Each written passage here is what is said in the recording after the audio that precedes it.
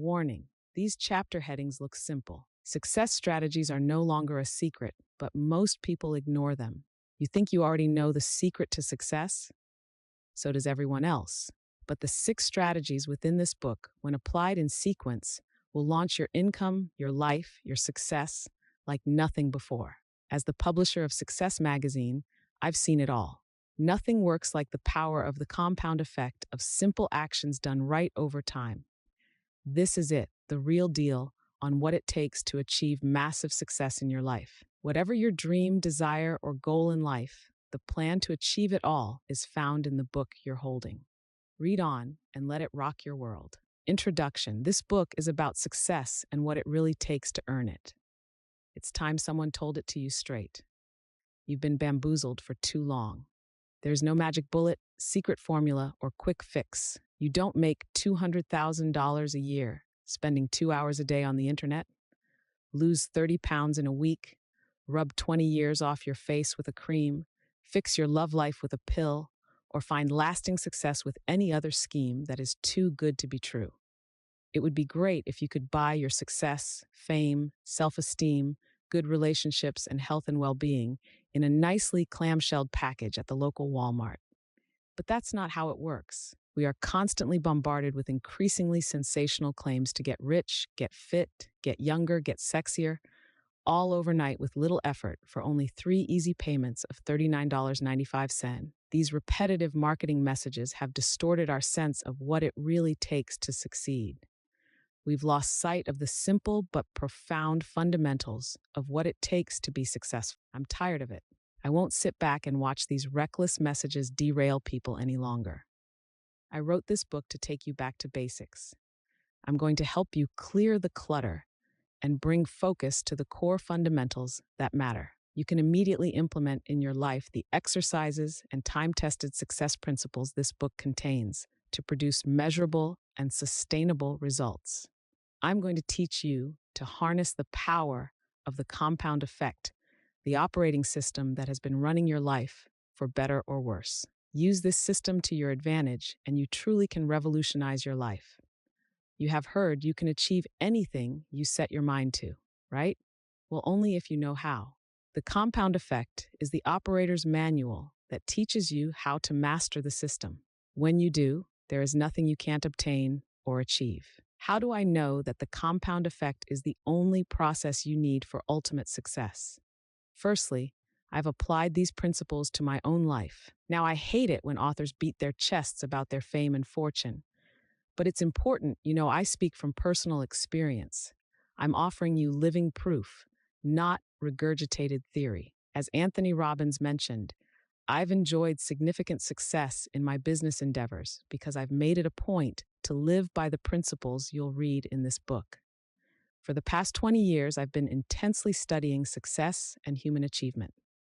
I have spent hundreds of thousands of dollars testing thousands of different ideas, resources, and philosophies. My personal experience has proven that no matter what you learn or what strategy or tactic you employ, success comes as the result of the operating system of the compound effect. Secondly, for the past 16 years, I have been a leader in the personal development industry. I've worked with respected thought leaders, speakers, and authors. As a speaker and consultant, I've trained tens of thousands of entrepreneurs. I've mentored business leaders, corporate executives, and countless high achievers. From thousands of case studies, I have extracted what works and what doesn't.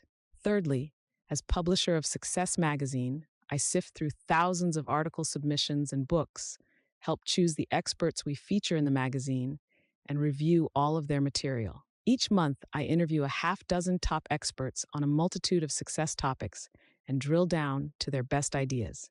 All day, every day, I am consuming, sorting, filtering, and wading through an ocean of personal achievement information. Here's my point. When you have such an exhaustive view of this industry, and wisdom gained through studying the teachings and best practices of some of the world's most successful people, an amazing clarity emerges. The underlying fundamental truths become crystal clear. Having seen it, read it, and heard most all of it, I can no longer be fooled by the latest gambit or self-proclaimed prophet with the newest scientific breakthrough. Nobody can sell me on gimmicks. I have too many reference points. I've gone down too many roads and learned the truth the hard way.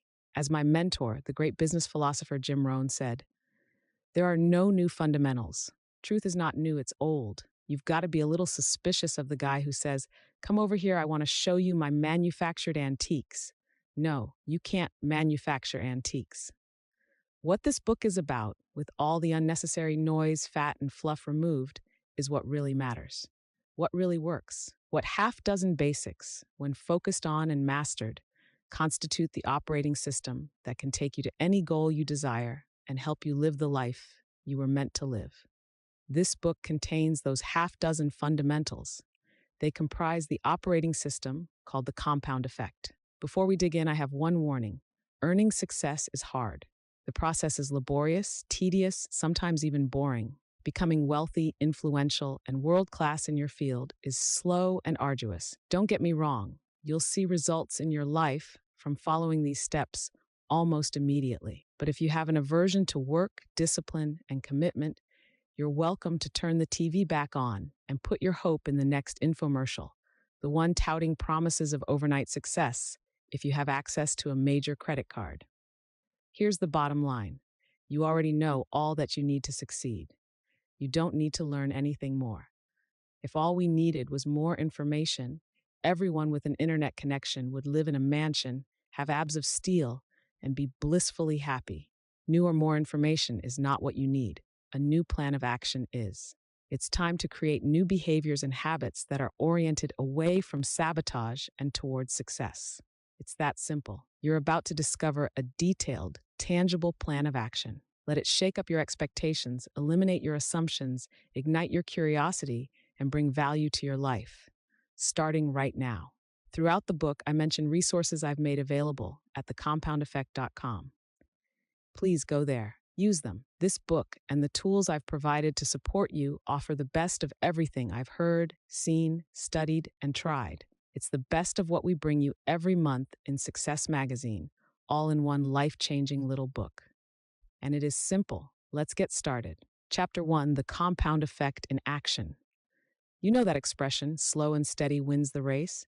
Ever heard the story of the tortoise and the hare?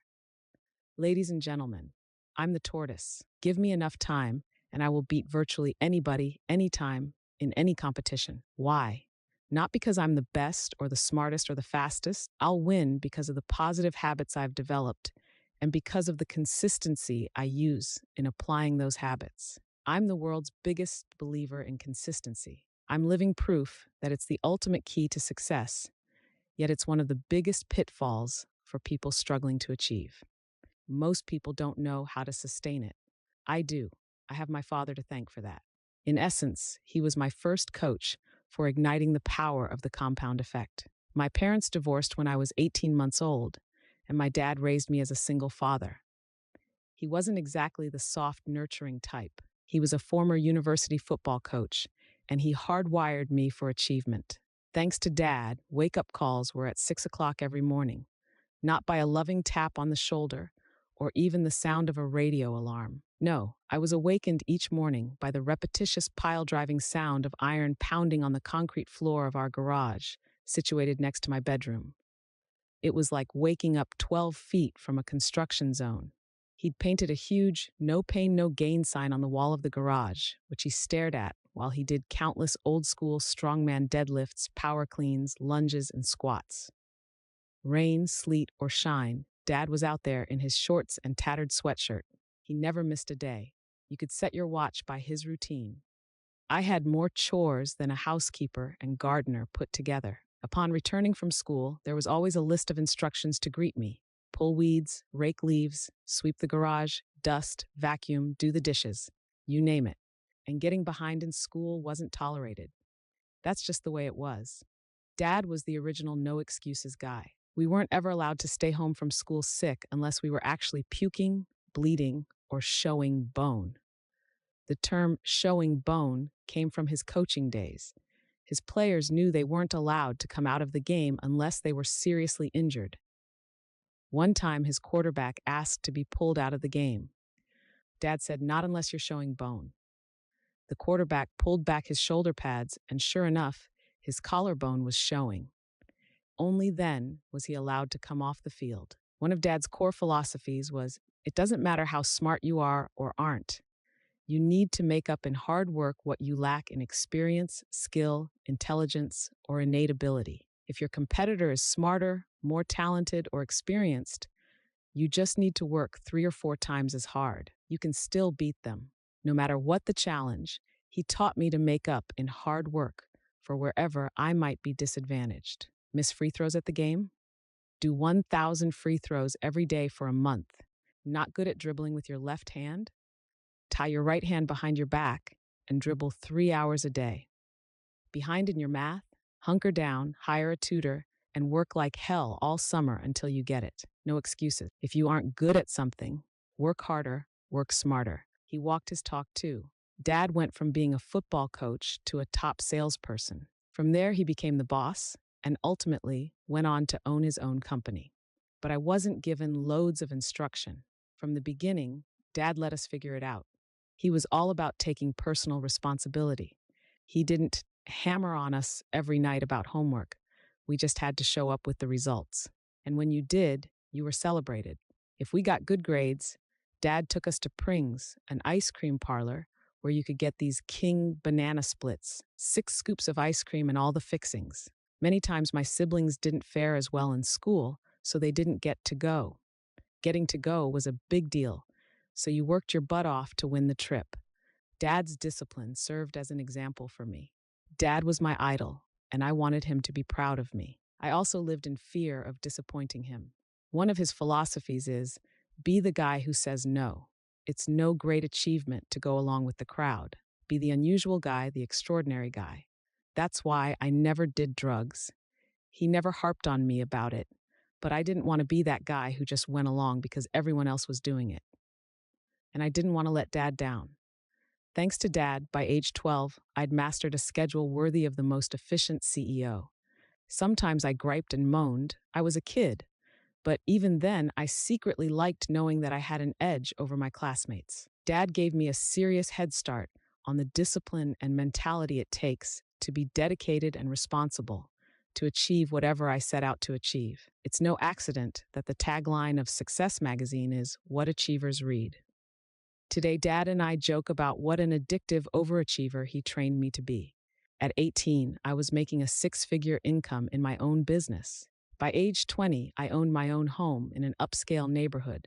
By age 24, my income grew to more than $1 million a year. And by age 27, I was officially a self-made millionaire with a business that brought in more than $50 million in revenue.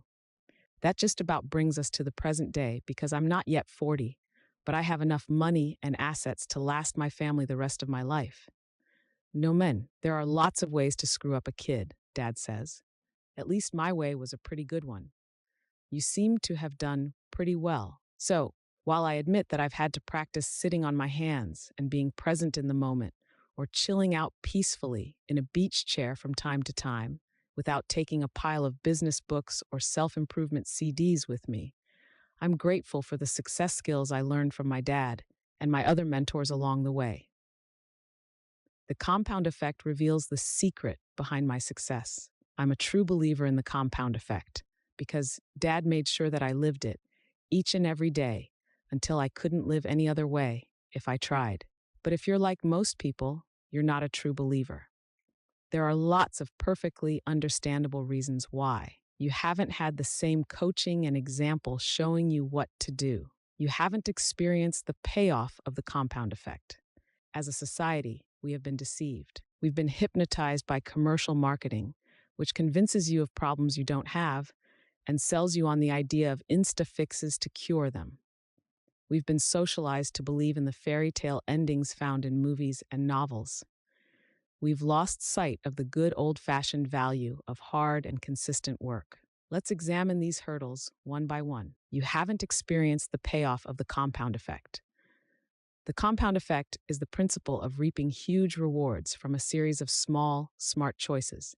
What's most interesting about this process to me is that even though the results are massive, the steps in the moment don't feel significant. Whether you're using this strategy for improving your health, relationships, finances, or anything else for that matter, the changes are so subtle, they're almost imperceptible. These small changes offer little or no immediate result, no big win, no obvious I told you so payoff. So why bother? Most people get tripped up by the simplicity of the compound effect. For instance, they quit after the 8th day of running because they're still overweight. Or they stop practicing the piano after 6 months because they haven't mastered anything other than chopsticks. Or they stop making contributions to their IRA after a few years because they could use the cash, and it doesn't seem to be adding up to much anyway. What they don't realize is that these small, seemingly insignificant steps completed consistently over time will create a radical difference. Let me give you a few detailed examples. Small, smart choices, consistency, time, radical difference. The magic penny. If you were given a choice between taking $3 million in cash this very instant and a single penny that doubles in value every day for 31 days, which would you choose? If you've heard this before, you know the penny gambit is the choice you should make. You know it's the course that will lead to greater wealth. Yet why is it so hard to believe choosing the penny will result in more money in the end? Because it takes so much longer to see the payoff. Let's take a closer look. Let's say you take the cold hard cash and your friend goes the penny route. On day 5, your friend has 16 cents. You, however, have 3 million. On day 10, it's 5.12 cents versus your big bucks. How do you think your friend is feeling about her decision? You're spending your millions, enjoying the heck out of it, and loving your choice. After 20 full days, with only 11 days left, Penny Lane has only $5,243. How is she feeling about herself at this point? For all her sacrifice and positive behavior, she has barely more than $5,000. You, however, have $3 million. Then the invisible magic of the compound effect starts to become visible. The same small mathematical growth improvement each day makes the compounded penny worth $10,737,418.24 on day 31, more than 3 times your 3 million. In this example, we see why consistency over time is so important. On day 29, you've got your $3 million. Penny Lane has around $2.7 million. It isn't until day 30 of this 31-day race that she pulls ahead, with $5.3 million. And it isn't until the very last day of this month-long ultramarathon that your friend blows you out of the water. She ends up with $10,737,418.24 to your $3 million. Very few things are as impressive as the magic of compounding pennies. Amazingly, this force is equally powerful in every area of your life. Here's another example. 3 friends. Let's take 3 buddies who all grew up together. They live in the same neighborhood with very similar sensibilities. Each makes around $50,000 a year. They're all married and have average health and body weight, plus a little bit of that dreaded marriage flab. Friend number 1, let's call him Larry, plods along doing as he's always done. He's happy, or so he thinks, but complains occasionally that nothing ever changes. Friend number 2, Scott, starts making some small, seemingly inconsequential positive changes. He begins reading 10 pages of a good book per day and listening to 30 minutes of something instructional or inspirational on his commute to work. Scott wants to see changes in his life, but doesn't want to make a fuss over it.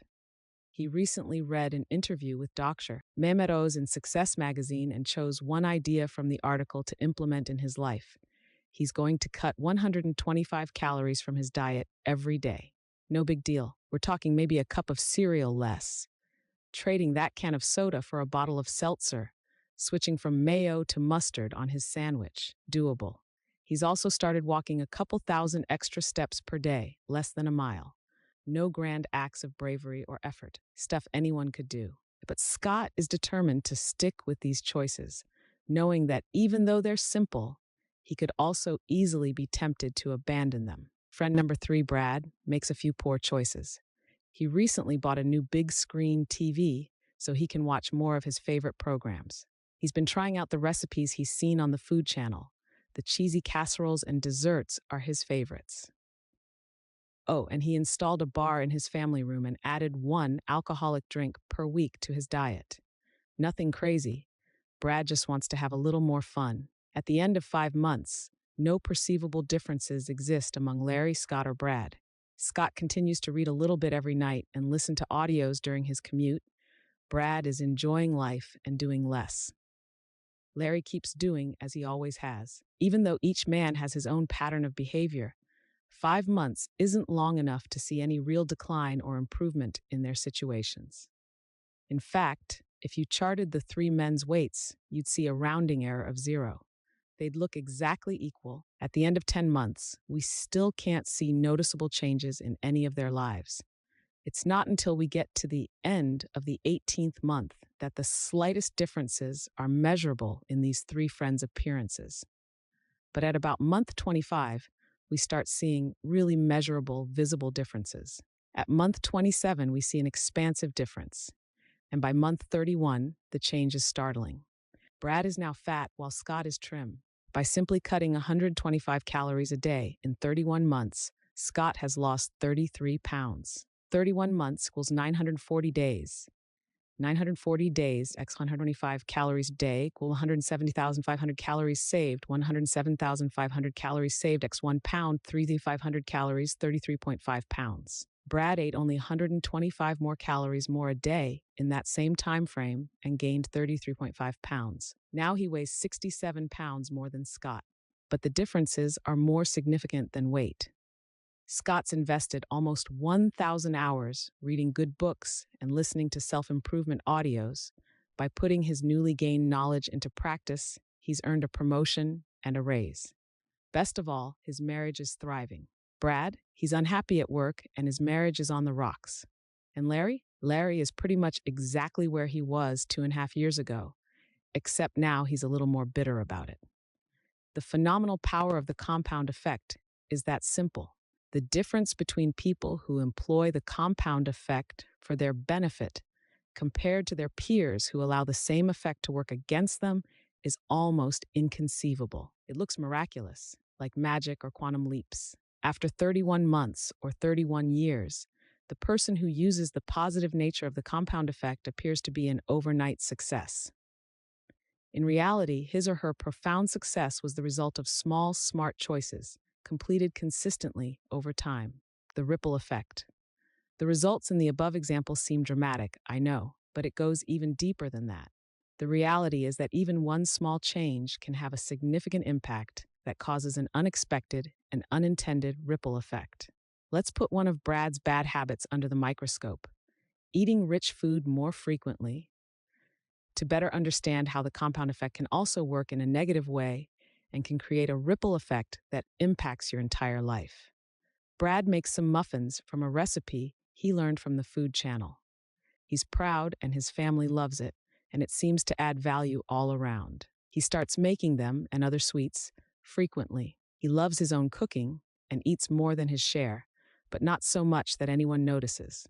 However, the extra food makes Brad sluggish at night. He wakes up a little groggy, which makes him cranky.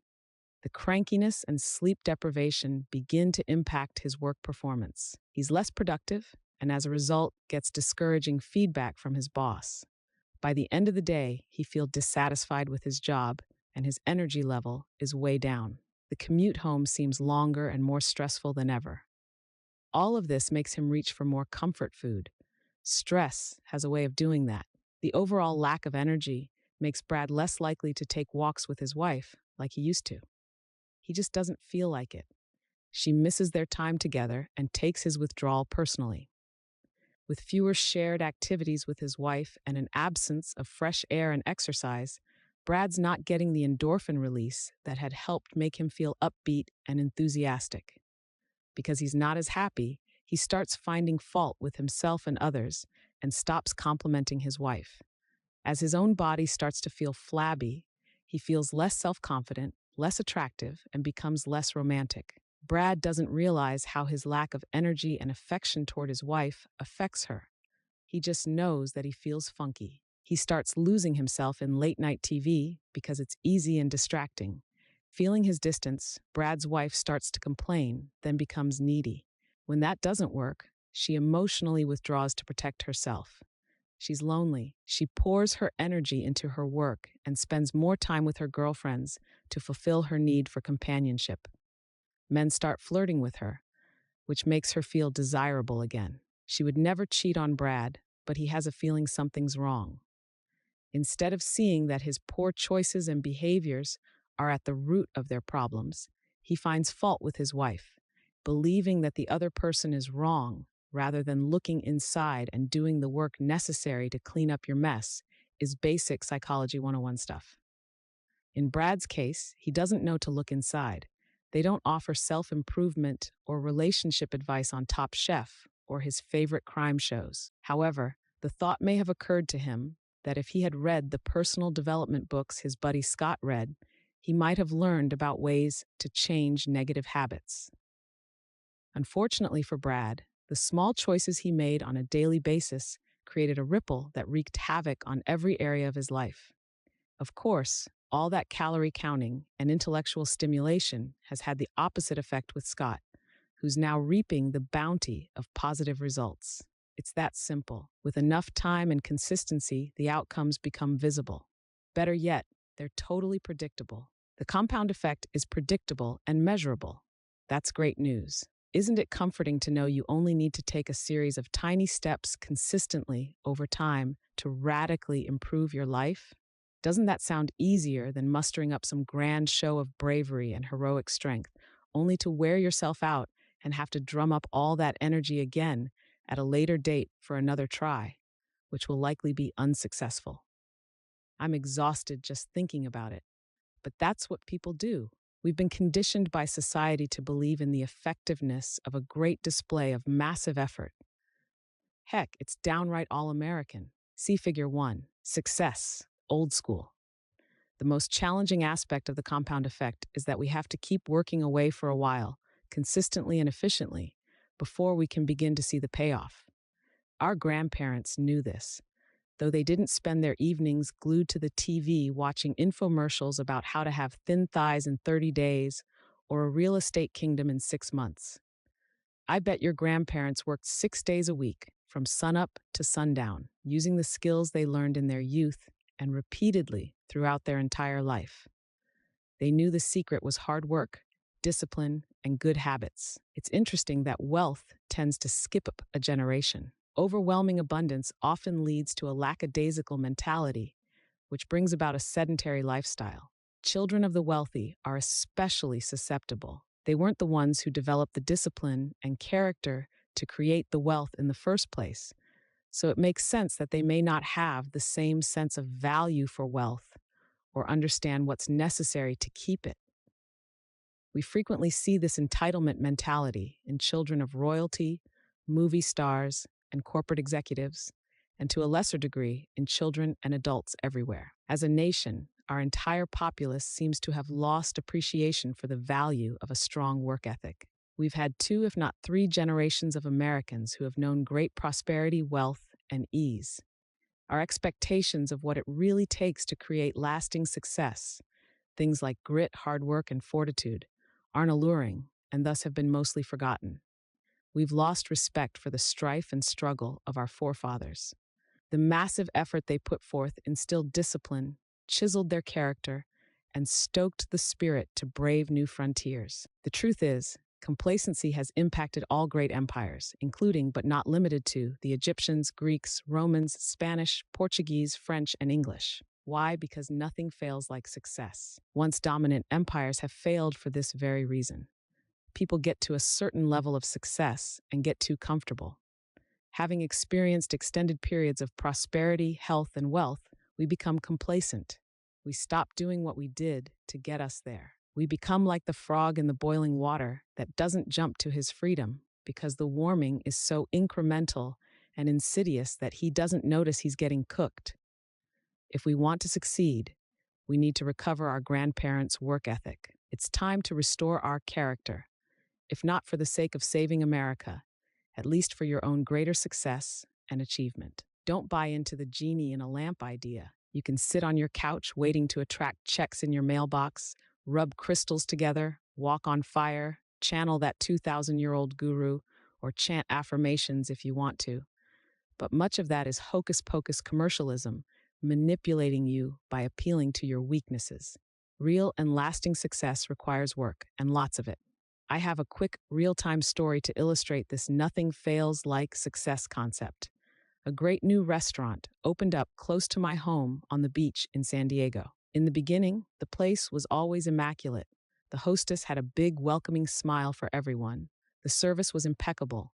The manager came over and assured it, and the food was sensational. Soon, people started lining up to eat there and would often wait more than an hour to be seated. Then, unfortunately, the restaurant staff began to take its success for granted. The hostess became snooty, the service staff disheveled and curt, and the food quality hit or miss. The place was out of business within 18 months. They failed because of their success, or rather, because they stopped doing what made them successful to begin with. Their success clouded their perspective, and they slacked off. Microwave mentality. Understanding the compound effect will rid you of insta-results expectation. The belief success should be as fast as your fast food, your 1-hour glasses, your 30-minute photo processing, your overnight mail, your microwave eggs, your instant hot water and text messaging. Enough, okay? Promise yourself that you're going to let go once and for all of your lottery winner expectations. Because let's face it, you only hear stories about the one winner, not the millions of losers. That person you see jumping up and down in front of the Vegas slot machine or at the Santa Anita horse track doesn't reveal the hundreds of times that same person lost. If we go back to our mathematical chance of a positive result, again, we have a rounding error of 0, as in you have about 0 chance of winning. Harvard psychologist Daniel Gilbert, author of Stumbling on Happiness, says that if we gave lottery losers each 30 seconds on TV to announce not, "I won," but "I lost," it would take almost 9 years to get through the losers of a single drawing.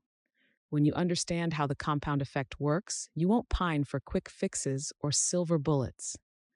Don't try to fool yourself into believing that a mega successful athlete didn't live through regular bone-crushing drills and thousands of hours of practice. He got up early to practice and kept practicing long after all others had stopped.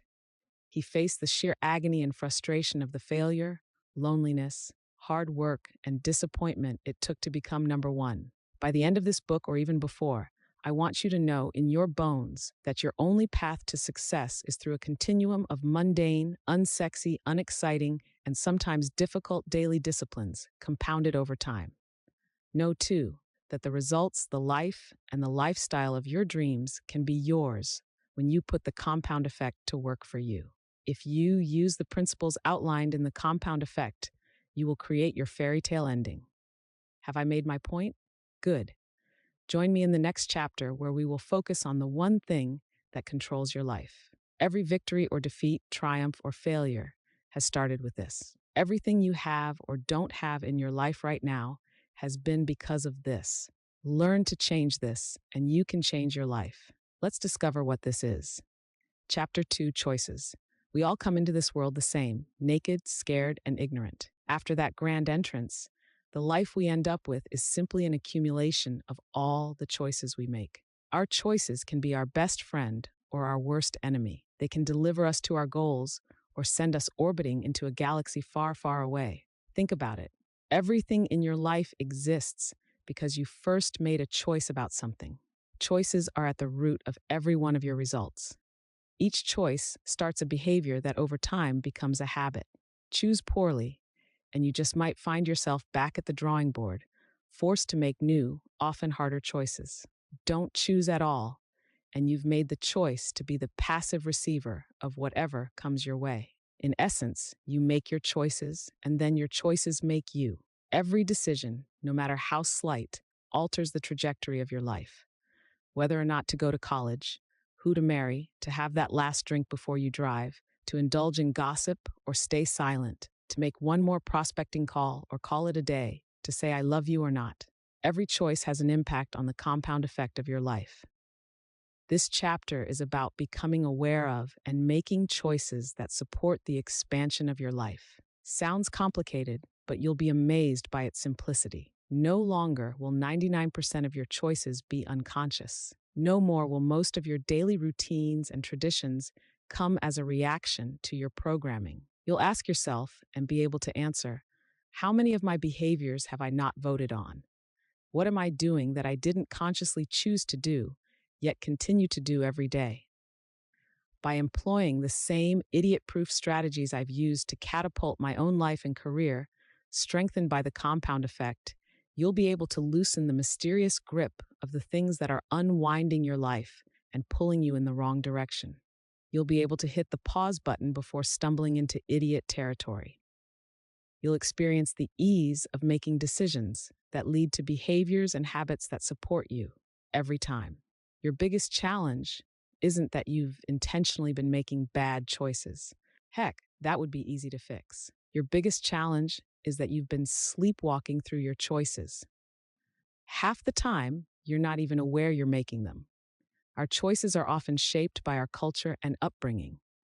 They can be so entwined in our routine behaviors and habits that they seem beyond our control. For instance, have you ever been going about your business, enjoying your life, when all of a sudden you made a stupid choice or series of small choices that ultimately sabotaged your hard work and momentum, all for no apparent reason? You didn't intend to sabotage yourself, but by not thinking about your decisions, weighing the risks and potential outcomes, you found yourself facing unintended consequences. Nobody intends to become obese, go through bankruptcy, or get a divorce, but often, if not always, those consequences are the result of a series of small, poor choices. Elephants don't bite. Have you ever been bitten by an elephant? How about a mosquito? It's the little things in life that will bite you. Occasionally, we see big mistakes threaten to destroy a career or reputation in an instant. The famous comedian who rants racial slurs during a stand-up routine, the drunken anti-Semitic antics of a once-celebrated humanitarian, the anti-gay rights senator caught soliciting gay sex in a restroom, the admired female tennis player who uncharacteristically threatens an official with a tirade of expletives. Clearly, these types of poor choices have major repercussions. But even if you've pulled such a whopper in your past, it's not extraordinary, massive steps backward or the tragic single moments that we're concerned with here. For most of us, it's the frequent, small, and seemingly inconsequential choices that are of grave concern. I'm talking about the decisions you think don't make any difference at all. It's the little things that inevitably and predictably derail your success, whether they're boneheaded maneuvers, no biggie behaviors, or are disguised as positive choices. Those are especially insidious. These seemingly insignificant decisions can completely throw you off course because you're not mindful of them. You get overwhelmed, space out, and become unaware of the little actions that take you way off course. The compound effect works. All right, it always works, remember? But in this case, it works against you because you're sleepwalking. For instance, you inhale a soda and bag of potato chips and suddenly realize only after you polished off the last chip that you blew an entire day of healthy eating, and you weren't even hungry. You get caught up and lose 2 hours watching mindless TV. Scratch that. Let's give you some credit and make it an educational documentary before realizing you spaced on preparing for an important presentation to land a valuable client. You blurt out a knee-jerk lie to a loved one for no good reason when the truth would have worked just fine. What's going on? You've allowed yourself to make a choice without thinking. And as long as you're making choices unconsciously, you can't consciously choose to change that ineffective behavior and turn it into productive habits. It's time to wake up and make empowering choices. Thanksgiving year-round. It's easy to point fingers at others, isn't it? I'm not getting ahead because of my lame boss. I would have gotten that promotion if it hadn't been for that backstabbing coworker. I'm always in a bad mood because my kids are driving me crazy. And we're particularly gifted in the finger-pointing department when it comes to our romantic relationships, where the other person is the one who needs to change. A few years back, a friend of mine was complaining about his wife. From my observation, she was a terrific lady, and he was lucky to have her. I told him as much, but he continued to point out all the ways she was responsible for his unhappiness. That's when I shared an experience that had literally changed my marriage. One Thanksgiving, I decided to keep a Thanksgiving journal for my wife. Every day for an entire year, I logged at least one thing I appreciated about her: the way she interacted with her friends, how she cared for our dogs, the fresh bed she prepared, a succulent meal she whipped up, or the beautiful way she styled her hair that day. Whatever, I looked for the things my wife was doing that touched me, or revealed attributes, characteristics, or qualities I appreciated. I wrote them all down secretly for the entire year. By the end of that year, I'd filled an entire journal. When I gave it to her the following Thanksgiving, she cried, calling it the best gift she'd ever received, even better than the BMW I'd given her for her birthday. The funny thing was that the person most affected by this gift was me. All that journaling forced me to focus on my wife's positive aspects. I was consciously looking for all the things she was doing right. That heartfelt focus overwhelmed anything I might have otherwise complained about. I fell deeply in love with her all over again, maybe even more than ever, as I was seeing subtleties in her nature and behavior instead of her more obvious qualities. My appreciation, gratitude, and intention to find the best in her was something I held in my heart and eyes each day. This caused me to show up differently in my marriage, which of course made her respond differently to me. Soon, I had even more things to write in my Thanksgiving journal. As a result of choosing to take a mere 5 minutes every day or so to document all the reasons why I was grateful for her, we experienced one of the best years of our marriage, and it's only gotten better. After I shared my experience, my friend decided to keep a Thanksgiving journal about his wife. Within the first few months, he completely turned around his marriage. Choosing to look for and focus on his wife's positive qualities changed his view of her, which changed how he interacted with her. As a result, she made different choices about the way she responded to him. The cycle perpetuated, or shall we say compounded, owning 100%. We are all self-made men and women, but only the successful take credit for it. I was 18 when I was introduced to the idea of personal responsibility at a seminar, and the concept completely transformed my life. If you threw out the rest of this book and only practiced this one concept, within 2 to 3 years, the changes in your life would be so great, your friends and family would have difficulty remembering the old you. In that seminar I attended at 18, the speaker asked, "What percentage of shared responsibility do you have in making a relationship work?" I was a teenager, so wise in the ways of true love. Of course, I had all the answers. 50-50, I blurted out.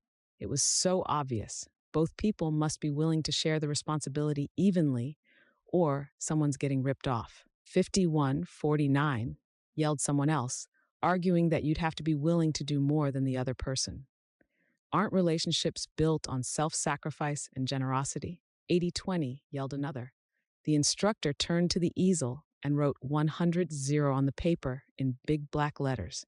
You have to be willing to give 100% with zero expectation of receiving anything in return, he said. Only when you're willing to take 100% responsibility for making the relationship work will it work. Otherwise, a relationship left to chance will always be vulnerable to disaster. Whoa, this wasn't what I was expecting, but I quickly understood how this concept could transform every area of my life. If I always took 100% responsibility for everything I experienced, completely owning all of my choices and all the ways I responded to whatever happened to me, I held the power. Everything was up to me. I was responsible for everything I did, didn't do, or how I responded to what was done to me. I know you think you take responsibility for your life. I've yet to ask anybody who doesn't say, "Of course, I take responsibility for my life." But then you look at how most people operate in the world. There's a lot of finger pointing, victimhood, blaming, and expecting someone else or the government to solve their problems. If you've ever blamed traffic for being late, or decided you are in a bad mood because of something your kid, spouse, or coworker did, you're not taking 100% personal responsibility. You arrived late because the printer was busy? Maybe you shouldn't have waited until the last minute. Coworker messed up the presentation? Shouldn't you have double-checked it yourself before delivering it? Not getting along with your unreasonable teen? There are countless fantastic books and classes to help you learn how to deal. You alone are responsible for what you do, don't do, or how you respond to what's done to you. This empowering mindset revolutionized my life. Luck, circumstances, or the right situation wasn't what mattered. If it was to be, it was up to me. I was free to fly. No matter who was elected president, how badly the economy tanked, or what anybody said, did, or didn't do, I was still 100% in control of me. Through choosing to be officially liberated from past, present, and future victimhood, I'd hit the jackpot. I had the unlimited power to control my destiny. Getting lucky. Maybe you believe you're simply unlucky, but really, that's just another excuse. The difference between becoming fabulously rich, happy, and healthy, or broke, depressed, and unhealthy, is the choices you make throughout life.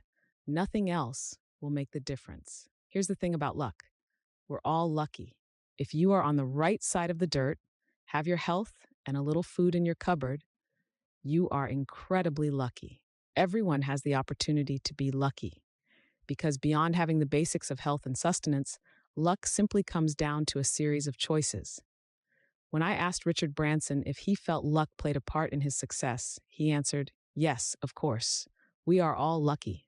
If you live in a free society, you are lucky." Luck surrounds us every day.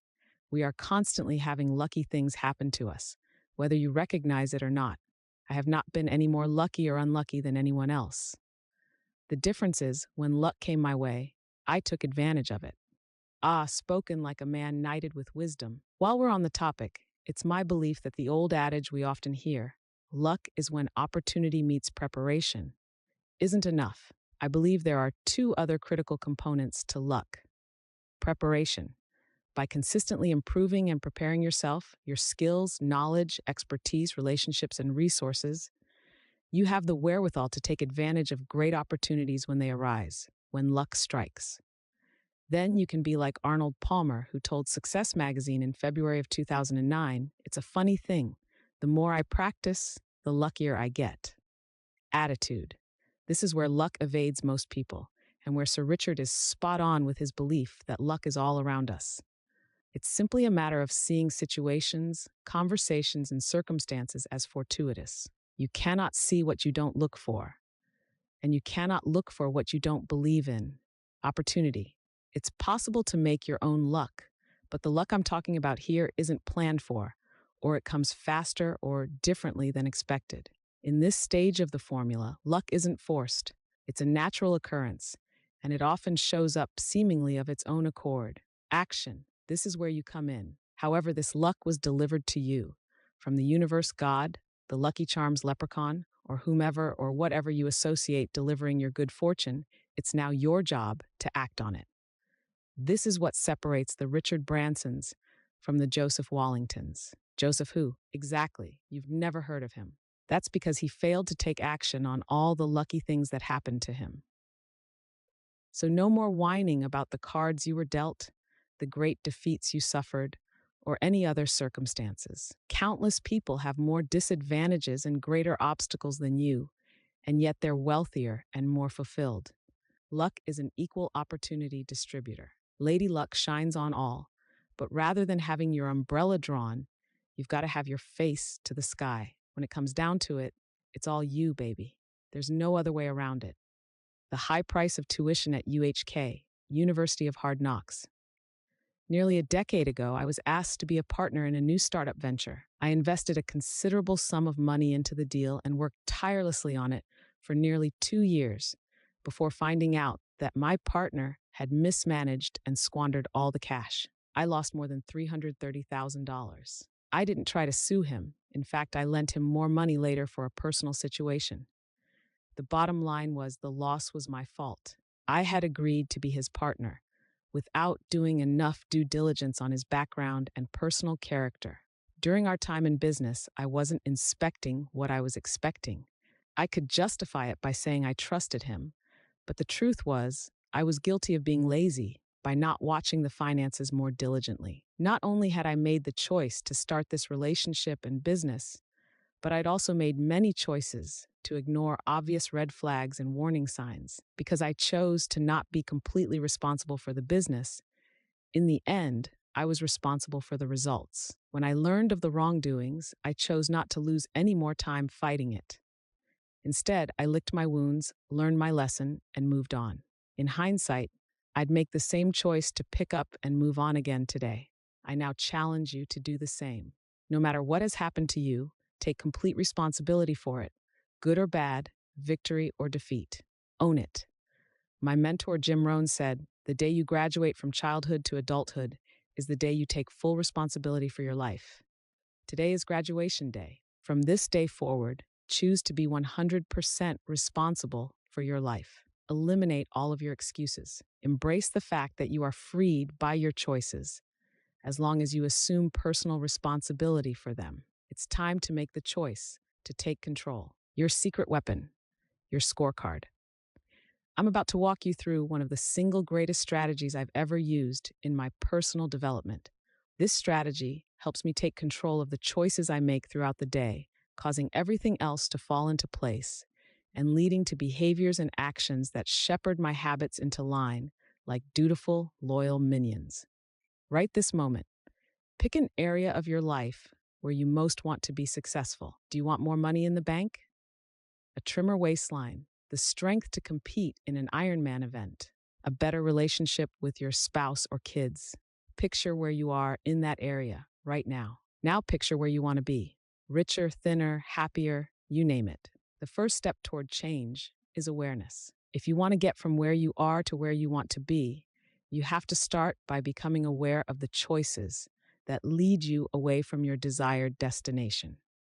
Become very conscious of every choice you make today so you can begin to make smarter choices moving forward. To help you become aware of your choices, I want you to track every action that relates to the area of your life you want to improve. If you've decided you want to get out of debt, you're going to track every penny you pull from your pocket. If you've decided you want to lose weight, you're going to track everything you put into your mouth. If you've decided to train for an athletic event, you're going to track every step you take, every workout you do. Simply carry around a small notebook, something you'll keep in your pocket or purse at all times, and a writing instrument. You're going to write it all down every day without fail. No excuses, no exceptions, as if Big Brother's watching you, as if my dad and I will come and make you do 100 push-ups every time you miss. Doesn't sound like much, I know, writing things down on a little piece of paper. But tracking my progress and missteps is one of the reasons I've accumulated the success I have. The process forces you to be conscious of your decisions. But as Jim Rohn would say, what's simple to do is also simple not to do. The magic is not in the complexity of the task. The magic is in the doing of simple things repeatedly and long enough to ignite the miracle of the compound effect. So, beware of neglecting the simple things that make the big things in your life possible. The biggest difference between successful people and unsuccessful people is that successful people are willing to do what unsuccessful people are not. Remember that. It will come in handy many times throughout life when faced with a difficult, tedious, or tough choice. Money trap, I learned the power of tracking the hard way after I'd acted like a colossal idiot about my finances. Back in my early 20s, when I was making a lot of money selling real estate, I met with my accountant. "You owe well over $100,000 in taxes," he said. "What?" I said. "I don't have that kind of cash just lying around." "Why not?" he asked. "You collected several times that. Certainly you set aside the taxes that would be due on that money." "Evidently I didn't," I said. "Where did the money go?" he asked. "I don't know," I said, a sobering confession for sure. The money had passed through my hands like water, and I hadn't even noticed. Then my accountant did me a great favor. "Son," he said, looking me dead in the eyes, "you've got to get a grip. I've seen this 100 times before. You're spending money like a drunken fool, and you don't even know how to account for it. That's stupid. Stop it. You are now seriously in the hole. You have to earn more money that you'll owe additional taxes on just to pay for your back taxes. Continue this, and you'll dig your financial grave with your own wallet."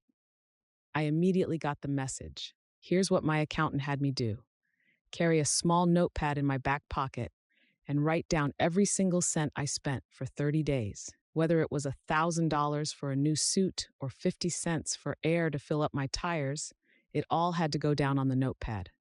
Wow, this brought an instantaneous awareness of the many unconscious choices I was making that resulted in money pouring out of my pockets. Because I had to log everything, I resisted buying some things, just so I didn't have to take out the notepad and write it in the dang book. Keeping a money log for 30 days straight cemented a new awareness in me and created a completely new set of choices and disciplines around my spending. And since awareness and positive behaviors compound, I found myself being more proactive with money in general, putting away more for retirement, finding areas to save where there was clear waste, and enjoying the fun quotient of money, play money, all the more. When I did consider shelling out for entertainment, I did so only after a long pause. This tracking exercise changed my awareness of how I related to my money. It worked so well, in fact, that I've used it many times to change other behaviors. Tracking is my go-to transformation model for everything that ails me. Over the years, I've tracked what I eat and drink, how much I exercise, how much time I spend improving a skill, my number of sales calls, even the improvement of my relationships with family, friends, or my spouse. The results have been no less profound than my money tracking wake-up call. In buying this book, you're basically paying me for my opinion, my guidance. This is where I'm going to become a hard ass and insist you track your behaviors for at least one whole week. This book isn't designed to entertain you. It is designed to help you get results. To get results, you have to take some action. You may have heard about tracking before. In fact, you've probably done your own version of this exercise. But I also bet you aren't doing it now, right? How do I know? Because your life isn't working as successfully as you'd like. You've gotten derailed. Tracking is the way to get it back on track. Do you know how the casinos make so much money in Vegas? Because they track every table, every winner, every hour. Why do Olympic trainers get paid top dollar? Because they track every workout, every calorie, and every micronutrient for their athletes. All winners are trackers. Right now, I want you to track your life with the same intention, to bring your goals within sight. Tracking is a simple exercise. It works because it brings moment-to-moment awareness to the actions you take in the area of your life you want to improve. You'll be surprised at what you will observe about your behavior. You cannot manage or improve something until you measure it. Likewise, you can't make the most of who you are, your talents and resources and capabilities, until you are aware of and accountable for your actions. Every professional athlete and his or her coach track each performance down to the smallest minutiae. Pitchers know their stats on every pitch in their repertoire. Golfers have even more metrics on their swings. Professional athletes know how to adjust their performances based on what they've tracked. They pay attention to what they record and make changes accordingly, because they know when their stats improve, they win more games and earn more in endorsement deals. At any given moment, I want you to know exactly how well you're doing. I'm asking you to track yourself as if you're a valuable commodity, because you are. Want that idiot-proof system we talked about earlier? This is it. So, regardless of whether you think you're aware of your habits or not, believe me, you're not. I'm asking you to start tracking. Doing so will revolutionize your life and ultimately your lifestyle. Keep it slow and easy. Don't panic. We're starting off with an easy breezy tempo. Just track one habit for 1 week. Pick the habit that has the greatest control over you. That's where you'll start. Once you begin reaping the rewards of the compound effect, you'll naturally want to introduce this practice into other areas of your life. In other words, you'll choose to choose tracking. Let's say the category you choose is getting your eating under control because you want to lose weight. Your task is to write down everything you put in your mouth, from the steak, potatoes, and salad you have at dinner to those many tiny choices during the day. That handful of pretzels in the break room, that second slice of cheese on your sandwich, that fun-sized candy bar, that sample at Costco, those extra sips of wine after the host tops off your glass. Don't forget the beverages. They all add up, but unless tracked, they're easy to dismiss or forget because they seem so small. Again, merely writing these things down sounds simple, and it is, but only when you do it. That's why I'm asking that you commit to choosing a category and a start date now before you turn this page. I'm going to start tracking on D-year. What will the tracking look like? It will be thorough as in organized and relentless as in constant. Each day, you'll start with the date at the top of a fresh page and start keeping track. What happens after the first week of tracking? You'll probably be in shock. You'll be astonished at how those calories, pennies, minutes have been escaping you.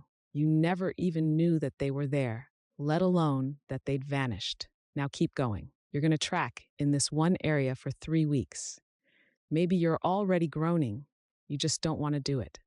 But trust me, you'll be so blown away by the results after 1 week, you'll sign yourself up for another 2. I can practically guarantee it. Why 3 weeks? You've heard psychologists say that something doesn't become a habit until you practice it for 3 weeks. It's not an exact science, but it's a good benchmark, and it has worked for me. So ideally, I want you to stick with your choice to track your behaviors for 21 days. If you refuse, I'm not going to lose anything. Heck, it's not my waistline, cardiovascular health, bank balance, or relationship you're messing with. But seriously, you're reading this book because you want to change your life, right?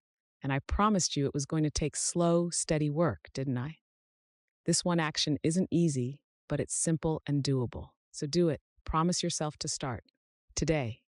For the next 3 weeks, choose to carry around your own small notepad, or large one if that's more enticing, and write every single thing down in your category. What happens in 3 weeks? You move from the shock that follows the first week to the happy surprise of seeing how merely becoming conscious of your actions begins to shape them. You'll find yourself asking, do I really want that candy bar? I'm going to have to haul out my notebook and write it down, and I'll feel a little sheepish. That's 200 calories saved right there. Turn down that candy bar every day, and in a little more than 2 weeks, you'll have already lost a pound. You'll start adding up that $4, zero coffee on the way to work, and realize, holy cow, I've just spent $60 on coffee in 3 weeks. Hey, that's $1,000 a year. Or compounded, that's 51,833 in 20 years. How much do you really need to stop for coffee? See figure 3. Come again? Am I saying that your $4 a day coffee habit is going to cost you $51,833.79 in 20 years? Yes. Did you know that every dollar you spend today, no matter where you spend it, is costing you nearly $5 in only 20 years and $10 in 30 years? That's because if you took $1 and invested it at 8% in 20 years, that dollar would be worth almost 5. Every time you spend $1 today, it's like taking $5 out of your future pocket. I used to make the mistake of looking at a price tag and thinking that if an item was listed at $50, it cost me $50. Well, yes, in today's dollars. But if you consider the potential value of that same $50 after it has been invested for 20 years, the cost, what you lose by spending that money rather than investing it, is 4 or 5 times greater. In other words, every time you look at an item that costs $50, you have to ask, is this item worth $250? If it's worth $250 to you today, then it's worth buying. Keep that in mind next time you go to a place like Costco with all sorts of amazing things that you didn't know you had to have. You go in to buy $25 worth of necessities and walk out with $400 of stuff instead. My garage looks like a Costco graveyard. Next time you walk into one of those bargain basement stores, assess things from this future value standpoint. Chances are you'll put down that $50 crepe maker, so future, you will have $250 more in the bank. Make the correct choice every day, every week, for many years, and you can quickly see how you can become financially abundant. When you track with this awareness, you'll find yourself showing up in your life very differently. You'll be able to ask yourself, is having a coffee once every workday worth the eventual price of a Mercedes-Benz? Because that's what it's costing you. Even more than that, You're not sleepwalking anymore. You're aware and conscious and making better choices, all from a little notebook and pen. Simply amazing, isn't it? The unsung, unseen hero. Once you start tracking your life, your attention will be focused on the smallest things you're doing right, as well as the smallest things you're doing wrong. And when you choose to make even the smallest course corrections consistently, over time, you'll begin to see amazing results. But don't expect immediate fanfare. When I say small course corrections, I'm talking truly invisible. Chances are no one's going to notice them anytime soon. There will be no applause. No one's going to send you a congratulations card or a trophy for these disciplines. And yet, eventually, their compounding effect will result in an exceptional payoff. It's the littlest disciplines that pay off over time, the effort and preparation for the great triumph that happened when no one was looking. And yet, the results are exceptional. A horse wins by a nose, but gets 10 times the prize money. Is the horse 10 times faster? No, just a little bit better. But it was those extra laps around the track, the extra discipline in the horse's nutrition, or the extra work by the jockey that made the results a slight bit better, with compounded rewards. After hundreds of tournaments played and thousands of strokes tallied, the difference between the number 1 ranked golfer and the number 10 golfer is an average of only 1.9 strokes. But the difference in prize money is 5 times, over $10 million versus $2 million. The number 1 golfer isn't 5 times better, not even 50% or even 10% better. In fact, the difference between his average score is only 2.7% better, yet the results are 5 times greater. See Figure 4. That's the power of little things adding up. It's not the big things that add up in the end. It's the hundreds, thousands, or millions of little things that separate the ordinary from the extraordinary. To be 1 stroke better requires countless little things that don't get accounted for when you're putting on the green jacket. Let me give you a few more ways tracking small changes can result in huge payoffs. Take a walk. I was mentoring a CEO of a sizable company doing more than $100 million in sales annually. Phil was an entrepreneur and founder of the company. The company was doing fine, but I detected a lack of engagement, trust, and enthusiasm in the culture of his organization. I wasn't too surprised. It turns out that Phil hadn't been in parts of his own building for more than 5 years. He'd never spoken personally to more than 80% of his staff. He basically lived in a bubble with his management team. I asked Phil to track just 1 change. 3 times a week, he had to step outside of his office and walk around the building. His goal was to seek out at least 3 people whom he saw doing things right or had heard good things about, and give them some personal acknowledgement of his appreciation. This 1 small change in his behavior took less than an hour a week, but had massive effects over time. The employees Phil took the time to recognize began to go the extra mile and work harder to earn his greater appreciation. Other employees started to perform better, observing that great effort was recognized and appreciated. The ripple effect of their new attitude transferred to their customer interactions, improving the customer's experience with the company, increasing repeat and referral business, which increased everyone's pride. That simple change over the period of 18 months did a complete 180 on the company culture.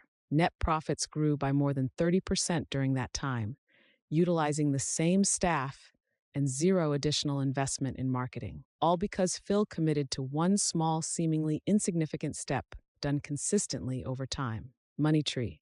12 years ago, I had a wonderful assistant, Kathleen. She earned $40,000 a year at the time. She was tasked to manage the registration table situated at the back of the room during one of my lectures on entrepreneurship and wealth building.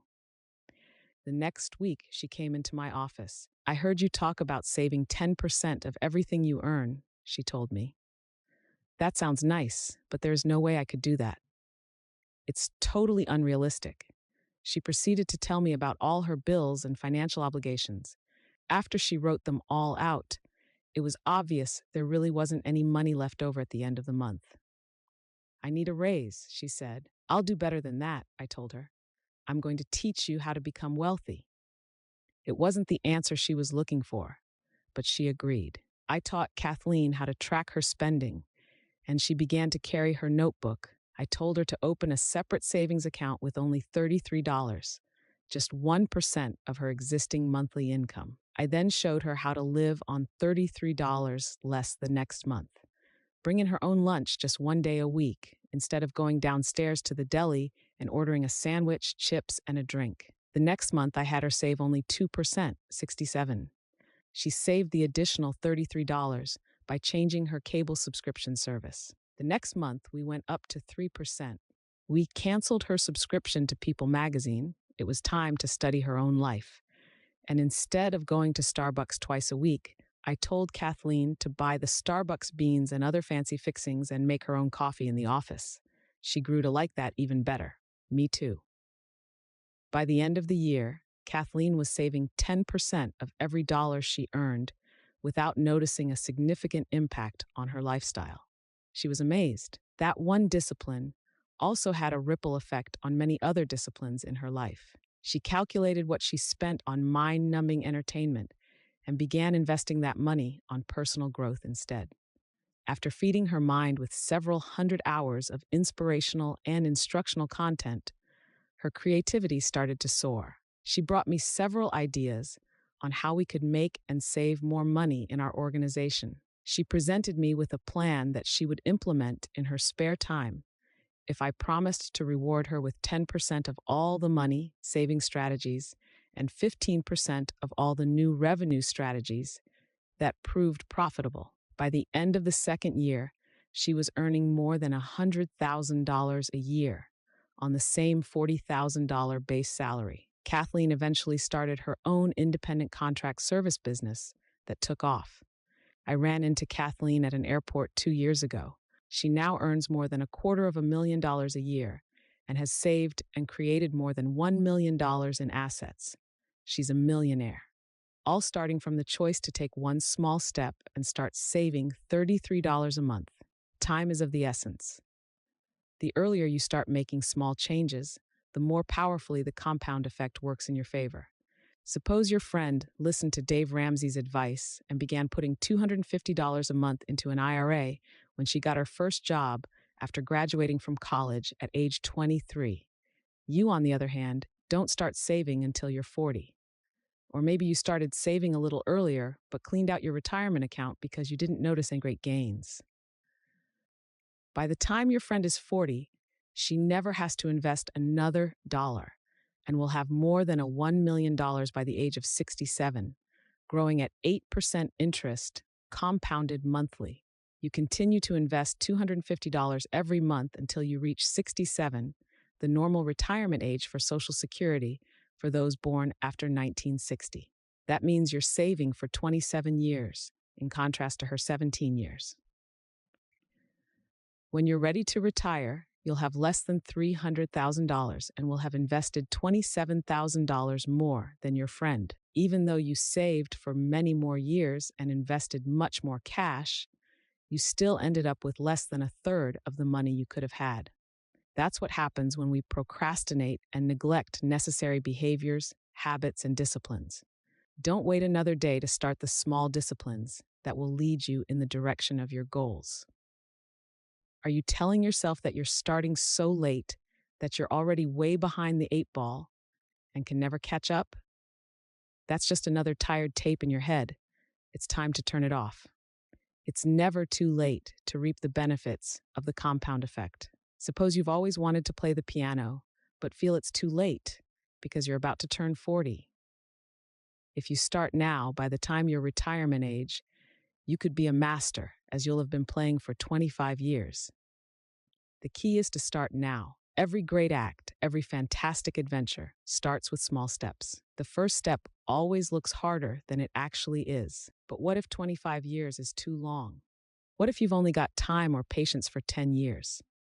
In Brian Tracy's book Focal Point, Amicom, 2002, he models how to improve any area of your life by 1,000%. Not 10% or even 100%, but 1,000%. Let me outline it for you. All you have to do is improve yourself, your performance, and your output and earnings by 1/10 of 1% each workday. You even get to slack off on weekends. That is 1/1000. Do you think you could do that? Of course, anyone could do that. Simple. Do it each day of the week, and you'll improve by 0.5% each week. Translation, not much, equaling 2% each month, which compounded adds up to 26% each year. Your income now doubles each 2.9 years. By year 10, you can be performing and earning 1,000% what you are now. Isn't that amazing? You don't have to put in 1,000% more effort or work 1,000% more hours. Just 0.1% improvement each day. That's it. Success is a half marathon. Beverly was a salesperson for an educational software company for which I was doing a turnaround. One day, she told me about her friend who was running a half marathon the upcoming weekend. I could never do such a thing, Beverly, who was significantly overweight, assured me. I get winded going up a single flight of stairs. If you want to, you can choose to do what your friend is doing, I told her. She balked, saying there's absolutely no way. My first step was to help Beverly find her motivation. So, Beverly, why would you want to run the half marathon? Well, my 20-year high school reunion is coming up next summer, and I want to look fabulous. But I've gained so much weight since I had my second child 5 years ago. I don't know how I can do it. Bingo, now we had a motivating goal. But I proceeded with caution. If you've ever tried to lose weight, you probably know the drill. Buy an expensive gym membership, drop a fortune on personal trainers, new equipment, spiffy new workout clothes, and great athletic footwear. Work out vigorously for a week or so, and then turn your elliptical machine into a clothes-drying rack. Ditch the gym, and let your sneakers mold in the corner. I wanted to try a better way with Beverly. I knew that if I could get her to choose just one new habit, she'd get hooked, and all the other behaviors would naturally fall into line. I asked Beverly to drive her car around the block and map out a 1-mile loop from her house. Then I told her to walk the loop 3 times over a period of 2 weeks. Notice that I didn't ask her to start by running the mile. Instead, I started with something, a small, easy task that required no major stretch. Then I had her walk the loop 3 times in 1 week for an additional 2 weeks. Each day, she made the choice to continue on. Next, I told Beverly to start a slow jog, only as far as she felt comfortable. As soon as she started feeling breathless, she was to stop and continue walking. I asked her to do this until she could run 1/4, then 1/2, and then 3/4 of that mile. It took 3 more weeks, 9 outings before she could jog a full mile. After a total of 7 weeks, she was jogging the whole loop. That might seem like a long time for such a short victory, right? After all, half of a marathon is 13.1 miles. 1 mile is nothing. What was something, however, was that Beverly was beginning to see how her choice to get fit for the reunion, her why power, as I'll soon explain, was fueling her new health habits.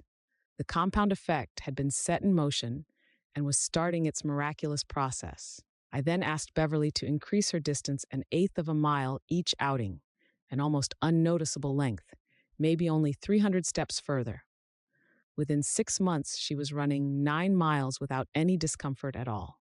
In 9 months, she was running 5 miles regularly, more than the distance of a half marathon, as part of her running routine. More exciting, though, was what happened in other areas of her life. Beverly lost her cravings for chocolate, a lifelong obsession, and heavy, fatty foods.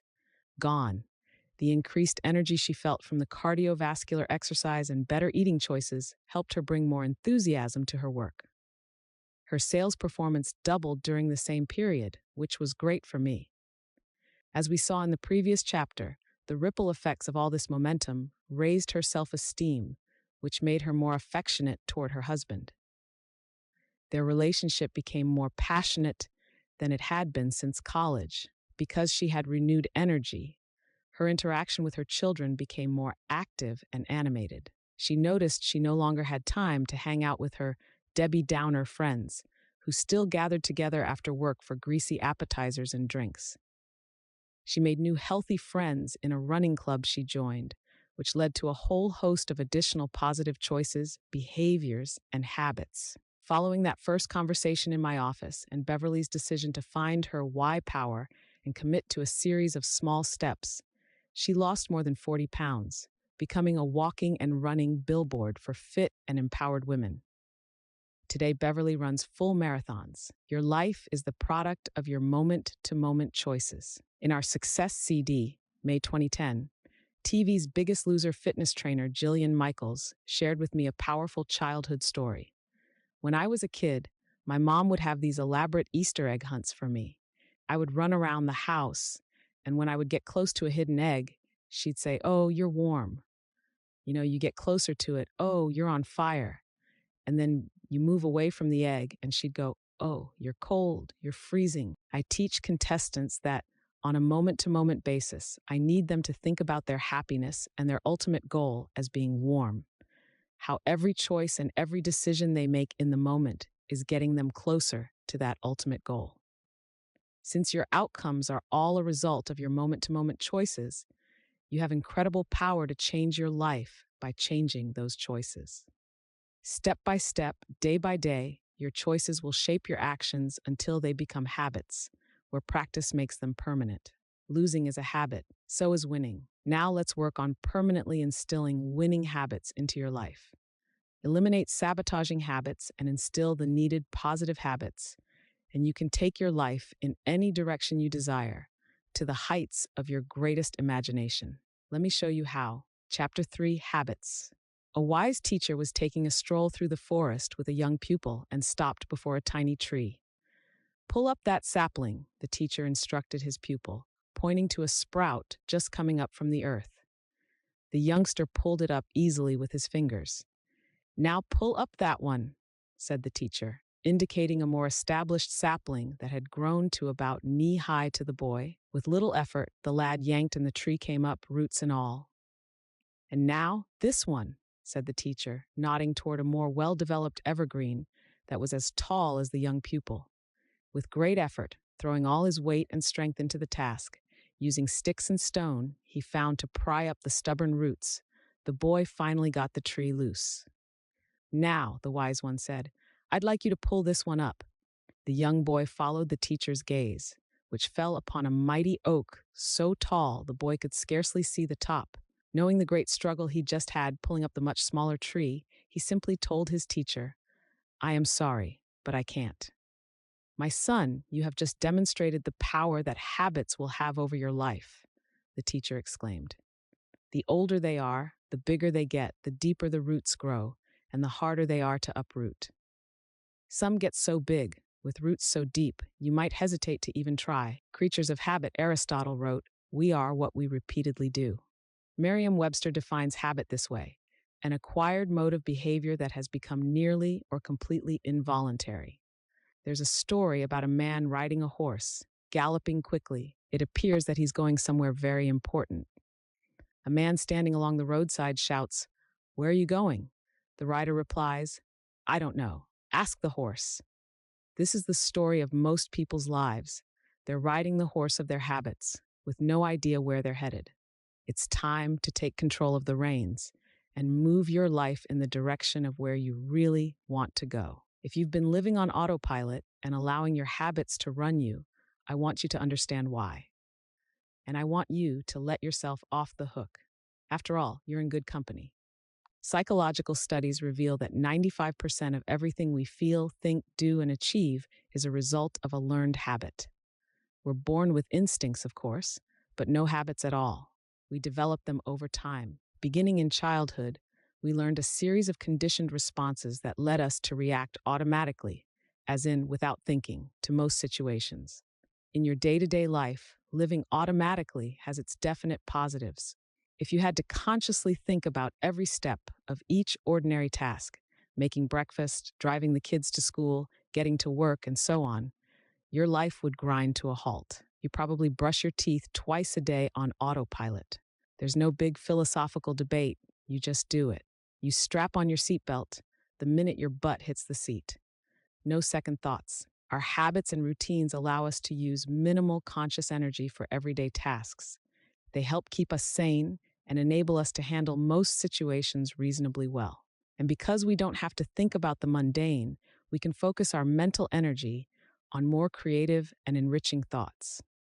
Habits can be helpful, as long as they're good habits, that is. If you eat healthfully, you've likely built healthy habits around the food you buy and what you order at restaurants.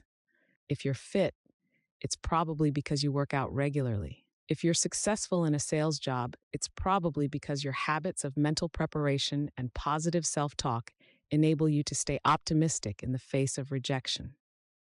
I've met and worked with many great achievers, CEOs, and superstars, and I can tell you they all share one common trait. They all have good habits. That's not to say they don't have bad habits. They do, but not many. A daily routine built on good habits is the difference that separates the most successful amongst us from everyone else. And doesn't that make sense? From what we've already discussed, successful people aren't necessarily more intelligent or more talented than anyone else, but their habits take them in the direction of becoming more informed, more knowledgeable, more competent, better skilled, and better prepared. My dad used Larry Bird as an example to teach me about habits when I was a kid. Larry Legend is known as one of the greatest professional basketball players, but he wasn't known for being the most athletically talented player. Nobody would have described Larry as graceful on the basketball court. Yet, despite his limited natural athletic ability, he led the Boston Celtics to 3 world championships and remains one of the best players of all time. How did he do it? It was Larry's habits, his relentless dedication to practice and to improve his game. Bird was one of the most consistent free throw shooters in the history of the NBA. Growing up, his habit was to practice 500 free throw shots every morning before school. With that kind of discipline, Larry made the most of his God-given talents and kicked the butts of some of the most gifted players on the court. Like Larry Bird, you can condition your automatic and unconscious responses to be those of a developed champion. This chapter is about choosing to make up for what you lack in innate ability with discipline, hard work, and good habits. It's about becoming a creature of champion habits. With enough practice and repetition, any behavior, good or bad, becomes automatic over time. That means that even though we developed most of our habits unconsciously, by modeling our parents, responding to environmental or cultural associations, or creating coping mechanisms, we can consciously decide to change them. It stands to reason that since you learned every habit you have, you can also unlearn the ones that aren't serving you well. Ready? Here goes. Start by thinking your way out of the instant gratification trap. We understand that scarfing Pop-Tarts won't slenderize our waistlines. We realize that logging 3 hours a night watching Dancing with the Stars and NCIS leaves us with 3 fewer hours to read a good book or listen to a terrific audio. We get that merely purchasing great running shoes doesn't make us marathon ready. We're a rational species. At least that's what we tell ourselves. So why are we so irrationally enslaved by so many bad habits? It's because our need for immediate gratification can turn us into the most reactive, non-thinking animals around. If you took a bite of a Big Mac and immediately fell to the ground, clutching your chest from a heart attack, you might not go back for that second bite. If your next puff of a cigarette instantly mutated your face into that of a weathered 85-year-old, chances are you'd pass on that too.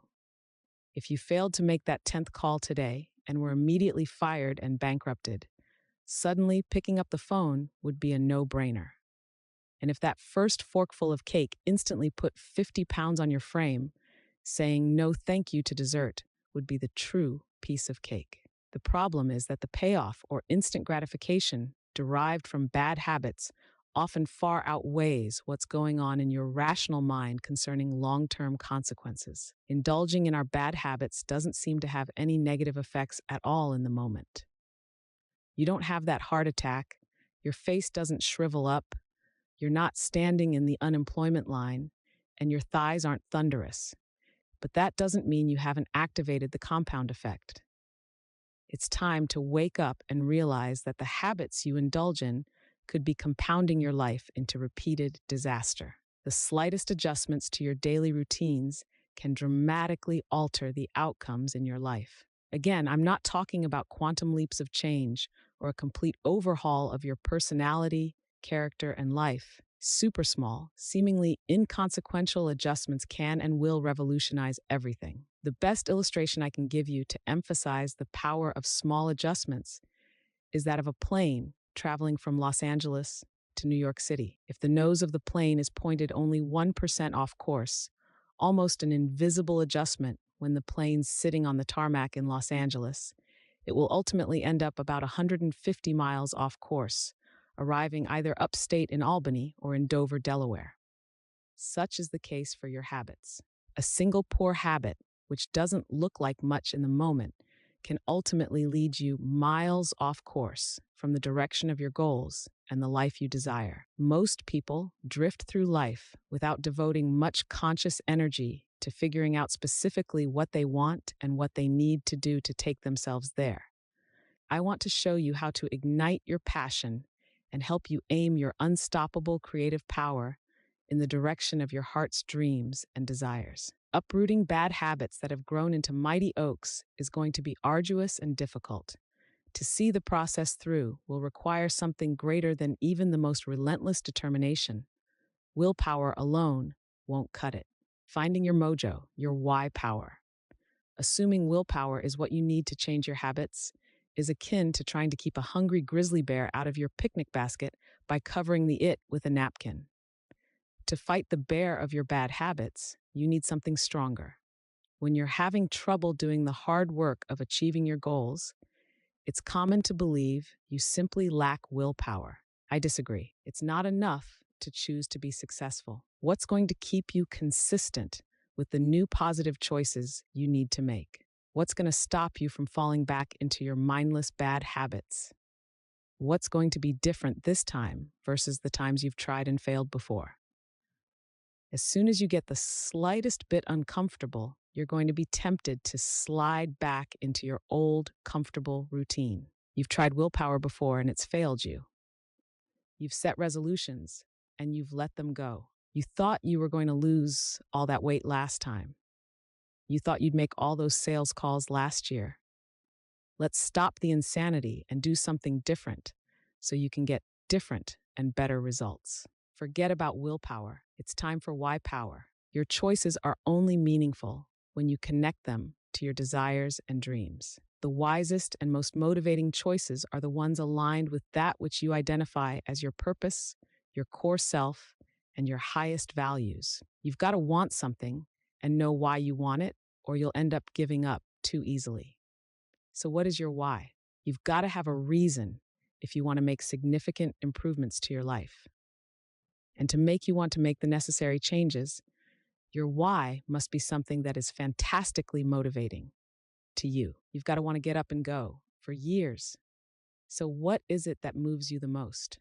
Identifying your why is critical. What motivates you is the ignition to your passion, the source for your enthusiasm, and the fuel of your persistence. This is so important that I made it the focus of my first book, Design Your Best Year Ever, a proven formula for achieving big goals. Success Books 2009. You must know your why everything's possible. The power of your why is what gets you to stick through the grueling, mundane, and laborious. All of the hows will be meaningless until your whys are powerful enough. Until you've set your desire and motivation in place, you'll abandon any new path you seek to better your life. If your why power, your desire, isn't great enough, if the fortitude of your commitment isn't powerful enough, you'll end up like every other person who makes a New Year's resolution and gives up too quickly and reverts to sleepwalking through poor choices. Let me give you an analogy to help bring it home. If I were to put a 10-inch wide, 30-foot long plank on the ground and say, if you walk the length of the plank, I'll give you $20.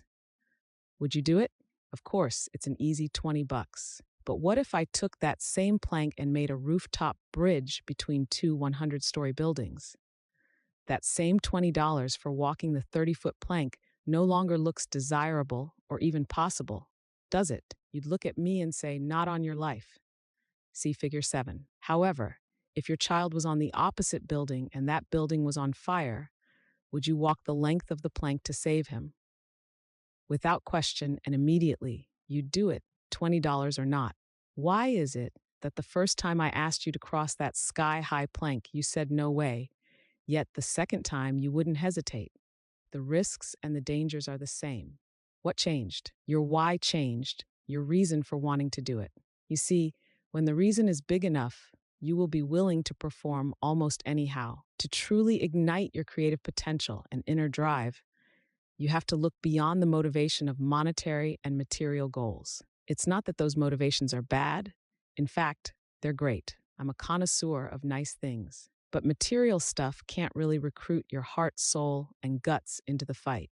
That passion has to come from a deeper place. And even if you acquire the shiny objects, you won't capture the real prize, happiness and fulfillment. In my interview with peak performance expert Anthony Robbins, Success, January 2009, he said, "I have seen business moguls achieve their ultimate goals, but still live in frustration, worry, and fear. What's preventing these successful people from being happy? The answer is they have focused only on achievement and not fulfillment. Extraordinary accomplishment does not guarantee extraordinary joy, happiness, love, and a sense of meaning. These two skill sets feed off each other and makes me believe that success without fulfillment is failure." Well said. That's why it's not enough to choose to be successful. You have to dig deeper than that to find your core motivation, to activate your superpower, your why power, core motivation. The access point to your why power is through your core values, which define both who you are and what you stand for. Your core values are your internal compass, your guiding beacon, your personal GPS. They act as the filter through which you run all of life's demands, requests, and temptations, making sure they're leading you toward your intended destination. Getting your core values defined and properly calibrated is one of the most important steps in redirecting your life toward your grandest vision. If you haven't already clearly defined your values, you may find yourself making choices that conflict with what you want. If, for example, honesty is a big thing for you, but you hang out with liars, there's a conflict. When your actions conflict with your values, you'll end up unhappy, frustrated, and despondent. In fact, psychologists tell us that nothing creates more stress than when our actions and behaviors aren't congruent with our values. Defining your core values also helps make life simpler and more efficient. Decision-making is also easier when you are certain of your core values. When faced with a choice, ask yourself, does this align with my core values? If it does, do it. If not, don't, and don't look back. All fretting and indecision are eliminated. Find your fight. People are either motivated by something they want or something they don't want. Love is a powerfully motivating force, but so is hate. Contrary to social correctness, it can be good to hate. Hate disease, hate injustice, hate ignorance, hate complacency, and so on. Sometimes identifying an enemy lights your fire. Some of my greatest motivation, determination, and dogged persistence came when I had an enemy to fight. In history, the most transformational stories and political revolutions came about as a result of fighting an enemy. David had Goliath. America had the British. Luke had Darth Vader. Rocky had Apollo Creed. 20-somethings have the man. Rush Limbaugh has the liberals. Lance Armstrong has cancer. Apple has Microsoft. Microsoft has Apple. We could go on, but you could get the point. Enemies give us a reason to stand tall with courage. Having to fight challenges your skills, your character, and your resolve. It forces you to assess and exercise your talents and abilities. Without a motivating fight, we can become fat and lazy. We lose our strength and purpose. Some of my mentorship clients worry that their why power derives from less than noble goals. They feel guilty for wanting to prove the naysayers wrong, or wanting to get back at the person who said they'd never amount to anything, or beat the competition, or finally one up a sibling who always dominated them. But really, it doesn't matter what the motivation is, as long as it is legal and moral. You don't have to be motivated for great humanitarian reasons. What matters is that you feel fully motivated. Sometimes that motivation can help you use a powerfully negative emotion or experience to create an even more powerful and successful end. This is certainly true of one of history's most celebrated football coaches, Pete Carroll. When we featured Carroll in Success magazine in September of 2008, he explained his early motivation like this. When I grew up, I was a little dink. I couldn't do much because I was just too small. It took me a couple years to get in a place where I could be competitive. All that time, I was living with the fact that I was much better, and I needed to fight to prove it. I was frustrated because I knew I could be special. Carroll's need to fight ultimately brought out his greatness. Our March 2010 issue of Success magazine featured an interview with acclaimed actor Anthony Hopkins. I was surprised to learn that his extraordinary talent and determination blossomed from anger. Hopkins admitted to being a horrible student, burdened with dyslexia and attention deficit hyperactivity disorder.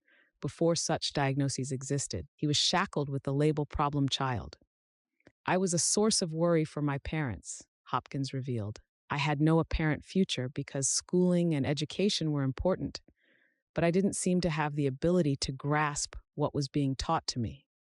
My cousins were all brilliant. I felt resentful and rejected by a whole society and was very depressed.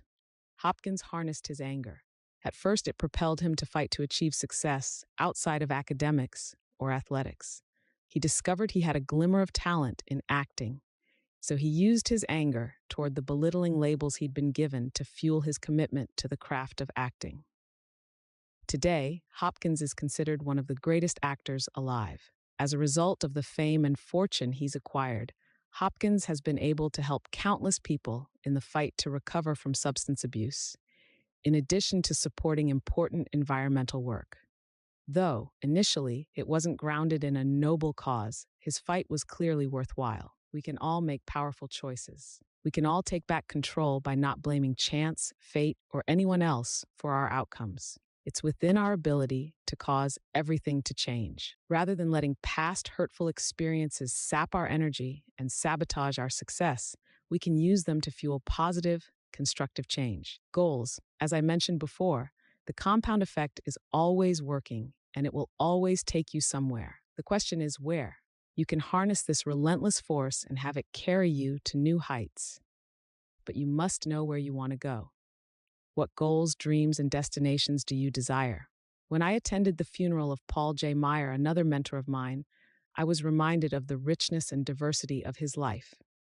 He achieved, experienced, and contributed more than dozens of people combined. His obituary made me reassess the quantity and size of the goals I set for myself. If Paul were here, he would tell us, if you are not making the progress that you would like to make and are capable of making, it is simply because your goals are not clearly defined. One of Paul's most memorable quotes reminds us of the importance of goals. Whatever you vividly imagine, ardently desire, sincerely believe, and enthusiastically act upon must inevitably come to pass. The one skill most responsible for the abundance in my life is learning how to effectively set and achieve goals. Something almost magical happens when you organize and focus your creative power on a well-defined target. I've seen this time and again. The highest achievers in the world have all succeeded because they mapped out their visions. The person who has a clear, compelling, and white-hot burning why will always defeat even the best of the best at doing the how. How goal setting actually works. The mystery's secret revealed. You only see, experience, and get what you look for. If you don't know what to look for, you certainly won't get it. By our very nature, we are goal-seeking creatures. Our brain is always trying to align our outer world with what we're seeing and expecting in our inner world. So, when you instruct your brain to look for the things you want, you will begin to see them. In fact, the object of your desire has probably always existed around you, but your mind and eyes weren't open to seeing it. In reality, this is how the law of attraction really works. It is not the mysterious, esoteric voodoo it sometimes sounds like. It's far simpler and more practical than that. We are bombarded with billions of sensory, visual, audio, physical bytes of information each day. To keep ourselves from going insane, we ignore 99.9% of them, only really seeing, hearing, or experiencing those upon which our mind focuses. This is why, when you think something, it appears that you are miraculously drawing it into your life. In reality, you're now just seeing what was already there. You are truly attracting it into your life. It wasn't there before or accessible to you until your thoughts focused and directed your mind to see it. Make sense? This isn't mysterious at all. It's in fact quite logical. Now, with this new perception, whatever your mind is thinking internally is what it will focus on, and all of a sudden see within that 99.9% of remaining space. Here's a well-worn example, because it's so true. In shopping for or buying a new car, you suddenly start to see that model and make everywhere, right? It seems like there are tons of them on the streets all of a sudden when they weren't there yesterday. But is that realistic? Of course not. They were there all along, but you weren't paying attention to them.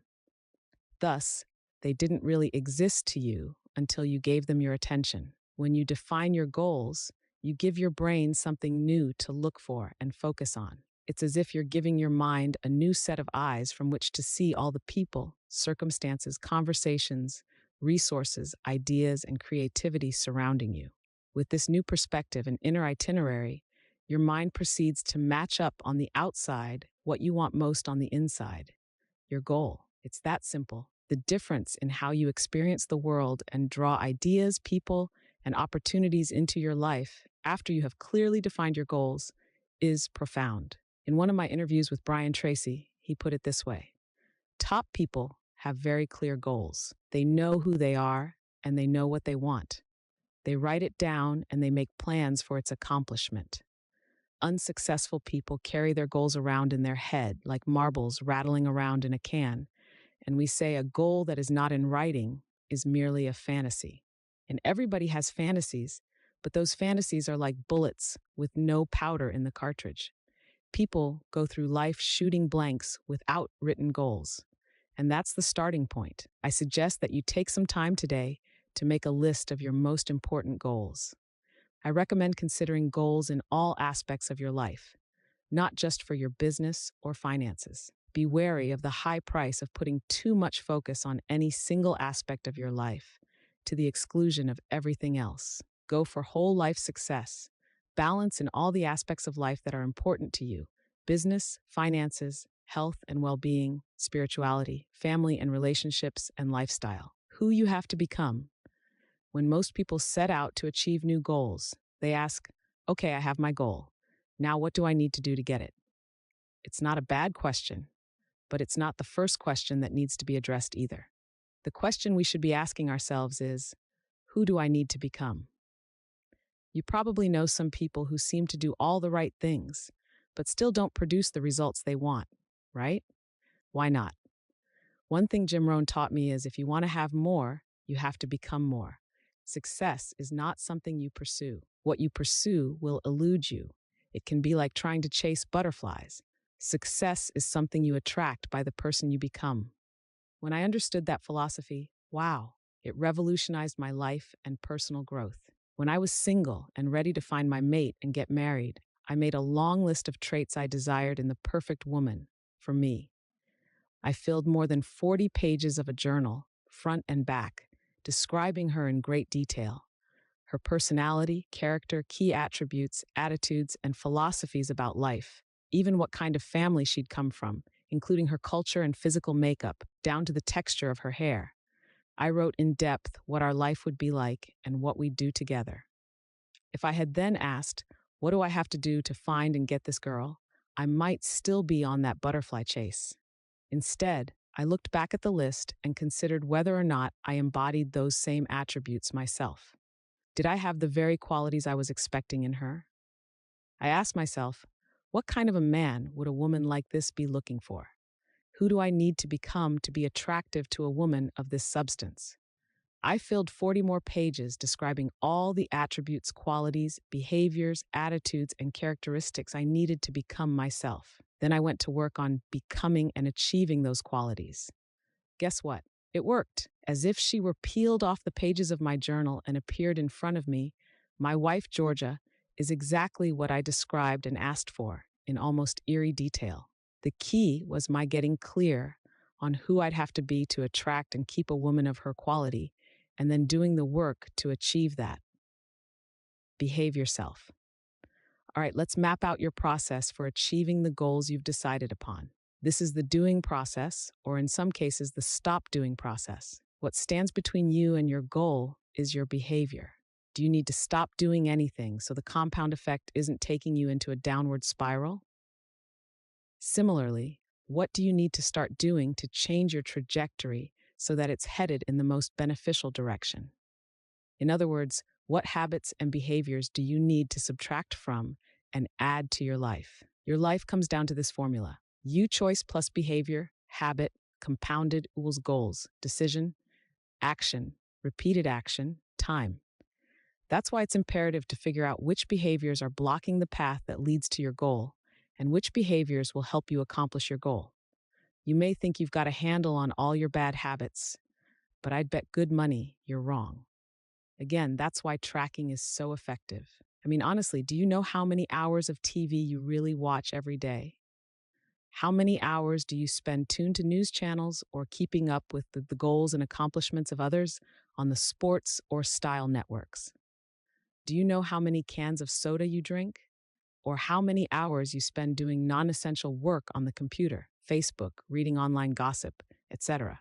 As I emphasized in the previous chapter, your first job is to become aware of how you're behaving. Where have you fallen asleep on the job and developed an unconscious bad habit that's leading you astray?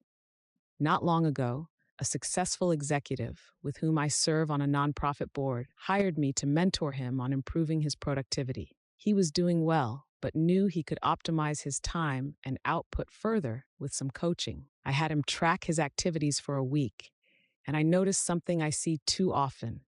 He spent an incredible amount of time reviewing the news. 45 minutes in the morning reading the newspaper, another 30 minutes listening to news on his morning commute, and an equal amount of time tuning in again on his drive back home. During his workday, he'd check Yahoo News several times, spending at least 20 minutes in total. When he got home, he'd catch the last 15 minutes of the local news while greeting his family. Then he'd catch up on 30 minutes of sports news and 30 minutes of the 10 o'clock news before going to bed. In total, he was spending 3.5 hours with the news each day. This man wasn't an economist or a commodities trader, or in any profession that lived or died by the latest news. The time he spent with the paper and news programs on radio and TV greatly exceeded what he needed to be a knowledgeable voter and contributing member of society, or even to enhance his own personal interests. In fact, he was getting very little valuable information through his programming choices, or rather, his lack of choices. So why did he spend nearly 4 hours a day consuming it? It was a habit. I suggested he keep his TV and radio off, cancel his newspaper subscription, and set up an RSS feeder so he could select and receive only the news he deemed important for his business and personal interests. Doing so immediately cleared out 95% of the mind-cluttering and time-sucking noise. He could now review all that mattered to him in less than 20 minutes a day.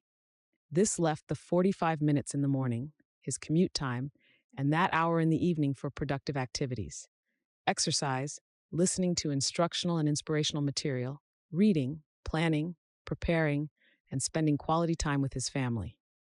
He tells me he's never felt less stressed. Constant negative news has a tendency to make you anxious and more inspired and focused than he does now. One small, simple change in habit, one giant leap forward in balance and productivity. Okay, now it's your turn. Get out your little notebook and write out your top 3 goals. Now, make a list of the bad habits that might be sabotaging your progress in each area. Write down every one. Habits and behaviors never lie. If there's a discrepancy between what you say and what you do, I'm going to believe what you do every time. If you tell me you want to be healthy, but you've got Doritos dust on your fingers, I'm believing the Doritos. If you say self-improvement is a priority, but you spend more time with your Xbox than at the library, I'm believing the Xbox. If you say you're a dedicated professional, but you show up late and unprepared, your behavior rats you out every time. You say your family is your top priority, but if they don't appear on your busy calendar, they aren't, really. Look at the list of bad habits you just made. That's the truth about who you are. Now you get to decide whether that's okay or if you want to change. Next, add to that list all the habits you need to adopt that, practiced and compounded over time, will result in you gloriously achieving your goals. Making this list isn't about wasting energy by getting judgmental and regretful. It's about taking a clear-headed look at what you want to improve. I'm not going to leave you there. However, let's uproot those sabotaging bad habits and plant new, positive, and healthy ones in their place. Game Changers: 5 Strategies for Eliminating Bad Habits.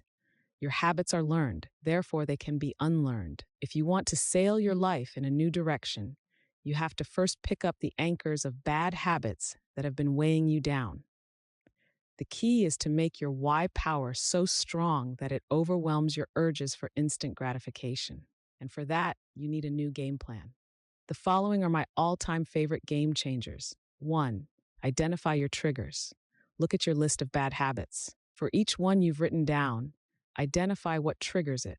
Figure out what I call the big fours: the who, the what, the where, and the when underlying each bad behavior. For example, are you more likely to drink too much when you're with certain people? Is there a particular time of day when you just have to have something sweet? What emotions tend to provoke your worst habits? Stress, fatigue, anger, nervousness, boredom? When do you experience those emotions? Who are you with? Where are you? Or what are you doing?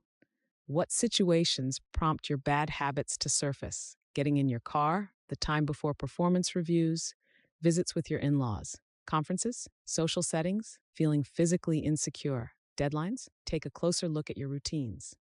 What do you typically say when you wake up? When you're on a coffee or lunch break? When you've gotten home from a long day? Again, get out your notebook or use the Bad Habit Killer worksheet here, which you can also download for free at www.thecompoundeffect.com/free, and write down your triggers. This simple action alone increases your awareness exponentially. But of course, this isn't the whole enchilada, because as we've discussed, increasing your awareness of a bad habit isn't enough to break it. 2.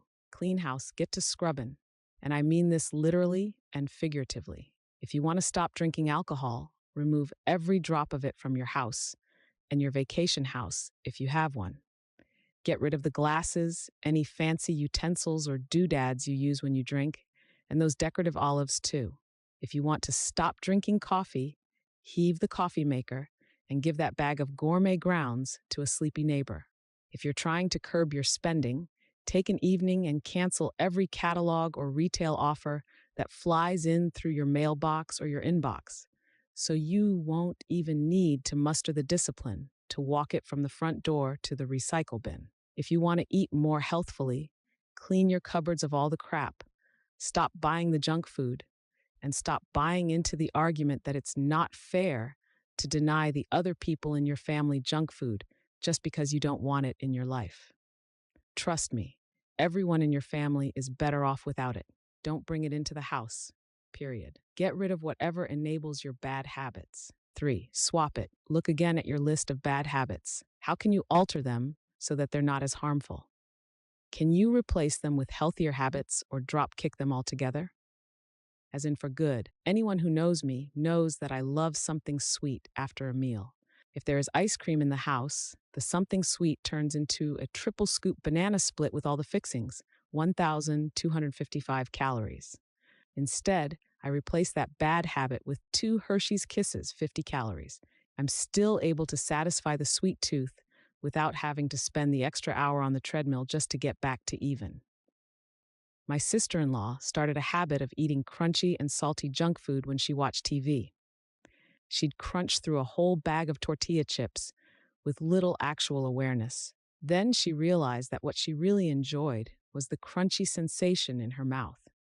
She decided to replace her bad habit with crunching on carrot and celery sticks and raw broccoli spears. She got the same joyful sensation and her FDA-recommended vegetable servings at the same time. A guy who used to work for me had a habit of drinking 8 to 10 Diet Cokes a day. That's a bad habit. I suggested he replace them with low-sodium carbonated water, adding fresh lemon, lime, or oranges. He did this for about a month before realizing he didn't need the carbonation at all and switched to just plain water. Play with this and see what behaviors you can replace, delete, or swap out. For ease in, I live near the Pacific Ocean. Whenever I get in the water, I get my ankles acclimated first, then walk in up to my knees, then it's my waist and chest before taking the plunge. Some people just run and dive in and get it over with. Good for them. Not me. I like to ease my way in, probably residual trauma from my childhood, as you'll see in the next strategy. For some of your long-standing and deep-rooted habits, it may be more effective to take small steps to ease into unwinding them. You may have spent decades repeating, cementing, and fortifying those habits, so it can be wise to give yourself some time to unravel them, one step at a time. A few years ago, my wife's doctor required she cut out caffeine from her diet for several months. We both love our coffee, so if she was going to have to suffer, I decided it was only fair that we do it together. We first went to 50-50, 50% decaffeinated and 50% regular for a week, then 100% decaf for another week. Then Earl Grey decaf tea for a week, followed by decaf green tea. It took us a month to get there, but we didn't suffer even a moment of caffeine withdrawal. No headaches, no sleepiness, no brain fog, no nothing. However, if we had gone cold turkey, well, I shiver at the thought. 5 or jump in. Not everyone is wired the same way.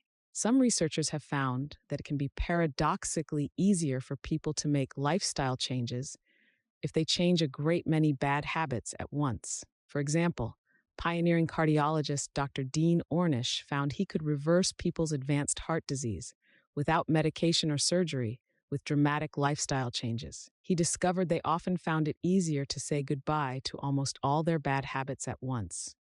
He enrolled them in a training session where he substituted a very low-fat diet for their fat and cholesterol-rich fare. The program included exercise, getting them off their couches and walking or jogging, as well as stress reduction techniques and other heart-healthy habits. Amazingly, in less than a month, these patients learned to let go of a lifetime of bad habits and embrace new ones, and they went on to experience dramatic health benefits after a year as a result. Personally, I find this to be the exception, not the rule, but you'll have to figure out the strategy that works best for you. When I was a kid, my family camped at a little-known spot called Lake Rollins. The lake, situated not far from the Sierras in Northern California, is fed from glaciers that melt from atop the mountains of Lake Tahoe. The water's ridiculously cold. Every day we were there, my dad insisted that I water ski in the polar pond. All day I would be quietly anxious about the dreaded call to go in. I loved to water ski. I just hated getting in the water. A slight conflict of interest, because of course, there was no separating one from the other. Dad made sure that I never missed my turn, sometimes by actually physically throwing me in. After a dozen or so excruciating seconds of near hypothermia, I always found the water refreshing and rejuvenating. My anticipation of getting in the water was actually worse than the reality of just jumping in. Once my body acclimated, water skiing was a blast. And yet, I went through this cycle of dread and relief each and every time. That experience isn't unlike that of suddenly dropping or changing a bad habit. For a short while, it can feel excruciating, or at least quite uncomfortable. But just as the body adjusts to a changing environment through a process called homeostasis, we have a similar homeostatic ability to adjust to unfamiliar behavior changes. And usually, we can regulate ourselves physiologically and psychologically to the new circumstances quite quickly. Sometimes waiting in just won't do. Sometimes you really do have to jump in. I want you to ask yourself now, where can I start slow and hold myself accountable? And where do I need to take that bigger leap? Where have I been avoiding pain or discomfort when I know deep down that I'll adapt in no time if I just go for it? One of my former partners has a brother who was a beer-guzzling, bar-brawling, life-of-the-party alcoholic. He drank at lunch, with dinner, after dinner, and all weekend long. One day, he was at a wedding for a former college roommate when he saw his friend's brother, who was 10 years older than both of them, but looked 10 years younger. He watched the man dance, laugh, and play during the wedding, exuding a vitality he hadn't felt in many years. He made a decision on the spot that he would never touch a drop of alcohol again. Cold turkey, that was it, never again. And he hasn't in more than 6 years. When it comes to changing bad habits at home, I'm a toe dipper. But in my professional life, I find that taking the big plunge is far more effective. Whether committing to a new business or dealing with potential new clients, partners, or investors, toe dipping usually doesn't cut it. Each time, I think of Lake Rollins and know it will be painful at first, but I remember that within little time, it will be exhilarating and well worth the temporary discomfort. Run a vice check. I'm not suggesting you cut out every bad thing in your life. Most everything is good in moderation. But how can you tell whether a bad habit is becoming the boss of you? I believe in testing my vices. Every so often, I go on a vice fast. I pick one vice and check to be sure I'm still the alpha dog in our relationship. My vices are coffee, ice cream, wine, and movies. I already told you about my ice cream obsession. When it comes to wine, I want to be sure I'm enjoying a glass and celebrating the day, not drowning a bad mood. About every 3 months, I pick one vice and abstain for 30 days. This probably stems from my Catholic Lent upbringing. I love proving to myself that I'm still in charge. Try this yourself. Pick a vice, something you do in moderation, but you know doesn't contribute to your highest good, and take yourself on a 30-day wagon run. If you find it seriously difficult to abstain for those 30 days, you may have found a habit worth cutting out of your life. Game changers. 7 techniques for installing good habits. Now that we have helped you eliminate the bad habits that are taking you in the wrong direction, we need to create new choices, behaviors, and ultimately habits that will finally take you in the direction of your grandest desires. Eliminating a bad habit means removing something from your routine. Installing a new, more productive habit requires an entirely different skill set. You're planting the tree, watering it, fertilizing it, and making sure it's properly rooted. Doing so takes effort, time, and practice. Here are my favorite techniques for putting good habits in place. Leadership expert John C. Maxwell said, "You will never change your life until you change something you do daily. The secret of your success is found in your daily routine." According to research, it takes 300 instances of positive reinforcement to turn a new habit into an unconscious practice. That's almost a year of daily practice.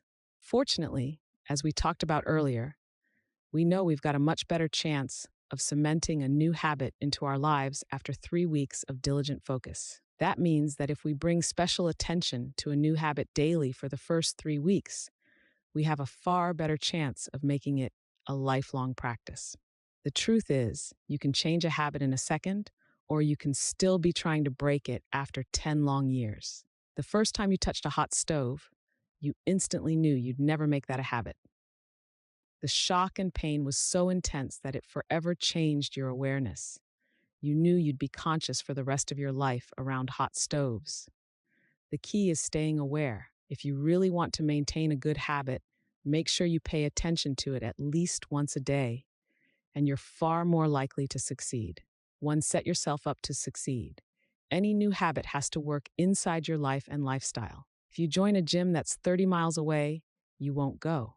If you're a night owl, but the gym closes at 6 p.m., it won't work for you. Your gym must be close and convenient and fit into your schedule. If you want to lose weight and eat healthier, make sure your fridge and pantry are stocked with healthy options.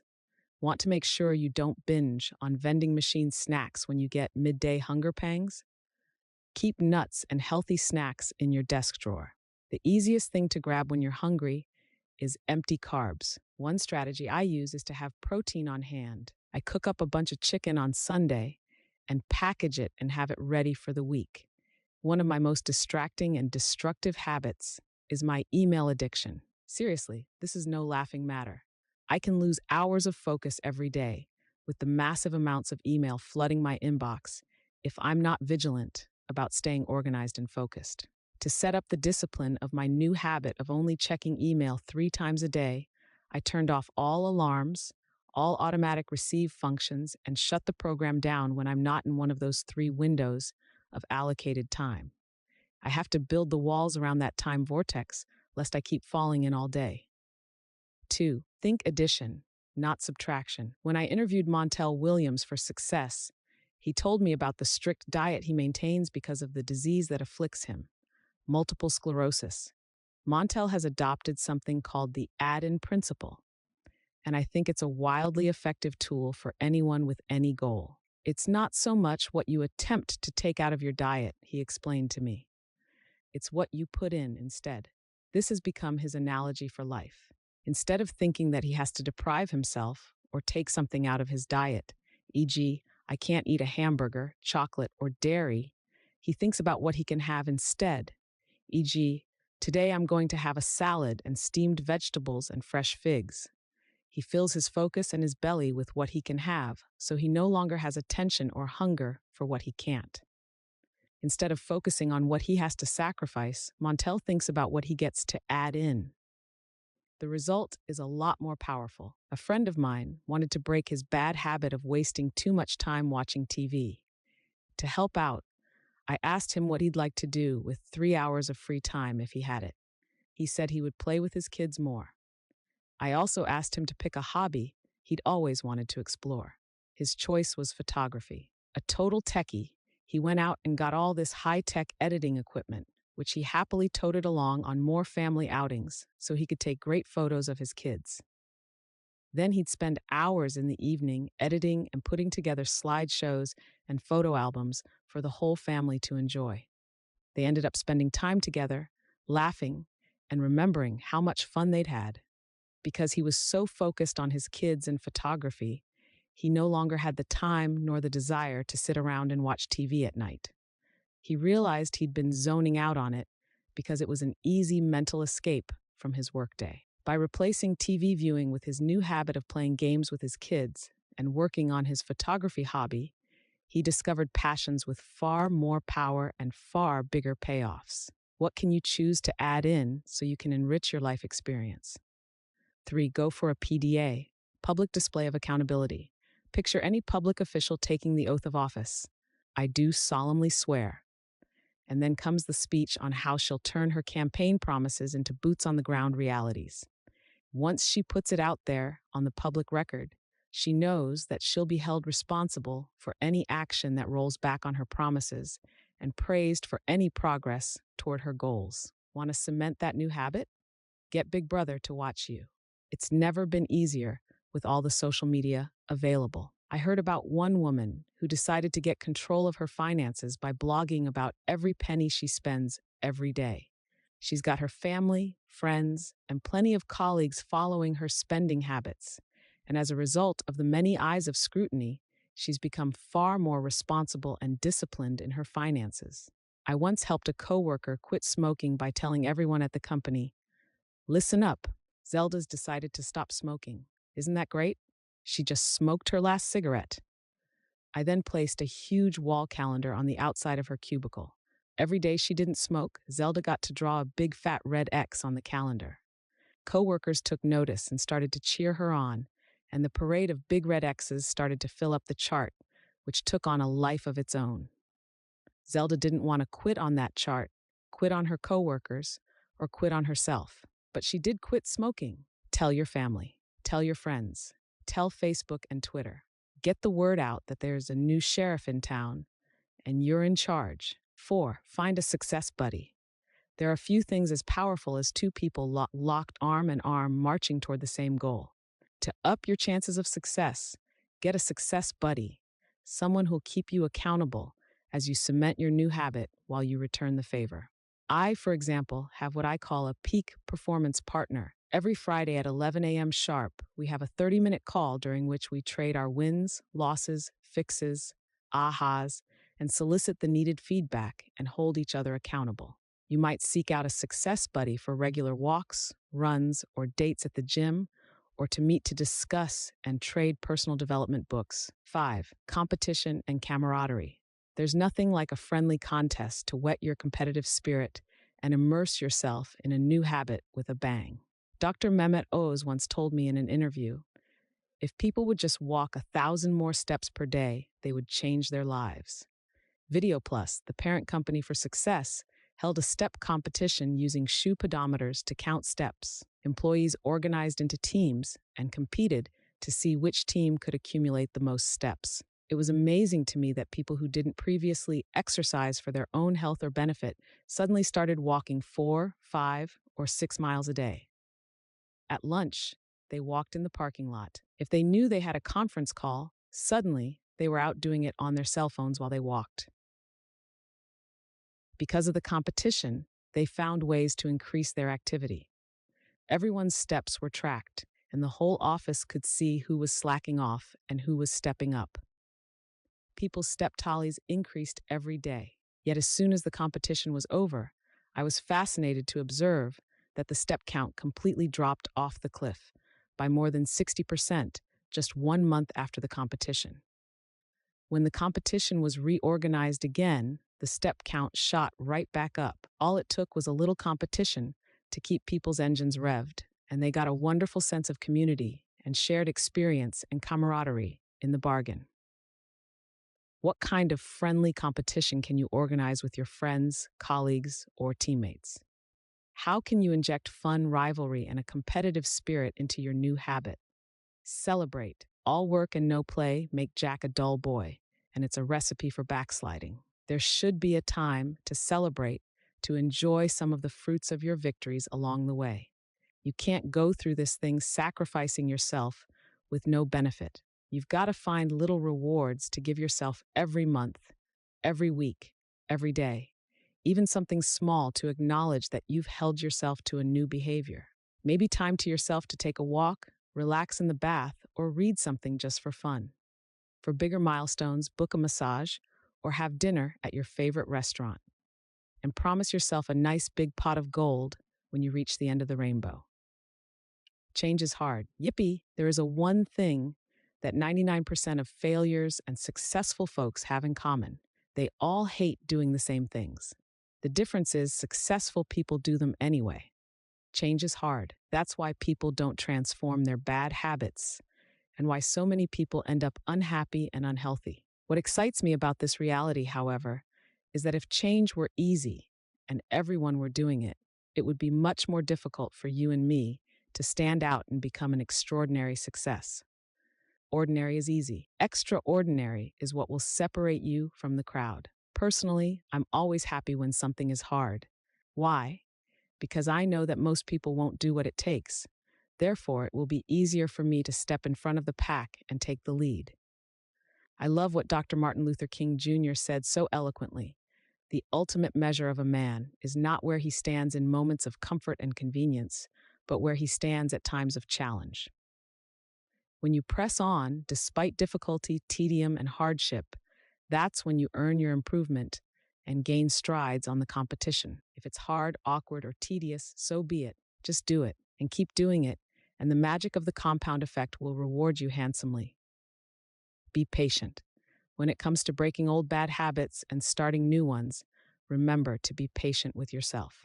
If you've spent 20, 30, or 40 years or more repeating the behaviors you're now trying to change, you've got to expect it's going to take time and effort before you see lasting results. Science shows that patterns of thoughts and actions repeated many times create what's called a neurosignature, or a brain groove, or a series of interconnected neurons that carry the thought patterns of a particular habit. Attention feeds the habit. When we give our attention to a habit, we activate the brain groove, releasing the thoughts, desires, and actions related to that habit. Luckily, our brains are malleable. If we stop giving attention to the bad habits, those grooves weaken. When we form new habits, we drive new grooves deeper with each repetition, eventually overpowering the previous ones. Creating new habits and burning new grooves into your brain will take time. Be patient with yourself. If you fall off the wagon, brush yourself off, not beat yourself up, and get back on, no problem. We all stumble. Just go again and try another strategy.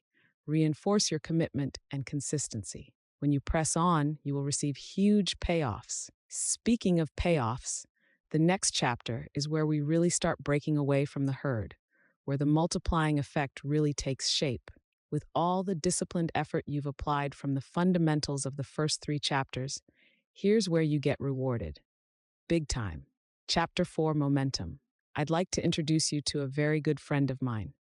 This friend, also close to Bill Gates, Steve Jobs, Richard Branson, Michael Jordan, Lance Armstrong, Michael Phelps, and every other superachiever, will impact your life like no other. I'd like to introduce you to Mo, or Big Mo, as I like to call it. Big Mo is, without doubt, one of the most powerful and enigmatic forces of success. You can't see or feel Mo, but you know when you've got it.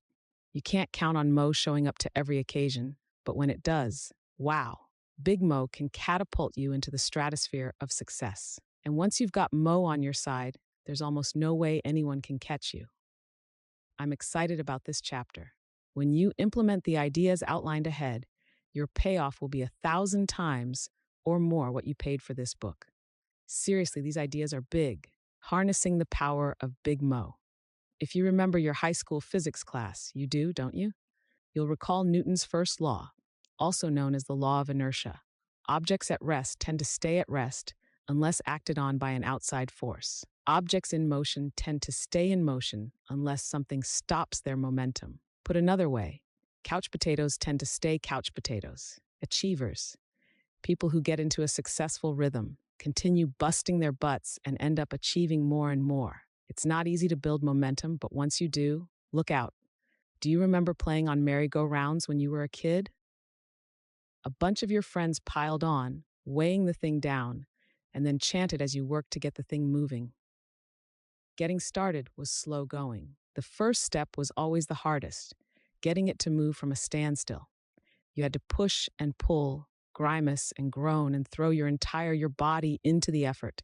1 step, 2 steps, 3 steps. It seemed like you were getting nowhere. After a long and hard effort, finally you were able to get up a little bit of speed and run alongside it.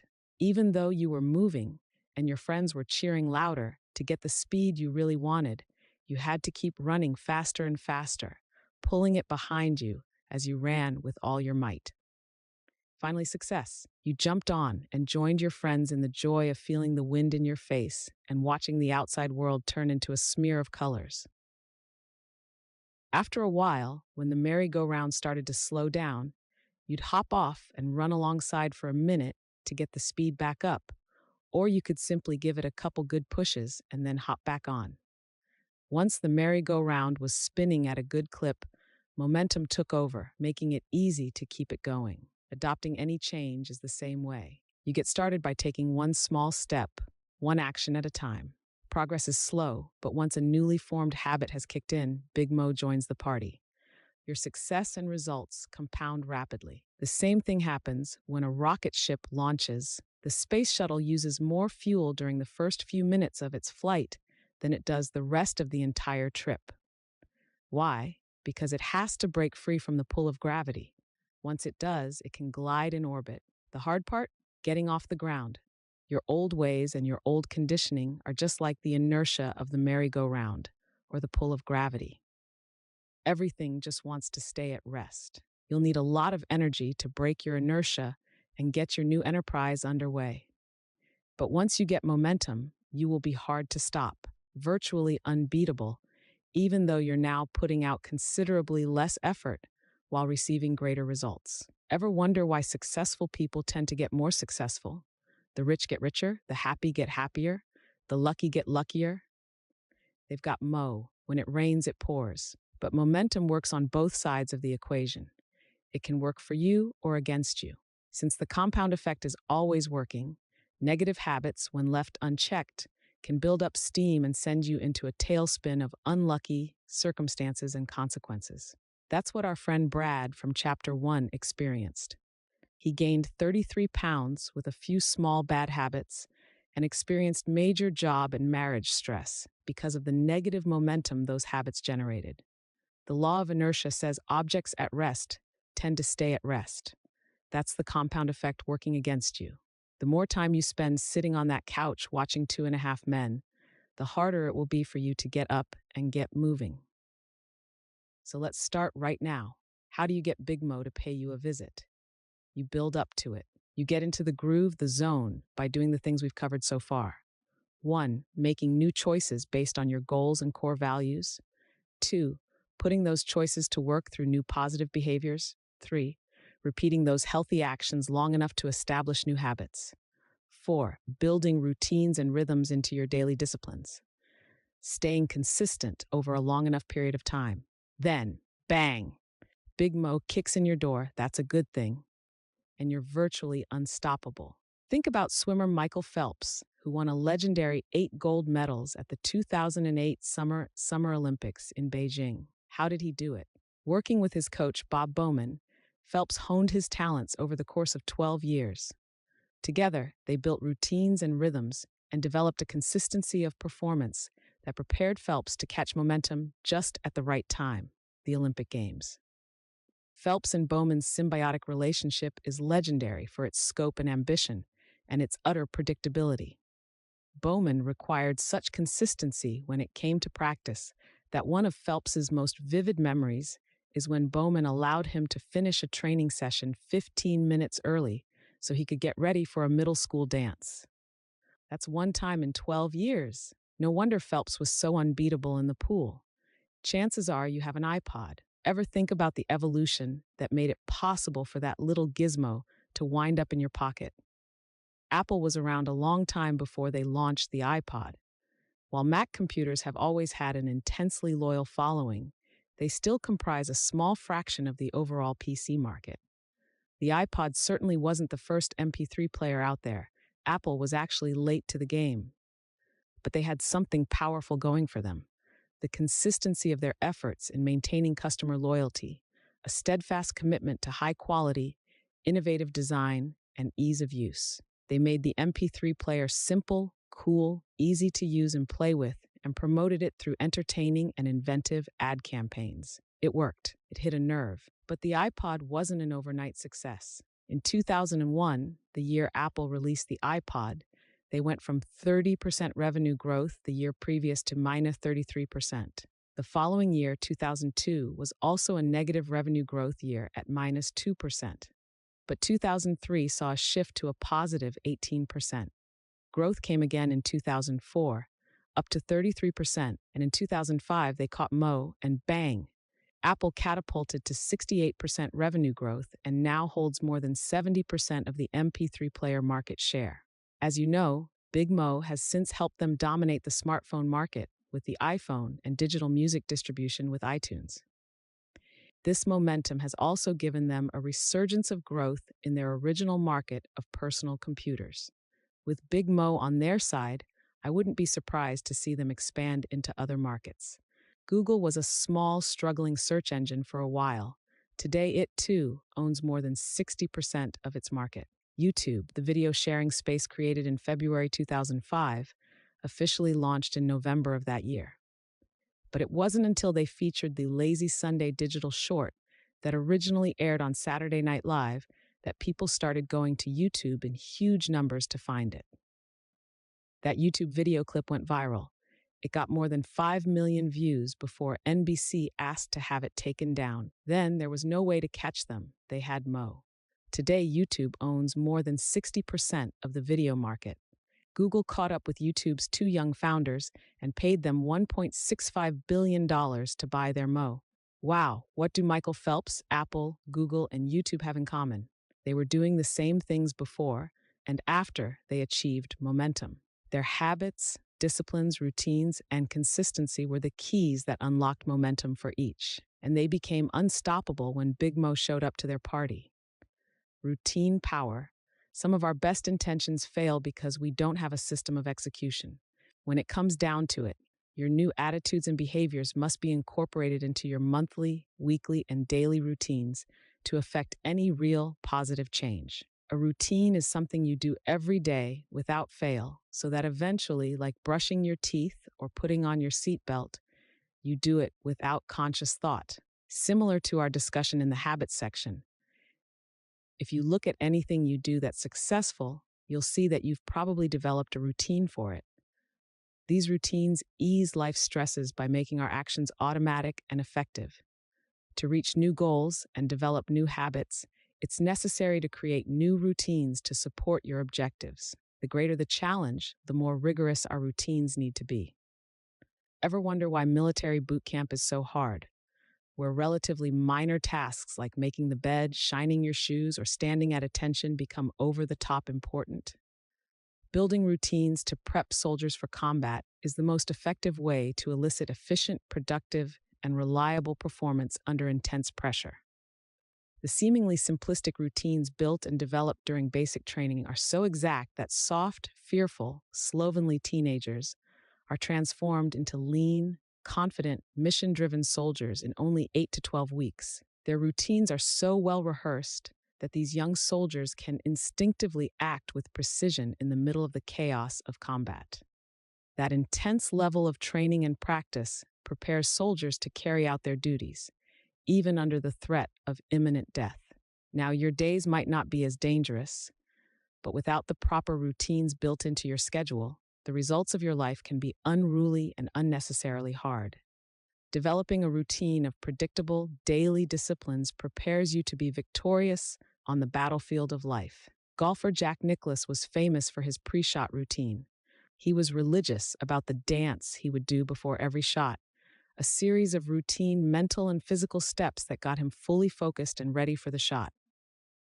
Jack would start out behind the ball and then pick out one or two intermediate spots between the ball and the target. As he walked around and approached the ball, the first thing he would do is line up his club face to his intermediate target. He wouldn't put his feet into position until he felt he had his club face properly squared up. Then he would take his stance. From there, he would waggle the club and look out to his target, then back to his intermediate target and back to the golf club, with a repeat of the view. Then, and only then, would he strike the ball. During one of the important majors, a psychologist timed Nicklaus from the moment he pulled the club out of the bag until the moment he hit the ball. And guess what? In each shot, from the first tee to the 18th green, the timing of Jack's routine supposedly never varied more than 1 second. That is amazing. The same psychologist measured Greg Norman during his unfortunate collapse at the 1996 Masters. Lo and behold, his pre-shot routine got faster and faster as the round progressed. Varying his routine stunted his rhythm and consistency. He was never able to catch momentum. The moment Norman changed his routine, his performance became unpredictable and his results erratic. Football kickers likewise cherish their pre-kick routines, which allow them to get into sync with the thousands of times they have done this same action. Predictably, without a pre-kick routine, their performance under time pressure greatly diminishes. Pilots go through their pre-flight checklist. Even when a pilot has logged thousands of hours and the plane just came in with a perfect performance review from a previous destination, the pilot goes through a pre-flight checklist every time without fail.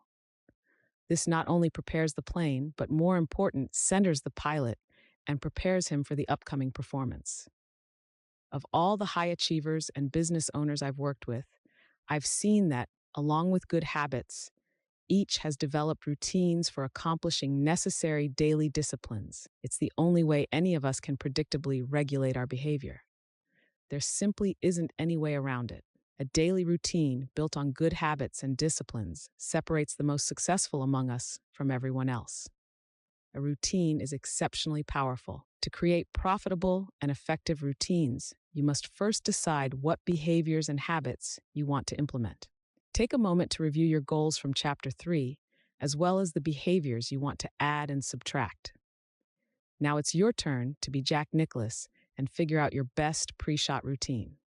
Be intentional about what components belong.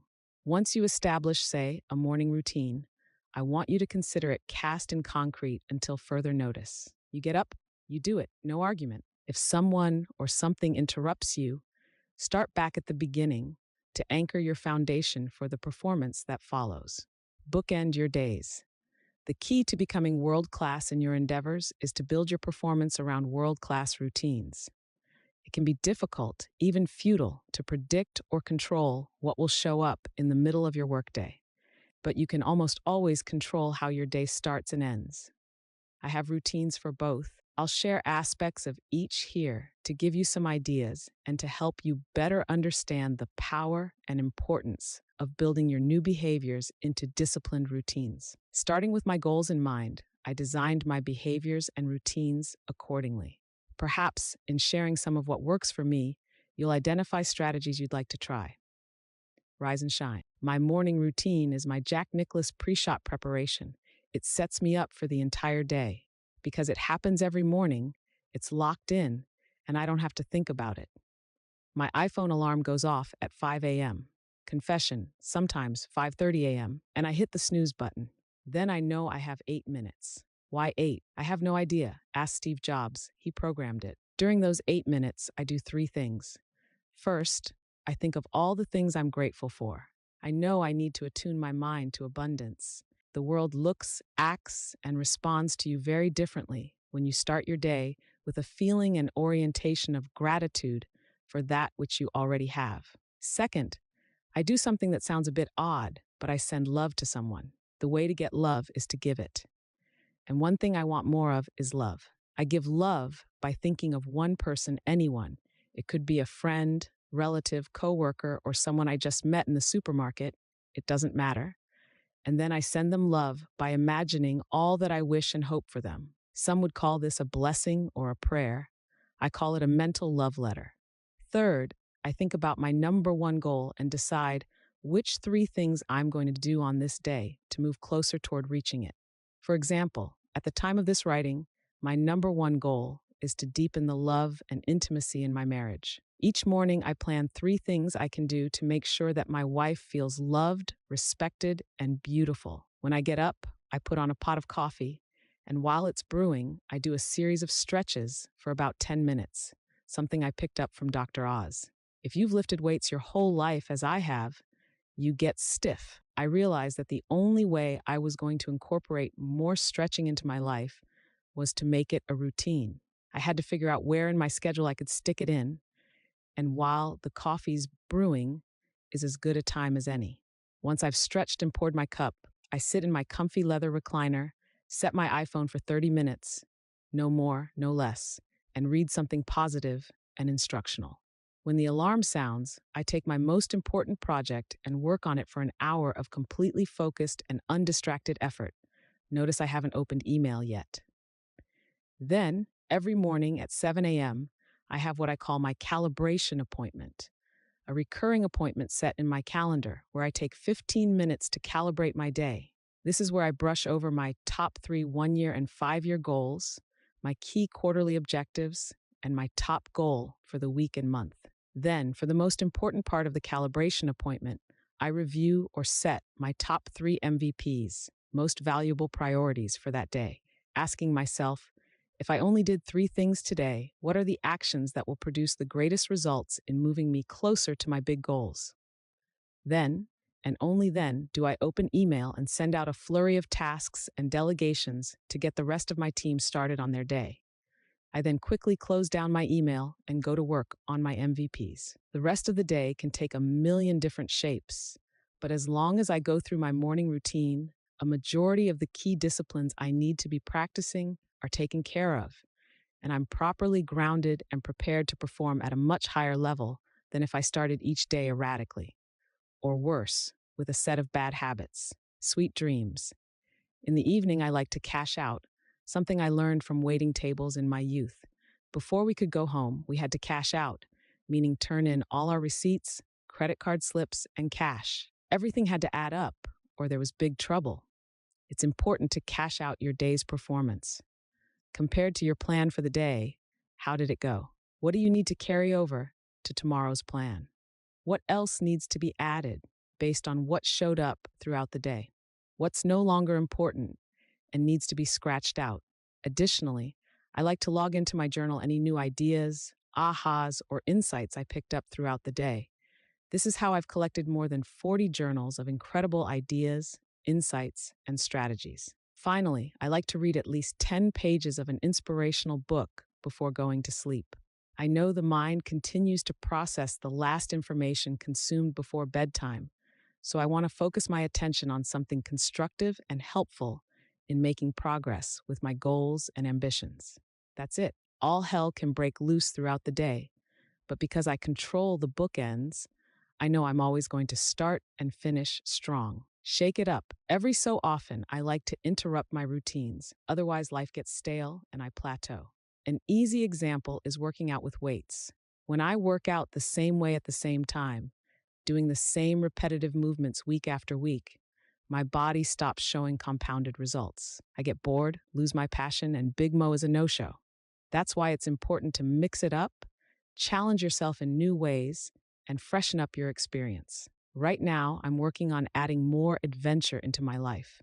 I set weekly, monthly, and yearly goals to do something I wouldn't normally do. Most of the time, it's nothing earth shattering, but things such as eating different kinds of foods, taking a class, visiting a new destination, or joining a club to meet new people. This change of pace makes me feel alive, helps recapture my passion, and offers me opportunities for fresh perspectives. Look at your routines. If something that used to energize you has become same old, or is no longer generating powerful results, switch it up. Getting into a rhythm, finding your new groove. Once your daily disciplines have become a routine, you want the succession of those steps to create a rhythm. When your disciplines and actions jibe into a regular weekly, monthly, quarterly, and yearly rhythm, it's like laying a welcome mat at the front door for Big Mo. It's like the wheels of a steam locomotive. At a standstill, it takes very little to keep it from moving forward. A 1-inch block of wood placed under the front wheel will do the job. It takes an incredible amount of steam to get the pistons to move and cause a series of connections that get the wheels to budge. It's a slow process, but once the train starts rolling, the wheels get into a rhythm. If the pressure remains consistent, the train gains momentum, and watch out. At 55 miles an hour, that train can crash through a 5-foot steel-reinforced concrete wall and keep on going. Envisioning your success as an unstoppable locomotive may help you stay enthusiastic about getting into your own rhythm. Along with my daily rhythms, I also plan ahead. For instance, in looking again at my goal of deepening the love and intimacy of my marriage, I designed a weekly, monthly, and quarterly rhythm schedule. Doesn't sound too romantic, I know. But maybe you've noticed that even when something's a high priority for you, if it isn't scheduled on your calendar, it often doesn't happen, right? Certainly not with the regularity you'll need to get into any kind of rhythm. Here's how it works. Every Friday night is date night, and Georgia and I go out or do something special together. At 6 p.m., an alarm goes off on both our iPhones, and no matter what we're doing, date night is on. Every Saturday is FD Family Day, which means no working. Essentially, sundown on Friday night until sunup on Sunday morning is time we devote to the marriage and family. If you don't create these boundaries, one day has a tendency to flow into the next.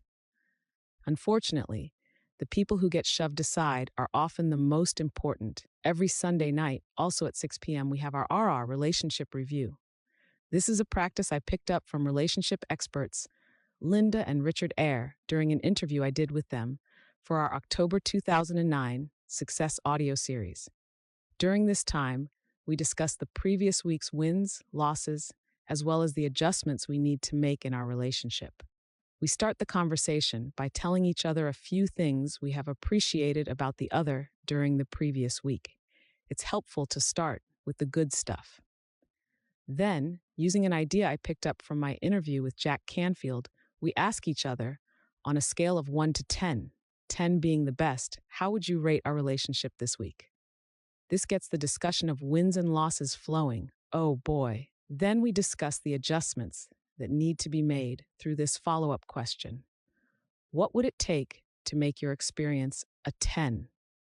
By the end of the discussion, both of us feel heard and validated, and we have made our observations and wishes clear moving into the next week. This is an incredible process. I highly recommend it, if you dare. Every month, Georgia and I also schedule something unique and memorable. Jim Rohn taught me that life is simply a collection of experiences. Our goal should be to increase the frequency and the intensity of the good experiences. Once a month, we try to do something that creates an experience that has some memorable intensity. It could be driving up to the mountains, going on an adventurous hike, driving up to Los Angeles to try a new fancy restaurant, going sailing in the bay, whatever. Something out of the ordinary that has a heightened experience and creates an indelible memory. Once a quarter, we plan a 2 to 3 day getaway. I like to do a quarterly review of all my goals and life patterns, and this is a great time to do a deeper check-in on how things are going in our relationship. Then we have our special travel vacation, plus our holiday traditions and our New Year's hike and goal-setting ritual. You can see that once all this is scheduled, you no longer have to think about what you need to be doing. Everything happens naturally. We've created a rhythm that gives us momentum, registering your rhythm. I want to share with you something I created for myself that helps me keep track of the rhythm of a new behavior. I call it my rhythm register, and I think you'll find it extremely helpful if you want to drink more water, or take more steps each day, or acknowledge your spouse more affectionately. Whatever behavior you've decided you need to move toward your goal, you'll want to track it to make sure you're establishing a rhythm, the rhythms of life. When people get started in a new endeavor, they almost always overdo it. Of course, I want you to feel excited about setting up a rhythm for success, but you need to find a program that you can absolutely positively do in the long term without renegotiation. I don't want you thinking of the rhythms you can do for this week, month, or even the next 90 days. I want you to think about what you can do for the rest of your life, the compound effect. The positive results you want to experience in your life will be the result of smart choices and actions repeated consistently over time. You win when you take the right steps day in and day out, but you set yourself up for failure by doing too much too soon. A friend to the success team, who will remain unnamed to protect the guilty, decided after seeing a picture I'd posted of him on Twitter that he was going to get in shape. This was a massive shift of lifestyle for him. On the job, he sits for at least a dozen hours a day, and he hates to exercise. Previously, he'd explained that he would find ways of avoiding using certain dishes or accessing files if it required him to squat and bend down to get them. That's how much of an aversion he had to physical activity. Still, he made a resolution to get in shape. He joined a gym, hired a personal trainer, and began working out 2 hours a day, 5 days a week. Richard, let's call him, I said, that's a mistake. You will not be able to maintain that commitment and will eventually stop doing it. You're setting yourself up for failure. He pushed back, assuring me that he'd changed forever. Even his trainer had recommended the intense push.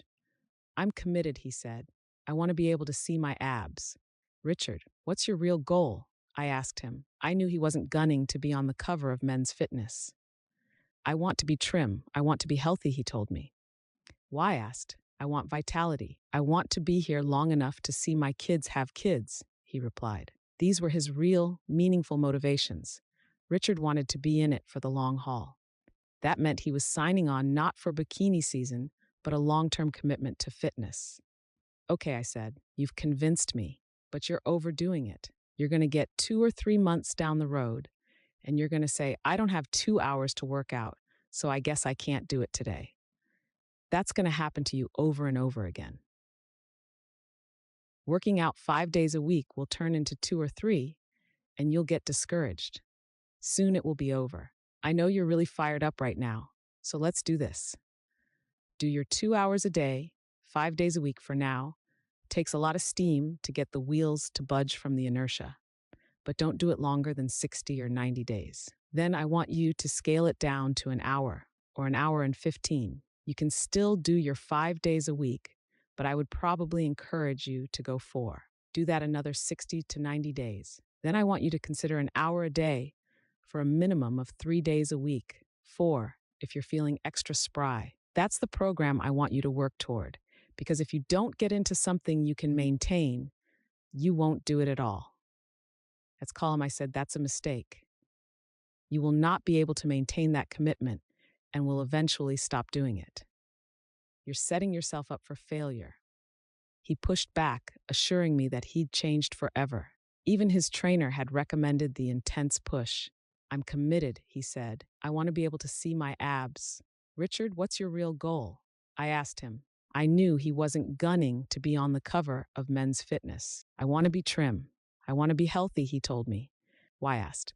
I want vitality. I want to be here long enough to see my kids have kids, he replied. These were his real, meaningful motivations. Richard wanted to be in it for the long haul. That meant he was signing on not for bikini season, but a long-term commitment to fitness. Okay, I said, you've convinced me, but you're overdoing it. You're going to get 2 or 3 months down the road, and you're going to say, I don't have 2 hours to work out, so I guess I can't do it today.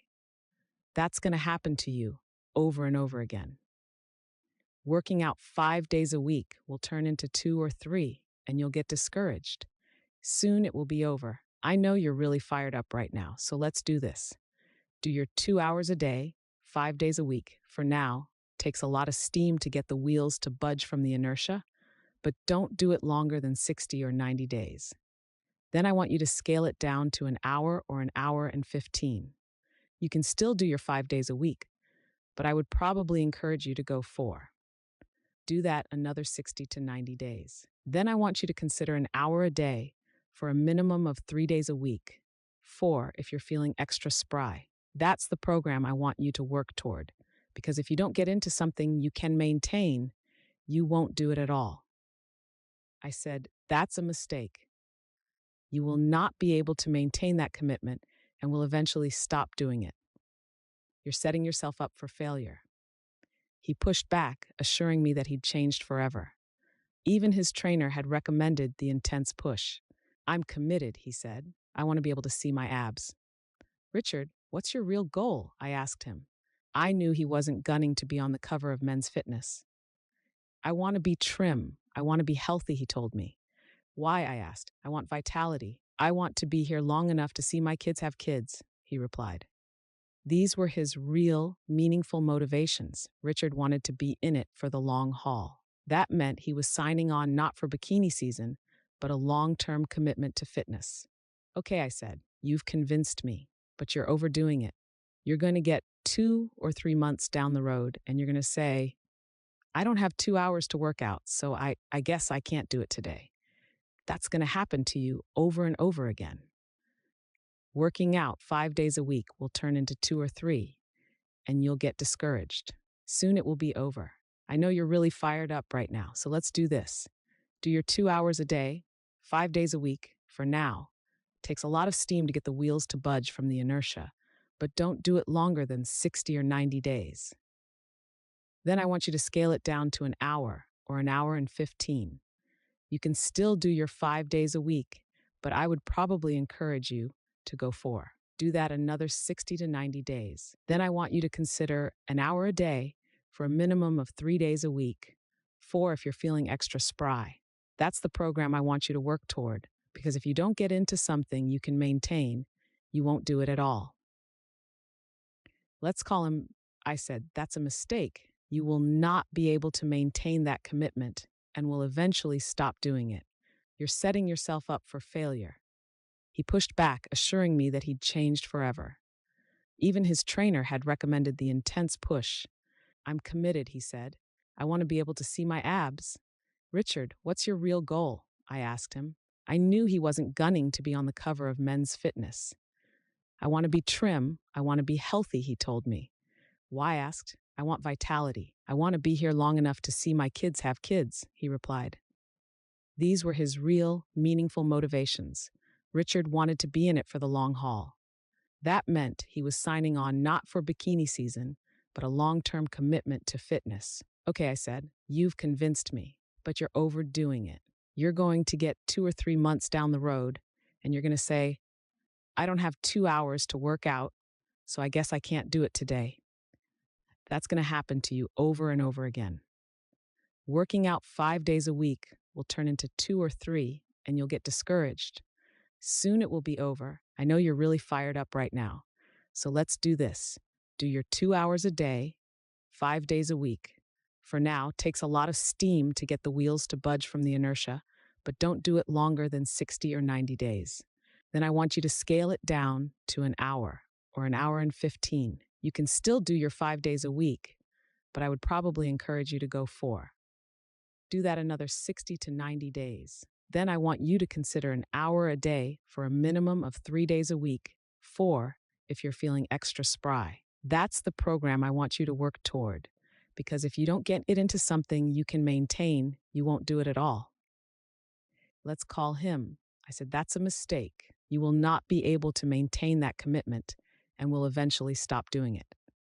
You're setting yourself up for failure. He pushed back, assuring me that he'd changed forever. Even his trainer had recommended the intense push. I'm committed, he said. I want to be able to see my abs. Richard, what's your real goal? I asked him. I knew he wasn't gunning to be on the cover of Men's Fitness. I want to be trim. I want to be healthy, he told me. Why? I asked. I want vitality. I want to be here long enough to see my kids have kids, he replied. These were his real, meaningful motivations. Richard wanted to be in it for the long haul. That meant he was signing on not for bikini season, but a long-term commitment to fitness. Okay, I said, you've convinced me, but you're overdoing it. You're going to get 2 or 3 months down the road, and you're going to say, I don't have 2 hours to work out, so I guess I can't do it today. That's going to happen to you over and over again. Working out 5 days a week will turn into 2 or 3, and you'll get discouraged. Soon it will be over. I know you're really fired up right now, so let's do this. Do your 2 hours a day, 5 days a week. For now, takes a lot of steam to get the wheels to budge from the inertia, but don't do it longer than 60 or 90 days. Then I want you to scale it down to an hour or an hour and 15. You can still do your 5 days a week, but I would probably encourage you to go 4. Do that another 60 to 90 days. Then I want you to consider an hour a day for a minimum of 3 days a week, 4 if you're feeling extra spry. That's the program I want you to work toward, because if you don't get into something you can maintain, you won't do it at all. Let's call him. I said, that's a mistake. You will not be able to maintain that commitment and will eventually stop doing it. You're setting yourself up for failure. He pushed back, assuring me that he'd changed forever. Even his trainer had recommended the intense push. I'm committed, he said. I want to be able to see my abs. Richard, what's your real goal? I asked him. I knew he wasn't gunning to be on the cover of Men's Fitness. I want to be trim. I want to be healthy, he told me. I asked. I want vitality. I want to be here long enough to see my kids have kids, he replied. These were his real, meaningful motivations. Richard wanted to be in it for the long haul. That meant he was signing on not for bikini season, but a long-term commitment to fitness. Okay, I said, you've convinced me, but you're overdoing it. You're going to get 2 or 3 months down the road, and you're going to say, I don't have 2 hours to work out, so I guess I can't do it today. That's going to happen to you over and over again. Working out 5 days a week will turn into 2 or 3, and you'll get discouraged. Soon it will be over. I know you're really fired up right now, so let's do this. Do your 2 hours a day, 5 days a week. For now, takes a lot of steam to get the wheels to budge from the inertia, but don't do it longer than 60 or 90 days. And then I want you to scale it down to an hour or an hour and 15. You can still do your 5 days a week, but I would probably encourage you to go 4. Do that another 60 to 90 days. Then I want you to consider an hour a day for a minimum of 3 days a week, 4 if you're feeling extra spry. That's the program I want you to work toward, because if you don't get into something you can maintain, you won't do it at all. I really had to struggle to get Richard to comprehend this, because at that moment, he was all gung-ho. He thought he was going to be able to stick with his new routine for a lifetime. For someone who's never worked out, to start working out 2 hours a day, 5 days a week, is a surefire dead end. You have to build a program that you can do for 50 years, not 5 weeks or 5 months. It's okay if you go strong for a while, but you've got to see light at the end of the tunnel where you can start scaling it back. You can always find 45 minutes to an hour a few times a week, but to find 2 hours, 5 days a week, to make your routine work, that'll never happen. Remember, consistency is a critical component of success. The power of consistency. I've mentioned that if there's one discipline that gives me a competitive advantage, it's my ability to be consistent. Nothing kills Big Mo quicker and with more certainty than a lack of consistency. Even good, passionate, and ambitious people with good intentions can fall short when it comes to consistency. But it's a powerful tool you can use to launch the flight toward your goals. Think of it like this. If you and I flew planes from Los Angeles to Manhattan, but you took off and landed in every state in between, while I flew straight through, even if you went 500 miles per hour in the air and I only traveled at a rate of 200 miles per hour, I'd still beat you by a big margin. The time and energy it takes for you to repeatedly stop and start and get back to momentum make your trip at least 10 times as long. In fact, most likely you wouldn't even make it. You'd run out of fuel, energy, motivation, belief, will at some point. It's far easier and requires a lot less energy to take off once and maintain a regular speed, even if slower than most everyone else, all along the way. The pump well. When you start thinking about slacking off on your routines and rhythms, consider the massive cost of inconsistency. It is not the loss of the single action and tiny results it creates. It is the utter collapse and loss of momentum your entire progress will suffer. Think of a hand-pumped water well, which uses a pipe to draw water up from the water table several feet underground. To get the water to the surface, you have to pump the well's lever to create the suction that brings the water above the ground and out of the spout. When most people start a new endeavor, they grab the lever and start pumping really hard. Just as Richard was with his plan to get fit, they're excited and committed. They pump and pump and pump. But after a few minutes or a few weeks, when they don't see any water results, they give up pumping the lever altogether. They don't realize how long it takes to create the vacuum needed to suck the water into the pipe and eventually out of the spout and into their bucket. Just like the merry-go-round, rocket ship, or steam engine breaking free of inertia, it takes time, massive energy, and consistency to pump water. Most people give up, but wise people continue to pump. Those who persevere and continue to pump the lever will eventually get a few drops of water. This is when a lot of people say, "You've got to be kidding me. All this pumping, and for what? A few measly drops? Forget it." Many people throw their hands up in defeat and quit, but wise people persist further, and here's where the magic happens. If you continue to pump, it doesn't take long before you'll get a full and steady stream of water. You have your success. Now that the water is flowing, you no longer need to pump the lever as hard or as quickly. It becomes easy, actually. All you have to do to keep the pressure steady is to just pump the lever consistently. That's the compound effect. Now, what happens if you let go of the lever for too long? The water falls back down into the ground, and you're back to square one. If you try to pump the lever easily and steadily, you won't get any water. Mo is gone. Water is at the bottom. The only way to get it back up is to pump it really hard all over again. That's how most of us lead our lives, in fits and starts.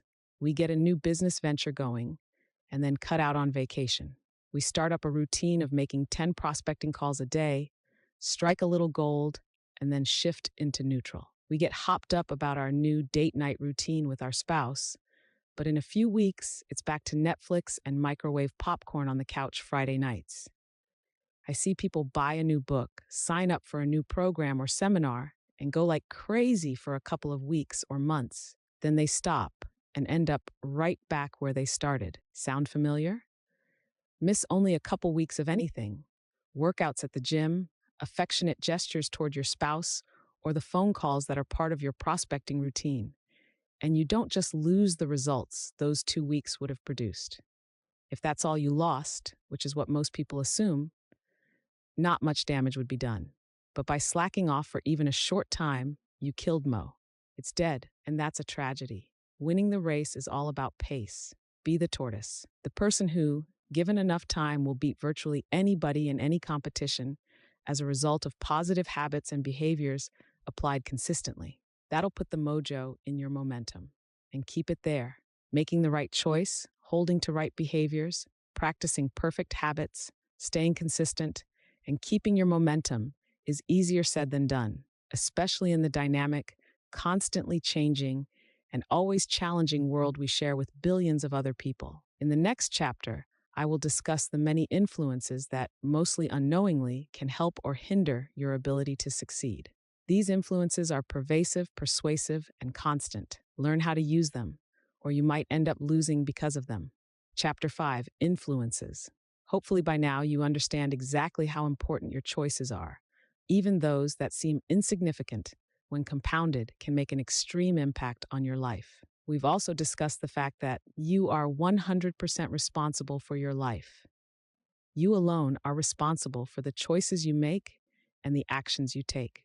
That said, You must also realize your choices, behaviors, and habits are influenced by very powerful external forces. Most of us aren't aware of the subtle control these forces have on our lives. For you to sustain your positive trajectory toward your goals, you'll need to understand and govern these influences so they will support rather than derail your journey towards success. Everyone is affected by three kinds of influences: input, what you feed your mind; associations, the people with whom you spend time; and environment, your surroundings.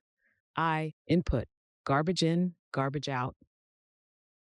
If you want your body to run at peak performance, you've got to be vigilant about consuming the highest quality nutrients and avoiding tempting junk food. If you want your brain to perform at its peak, you've got to be even more vigilant about what you feed it. Are you feeding it news summaries or mind-numbing sitcoms? Are you reading the tabloids or success? Controlling the input has a direct and measurable impact on your productivity and outcomes. Controlling what our brains consume is especially difficult because so much of what we take in is unconscious. Although it's true that we can eat without thinking, it's easier to pay attention to what we put in our bodies because food doesn't leap into our mouths. We need an extra level of vigilance to prevent our brains from absorbing irrelevant, counterproductive, or downright destructive input. It's a never-ending battle to be selective and to stand guard against any information that can derail your creative potential. Your brain is not designed to make you happy. Your brain has only one agenda in mind: survival. It is always watching for signs of lack and attack. Your brain is programmed to seek out the negative: dwindling resources, destructive weather, whatever's out to hurt you. So when you switch on that radio on the way to work and get bombarded with all those reports about robberies, fires, attacks, the tanking economy, your brain lights up. It now will spend all day chewing over that feast of fear, worry, negativity. Same deal when you tune into the evening news after work. More bad news? Perfect. Your mind will stew on that all night long. Left to its own devices, your mind will traffic in the negative, worrisome, and fearful all day and night. We can't change our DNA, but we can change our behavior. We can teach our minds to look beyond lack and attack. How? We can protect and feed our mind. We can be disciplined and proactive about what we allow in. Don't drink dirty water. You get in life what you create. Expectation drives the creative process. What do you expect? You expect whatever it is you're thinking about. Your thought process, the conversation in your head, is at the base of the results you create in life. So the question is, what are you thinking about? What is influencing and directing your thoughts?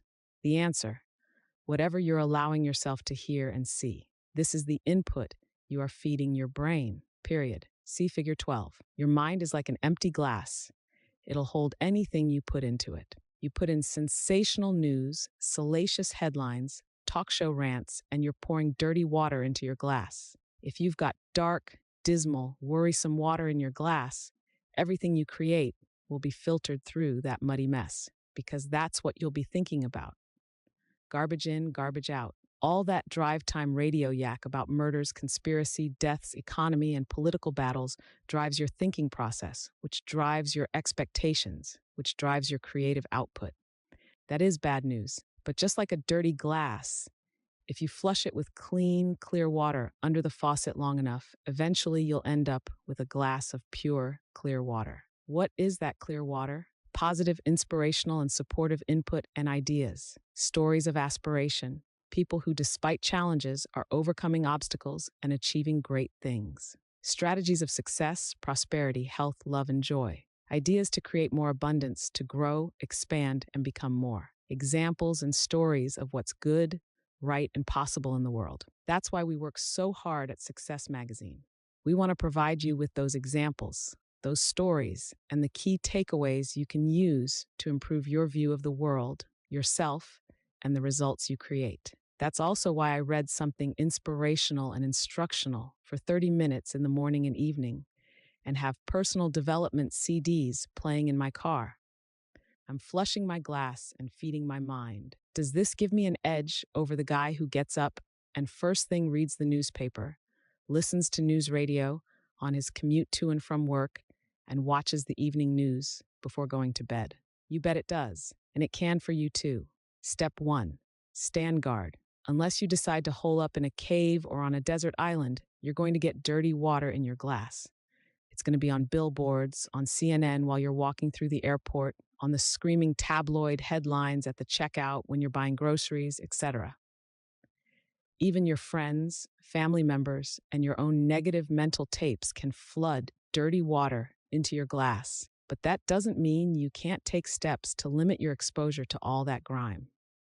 Maybe you can't avoid the tabloids stacked up at the checkout register, but you can cancel your subscriptions. You can refuse to listen to the radio to and from work and instead put in an instructional and inspirational CD. You can turn off the evening news and talk to your loved ones instead. You can buy a DVR and record only those programs you feel are truly educational and life-affirming, and speed through the commercials aimed at making you feel inadequate or lacking unless you buy more crap.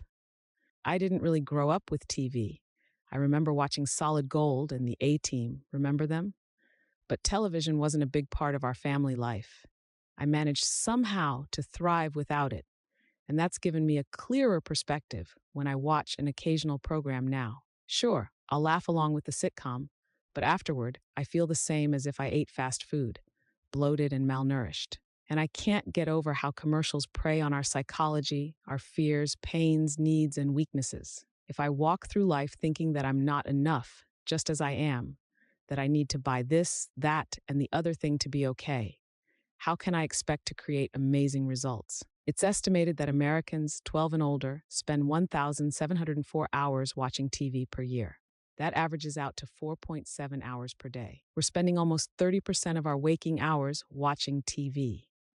Almost 33 hours per week, more than one whole day each week. It's the equivalent of watching TV for 2 solid months out of every 12. Wow, and people wonder why they can't get ahead in life. Put yourself on a media diet. The media thrives on taking us hostage. Ever been stuck on the freeway with traffic backed up for miles, making you late, wondering what the heck's holding everything up? Sure enough, when you finally get close, you see that nothing physical is blocking the flow of cars. The wreck clearly happened a while ago and has since been moved to the side of the freeway. The 3-hour crawl was caused by people rubbernecking. Now you're really irritated. But what happens when your car passes the wreck? You slow way down, take your eyes off the road in front of you, and crane your own neck. Why do good, decent people want to see something tragic and grotesque? It's our genetic heritage, going back to our prehistoric sense of self-preservation. We can't help ourselves. Even if we're adept at avoiding negativity and have trained ourselves to be relentlessly positive, when it comes to sensationalism, our basic nature can't resist. Media masters understand that. They know your nature in many ways better than you. The media has always used shocking and sensational headlines to draw attention. But today, instead of 3 news, TV, and radio networks, there are hundreds running 24/7. Instead of a few newspapers, there are endless portals reaching us from our computers to our phones. The competition for your attention has never been bloodier, and the media jockeys continually up the ante in shock value. They find a dozen or so of the most heinous, scandalous, criminal, murderous, bleak, and horrid things that happen in the world each day and parade them through our papers, news channels, and the web over and over. Meanwhile, during that same 24-hour period, millions of wonderful, beautiful, incredible things have happened, yet we hear very little about them. In being wired to seek out the negative, we create the demand for more and more. How could the positive news stories ever hope to compete with those ratings or advertising dollars? Let's go back to our freeway. Instead of a wreck on the side of the road, what if there was the most stunning, miraculous sunset you've ever seen? What would happen to the traffic then? I've seen this many times. It whizzes by at top speed. The great danger of the media is that it gives us a very perverted view of the world. Because the focus and the repetition of messaging is on the negative, that's what our minds start believing. This warped and narrow view of what's not working has a severe influence on your creative potential. It can be crippling. My personal junk filter. I'll share what I do to safeguard my mind. But I warn you, I have a rigorous mental diet. You'll want to adjust to your own preferences, but this system has worked beautifully for me. As you might guess, I don't watch or listen to any news, and I don't read any newspapers or news magazines. 99% of all news has no bearing on my personal life or my personal goals, dreams, and ambitions anyway. I have set up a few RSS feeds identifying the news and industry updates that do pertain to my direct interests and goals. The news that's helpful to me gets plucked out of the fray, so I don't have to get any mud slung into my glass of water. While most people wade through hours of irrelevant garbage that hampers their thinking and crushes their spirit, I get the most productive information I need when I need it, in less than 15 minutes a day. Step 2, enroll in Drive Time U. It's not enough to eliminate negative input. To move in a positive direction, you must flush out the bad and fill up on the good. My car won't move without two things: gasoline and an ever-present library of instructional CDs I listen to as I drive. The average American drives about 12,000 miles a year. That's 300 hours of flushing potential right there. Brian Tracy taught me the concept of turning my car into a mobile classroom. He explained to me that by listening to instructional CDs as I drive, I gain knowledge equivalent to 2 semesters of an advanced college degree every year. Think about it. Using the time you're currently wasting by listening to Drive Time Radio, you could obtain the equivalent of PhD in leadership, sales success, wealth building, relationship excellence, or whatever course you choose. This commitment, in combination with your reading routine, separates you from the herd of average, one CD, DVD, or book at a time. So associations, who's influencing you? Birds of a feather flock together. The people with whom you habitually associate are called your reference group. According to research by social psychologist Dr. David McClelland of Harvard, your reference group determines as much as 95% of your success or failure in life. Who do you spend the most time with? Who are the people you most admire? Are those two groups of people exactly the same? If not, why not? Jim Rohn taught that we become the combined average of the 5 people we hang around the most. Rohn would say we could tell the quality of our health, attitude, and income by looking at the people around us. The people with whom we spend our time determine what conversations dominate our attention and to which attitudes and opinions we are regularly exposed. Eventually, we start to eat what they eat, talk like they talk, read what they read, think like they think, watch what they watch, treat people how they treat them, even dress like they dress. The funny thing is, more often than not, we are completely unaware of the similarities between us and our circle of 5. How are we not aware? Because your associations don't shove you in a direction. They nudge you ever so slightly over time. Their influence is so subtle that it's like being on an inner tube out in the ocean, feeling like you're floating in place, until you look up and realize the gentle current has pushed you a half mile down the shore. Beer or glass of wine, matching their pace. Meanwhile, your other friends order healthy food and talk about the inspiring books they're reading and their ambitions in their businesses. And you begin to assimilate their behaviors and habits. You read and talk about what they talk about. You see the movies they're excited about, and you go to the places they recommend. The influence your friends have over you is subtle and can be positive or negative. Either way, the impact is incredibly powerful. Watch out. You cannot hang out with negative people and expect to live a positive life. So, what is the combined average income, health, or attitudes of the 5 people you spend most of your time with? Does the answer frighten you? If so, the best way to increase your potential for whatever traits you desire is to spend the majority of your time with people who already possess those traits. You will then see the power of influence work for you rather than against you. The behaviors and attitudes which help them acquire the success you admire will begin to become part of your daily routine. Hang around them long enough, and you're likely to realize similar successful outcomes in your life. If you haven't already, jot down the names of those 5 people you hang around the most. Also, write down their main characteristics, both positive and negative. It doesn't matter who they are. It could be your spouse, your brother, your neighbor, or your assistant. Now average them out. What's their average health and bank balance? What's their average relationship like? As you look at your results, ask yourself, is this list okay for me? Is this where I want to go?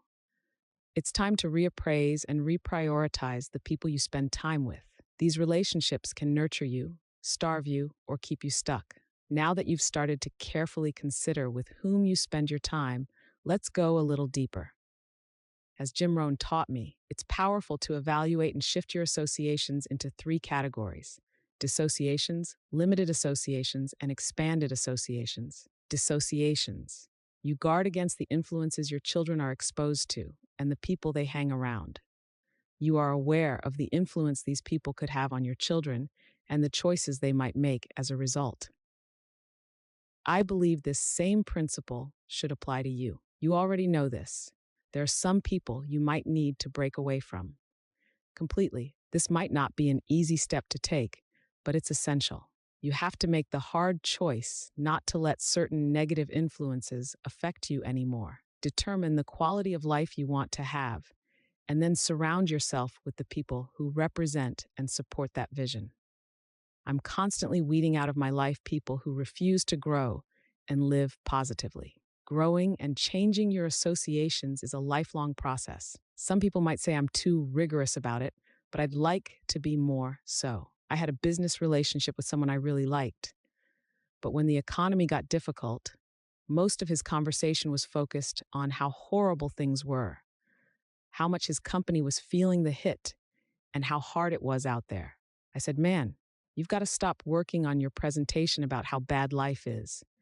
I can hear you collecting all the data points to reinforce your beliefs."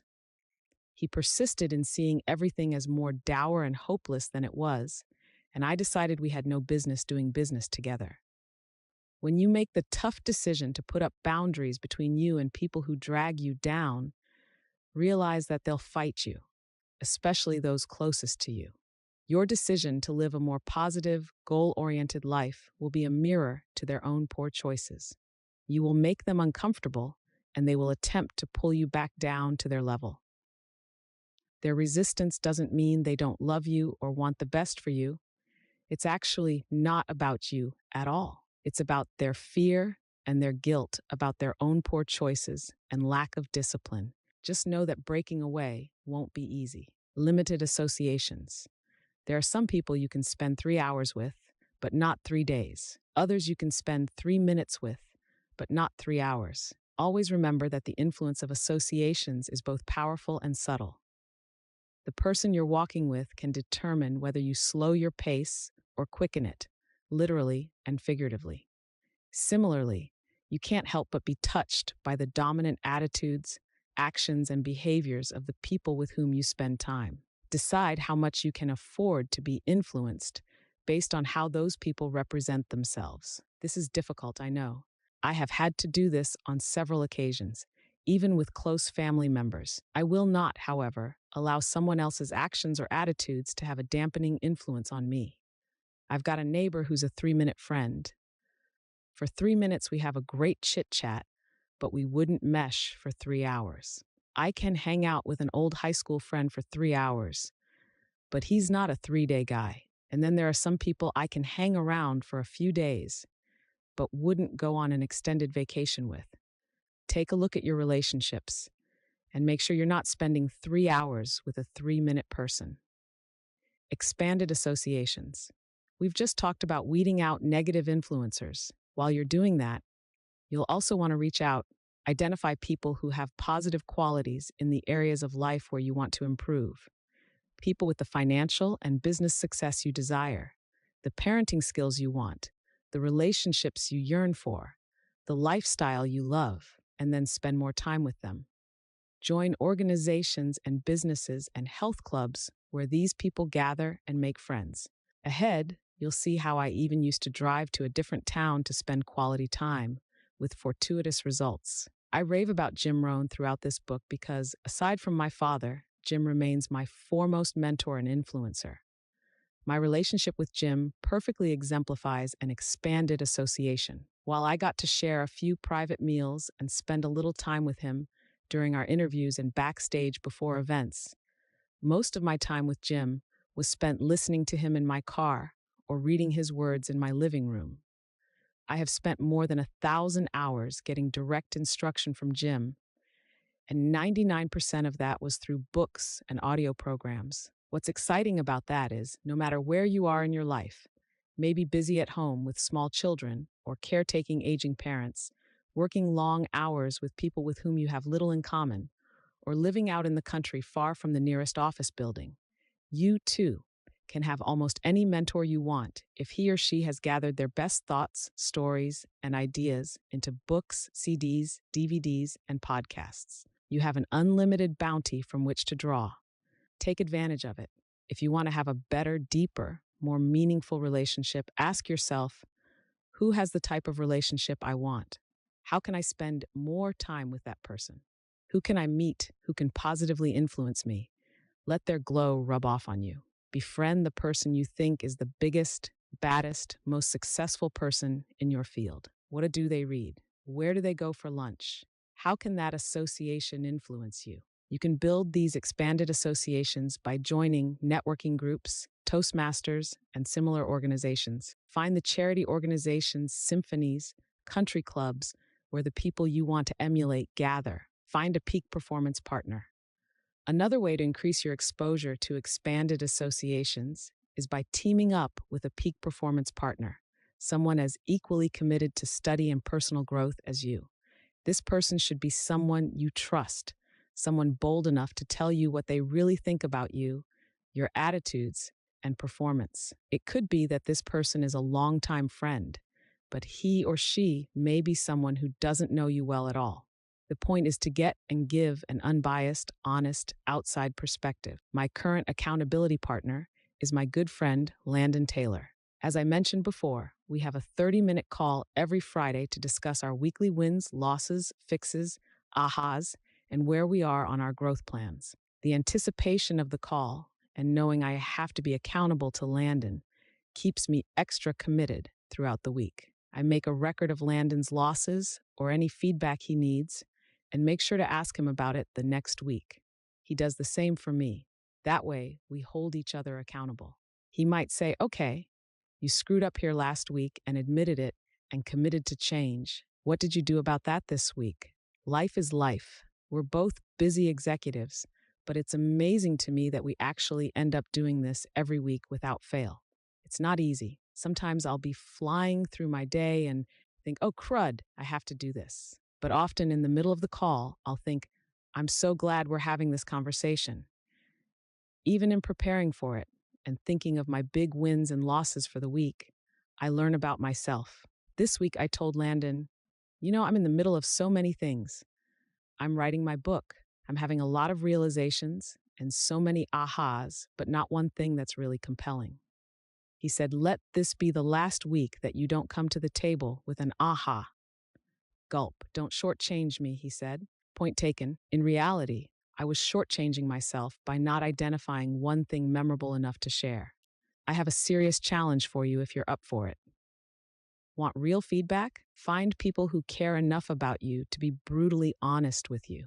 Ask them these questions. How do I show up to you? What do you think my strengths are? In what areas do you think I can improve? Where do you think I sabotage myself?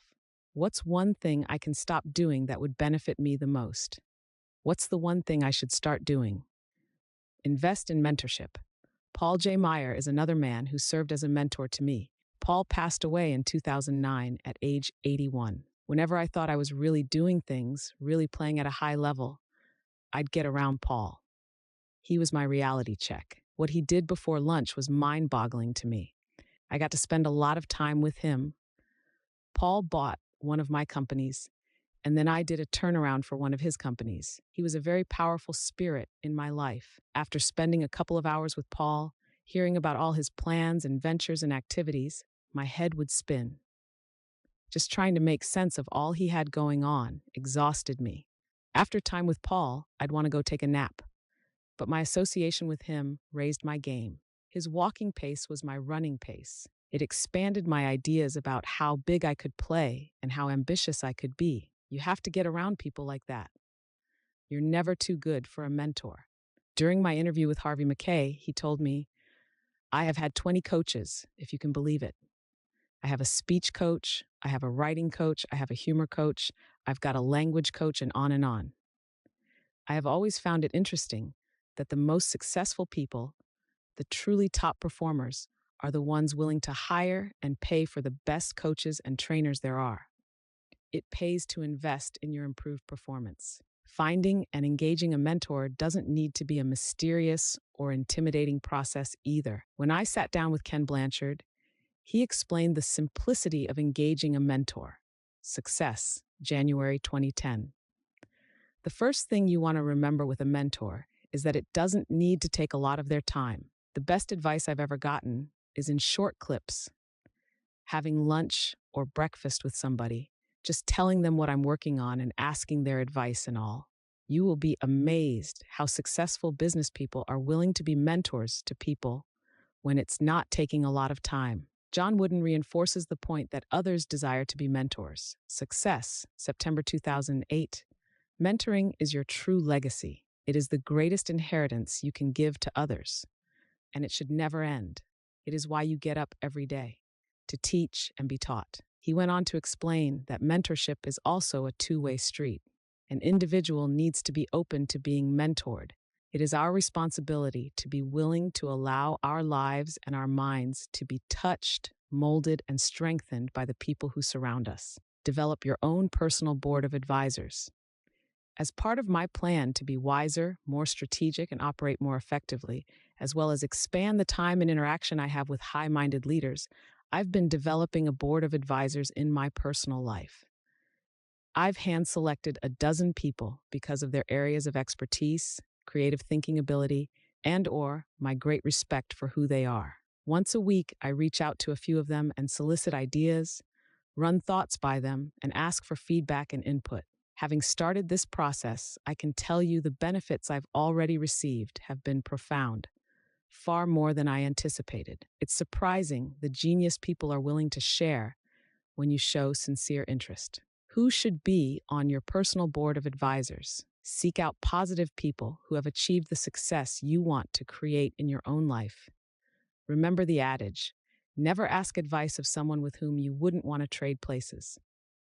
3. Environment. Changing your view changes your perspective. When I was in real estate working in the East Bay of San Francisco, I lived and worked within a very limited demographic. I saw the same kinds of people operating at the same level over and over. I knew that I needed to find an elevated circle of associations in order to go where I wanted to go. I started driving across the bay to one of the richest and most beautiful spots on the planet, Tiburon in Marin County, north of San Francisco. If you've ever been to Monaco, that's what Tiburon looks like, but far quainter. It's a spectacular spot. I would go to a delightful seafood restaurant, Sam's on the Wharf. The food was great, but more importantly, the restaurant was popular with the area's more affluent residents. Aside from going to Sam's to expand my associations, I'd also sit on the wharf and look up at the hillside. I was mesmerized by the multi-million-dollar houses that hung off the cliffs. One in particular always caught my eye, a blue 4-story home with an elevator and a whale lightning rod at the top. What would be the perfect house? I used to ask myself all the time, if someone could just give me one of them, which one would I pick? The answer was always the same, this beautiful blue one. It was in the perfect spot with a bright vista, the best of the bunch. On my way home from brunch one morning, I saw an open house sign and thought it'd be fun to check it out. One sign led to another as I followed them zigzagging up the cliffs along the narrow streets. I finally reached the top of the hill and found the advertised home. As I entered and walked up to a spectacular bay window, the world opened up in front of me. The peninsula tip of Tiburon, Angel Island across the bay, Berkeley in the East Bay, the Bay Bridge, and the entire San Francisco skyline over to the Golden Gate Bridge in a 300-degree expanse. I walked out onto the balcony and looked around. Suddenly, I realized that this was the very house I'd been looking at for years. This was the blue house. I signed the contract on the spot. My dream house was now mine. I can't really say that I met anybody at Sam's who changed my life. However, that environment had a powerful effect on me. Seeing those homes up on the cliffs fueled my ambition and expanded my dreams. I ended up working harder than I ever thought possible to make those dreams come true. And they did. The dream in your heart may be bigger than the environment in which you find yourself. Sometimes you have to get out of that environment to see that dream fulfilled.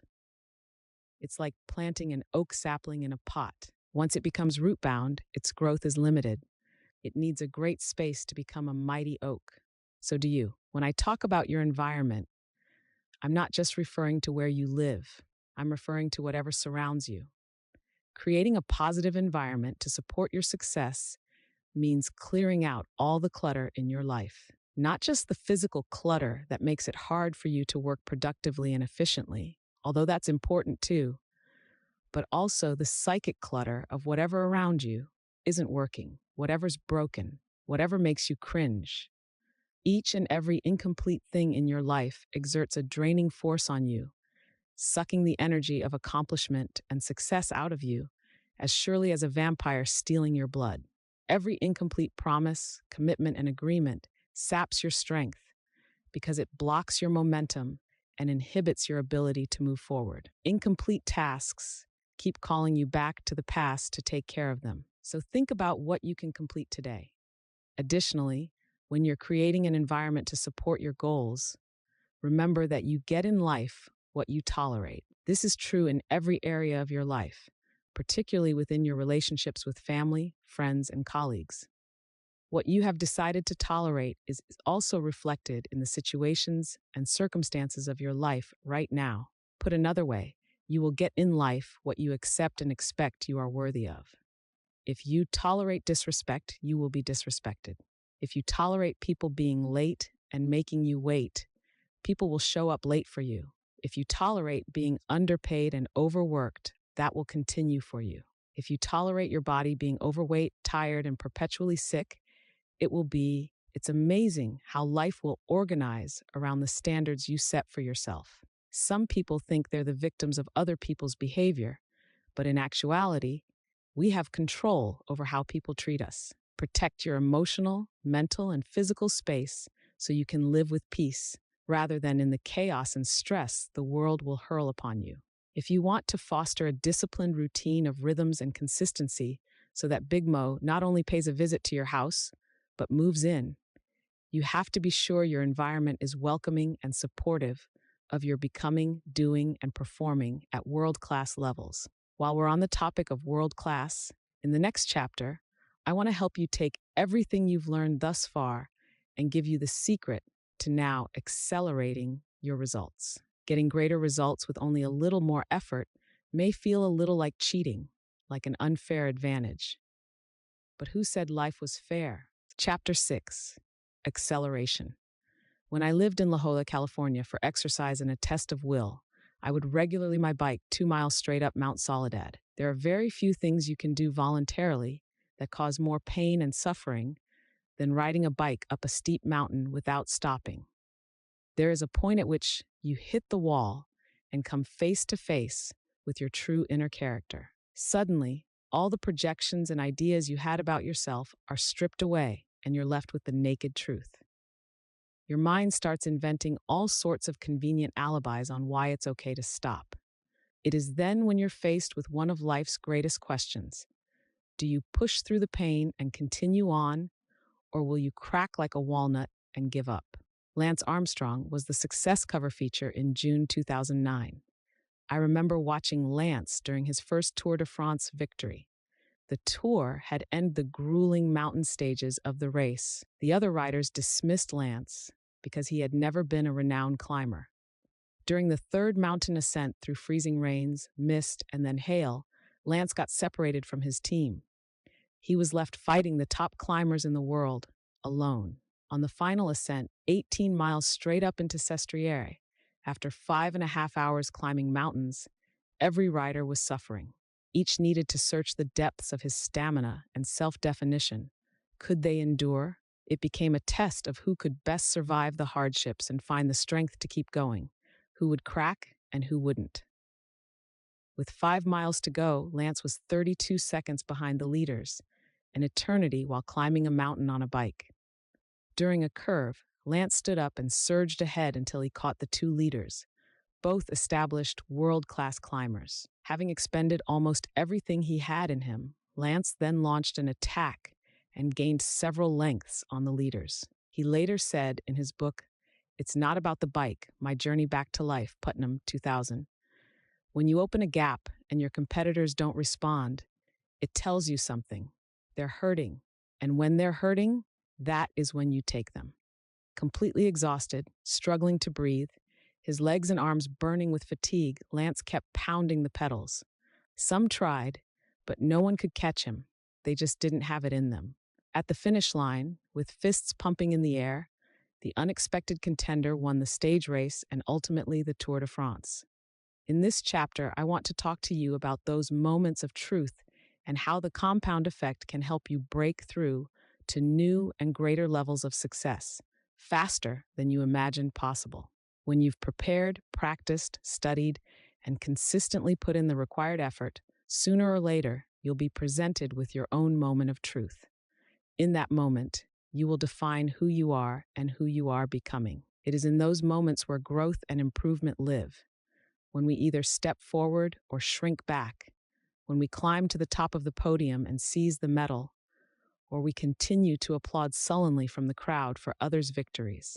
We'll also look at how you can consistently deliver more than people expect, compounding your good fortune even further. Moments of truth. There is a point in every race when a rider encounters his real opponent and understands that it's himself, writes Lance in his autobiography. In my most painful moments on the bike, I am at my most curious, and I wonder each and every time how I will respond. Will I discover my innermost weakness, or will I seek out my innermost strength? When I was in real estate, I hit the wall several times a day. While driving to an expired listing property, after just getting pummeled by the last prospect, I'd start conjuring up all sorts of excuses to skip the sales call and head back to the office. While out canvassing a neighborhood, dogs would snarl at me, or it looked like it might start to rain. I'd be in the midst of money time, 5 to 9 p.m. cold calling, and frequently get chewed out for interrupting someone's dinner or favorite TV show. I was sure I needed to take a break to go to the bathroom or get a glass of water. But instead of quitting, every time I hit one of those mental and emotional walls, I recognized that my competitors were facing the same challenges. I knew this was another moment, that if I kept going, I would be strides ahead of them. These were the defining moments of success and progress. It wasn't difficult, painful, or challenging when I was just running with the herd, just keeping up, but not really getting ahead. It's not getting to the wall that counts. It's what you do after you hit it. Lou Holtz, the famous football coach, knew it was what you did after you did your best that created victories. In one game, his team was down 42-0 at halftime. During the halftime break, Lou showed his team a dramatic highlight reel of second efforts to block, tackle, and recover the ball. He then told the players that they were not on his team because they could give their all on every play. Every player on every team does that. He said they were on his team because of their ability to make that critical extra effort on each play. It's the extra effort after you have done your best that is the difference maker. His team went on to win the game in the second half. That is how you win. Muhammad Ali was one of the greatest fighters of all time, not only because of his speed and agility, but also because of his strategy. On October 30th, 1974, Ali regained his heavyweight championship, besting George Foreman in one of the biggest upsets in boxing history in the Rumble in the Jungle. Almost no one, not even Ali's longtime supporter, Howard Cosell, believed the former champion had a chance of winning. Both Joe Frazier and Ken Norton had beaten Ali previously, and George Foreman had knocked both of them out in only the second round. Ali's strategy? To take advantage of the younger champion's weakness, his lack of staying power. Ali knew if he could get Foreman to his wall, he could then take the advantage. This is when Ali came up with the tactic later termed rope-a-dope. Ali would lean on the ropes, shielding his face, while Foreman threw hundreds of punches over 7 rounds. By the 8th round, Foreman was exhausted. He was at his wall. It was then that Ali dropped Foreman with a combination at center ring. Hitting the wall isn't an obstacle, it's an opportunity. During Lance Armstrong's second attempt at winning the Tour de France, it was once again time to head into the mountains. The first big climb would be where Lance had experienced a devastating crash earlier that same year, giving him a concussion and breaking his seventh lumbar vertebra during a wet day in the spring. Now it was raining yet again. Instead of being concerned or hesitant, he said, "This is perfect attacking weather, mainly because I know the others don't like it. I believe that nobody in the world is better at suffering. It's a good day for me." He was right. Lance brought home his second victory. When conditions are great, things are easy. There aren't any distractions. No one is interrupting. Temptations aren't luring, and nothing is disturbing your stride. That, too, is when most everyone else does great. It's not until situations are difficult, when problems come up and temptation is great, that you get to prove your worthiness for progress. As Jim Rohn would say, don't wish it were easier, wish you were better. When you hit the wall in your disciplines, routines, rhythms, and consistency, realize that's when you are separating yourself from your old self, scaling that wall, and finding your new powerful, triumphant, and victorious self. Multiplying your results.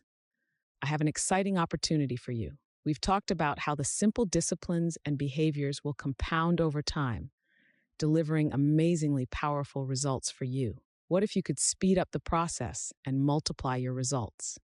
Would you be interested? I want to show you how just a little bit more effort can add exponentially to your outcomes. Let's say you're weight training and your program calls for you to do 12 repetitions of a certain weight. Now, if you do the 12, you're fulfilling the expectation of your program. Great job. Stay consistent, and ultimately, you will see this discipline compound into powerful results for you. Yet if you get to 12, even if you've hit your max, and you push out another 3 to 5 reps, your impact on that set will be multiplied several times. You won't just add a few reps to the aggregate of your workout. No, those reps done after you hit your max will multiply your results. You've just pushed through the wall of your max. The previous reps just got you there. The real growth happens with what you do after you're at the wall. Arnold Schwarzenegger made famous a weight training method called the cheating principle. Arnold was a stickler for perfect technique.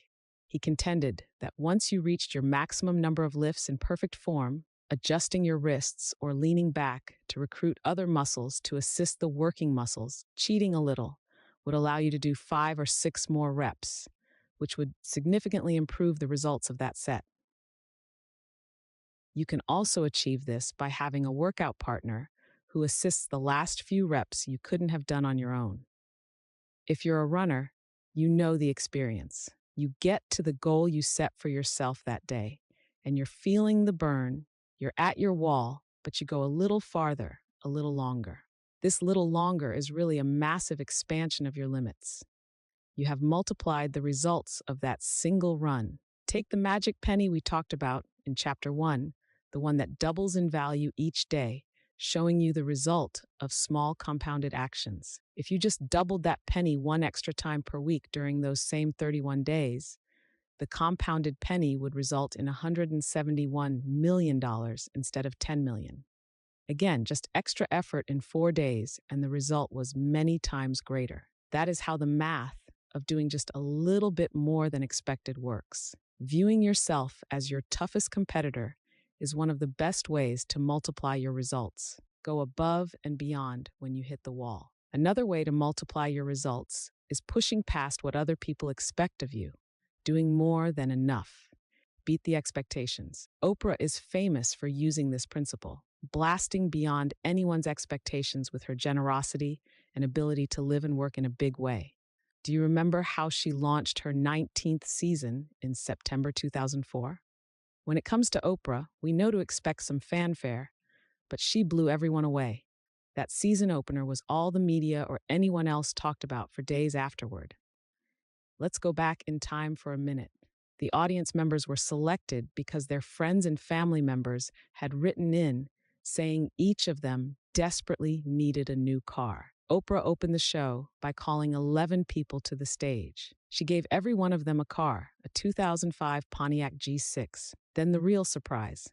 She surpassed everyone's expectations when she distributed gift boxes to the rest of the audience, saying one of the boxes contained a key to the 12th car. But when the audience members opened their boxes, every one of them had a set of keys. She screamed, "Everybody gets a car! Everybody gets a car!" While this might be her most famous example, Oprah continues to go beyond our expectations in most everything she does. In other segments, Oprah surprised a 20-year-old girl who had spent years in foster care and homeless shelters with a 4-year college scholarship, a makeover, and $10,000 in clothes. And she gave a family with 8 foster children who were going to be kicked out of their house $130,000 to pay for and repair their home. Now you might be saying, yeah, but she's Oprah. Of course she can do those things. But the truth is, there are plenty of others in Oprah's position, with the finances and the fame, who could do those things, but never venture into the realm of extraordinary. Oprah does. That's what makes her Oprah. Take a lesson from her. You can do more than expected in every aspect of your life. When it was time to propose to my wife, Georgia, I could have done what was expected and met with her father to ask for his daughter's hand in marriage. Instead, I decided to pay great respect to her father by preparing my speech in Portuguese. I got Georgia's sister to translate what I wanted to say. He understood English well enough, but wasn't entirely comfortable with it. All the way up to Los Angeles from San Diego, I rehearsed the words. I walked through the door carrying flowers and treats and asked her dad to join us in the living room. I then delivered my memorized speech. Thankfully, he said yes, but I didn't stop there. On the way back, and over the next couple of days, I called each one of her 5 brothers and also asked for their blessing to join the family. Some were easy to convince. Others proceeded to have me earn it. The point is, she told me later that one of the most special aspects about how I proposed was how I had honored her dad and how I had called every one of her brothers and had her sister teach me Portuguese. That made the act extra special. The result of that extra effort paid off exponentially. Stuart Johnson owns the parent company to Success Video Plus LP. Stuart put a lot of money and a 22-year reputation on the line when he decided to acquire Success Magazine, Success.com, and the other properties of Success Media. During one of the most challenging economies in recent history, and as print publishing was being seen as unfavorable, the move in itself was bold and audacious. But then he did even more than could be expected. While the new business enterprise was still finding its legs, translation, still operating in the red, and his primary business was taking a couple steps backward like the rest of the world during the economic tsunami of 2008 and 2009, Stuart launched a nonprofit foundation dedicated to kids. If he was going to make a commitment to helping teach the fundamentals of personal development to the world, he wanted to be especially sure that information would reach teenagers. So he launched the Success Foundation, foundation.org. He had the fundamental principles of personal achievement compiled into a book called Success for Teens and is distributing it for free through responsible partners and nonprofit organizations to help nurture young minds. Stuart personally funded the administration and management of the Success Foundation, and for the first year, with the help of a few good friends, he funded the distribution of more than 1 million books. Today, that number is far greater and growing. Now, Stuart was already in for a heavy investment and big risk without the burdens of funding the new foundation.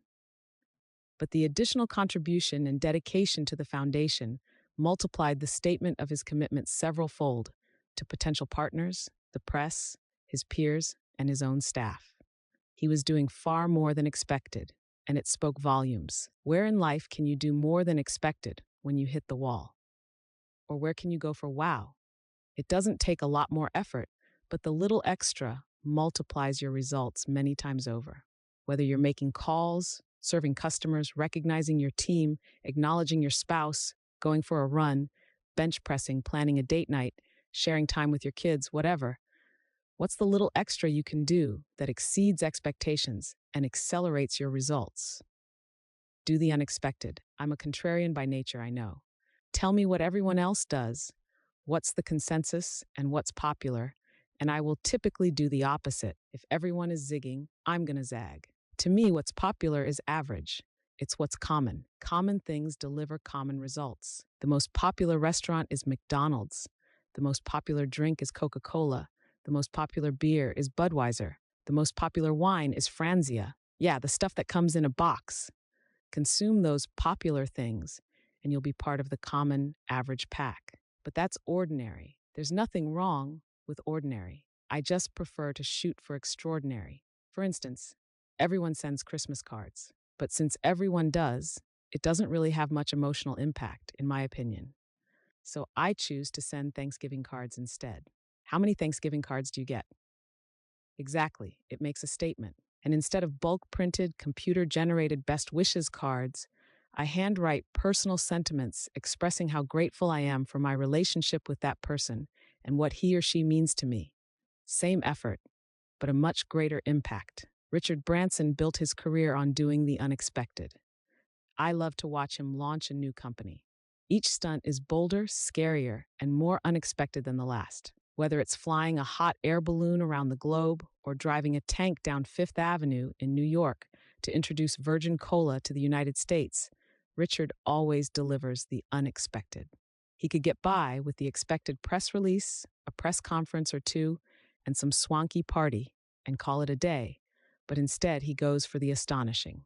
He probably spends as much as, and sometimes even less than, other companies do to launch a product. He just does it in unexpected style. The wow factor makes a statement and multiplies the impact of his efforts. More often than not, the extra effort doesn't cost that much more money or energy. When I was selling real estate, everyone else would call on expired listings when they came up. Instead, I got in my car and showed up on their doorstep and hand-delivered a sold sign. Take this, I'd say when they'd open the door. You'll need it if you hire me to take over this listing. For the price it took to keep my gas tank full, I immediately and exponentially increased my chance of getting the listing.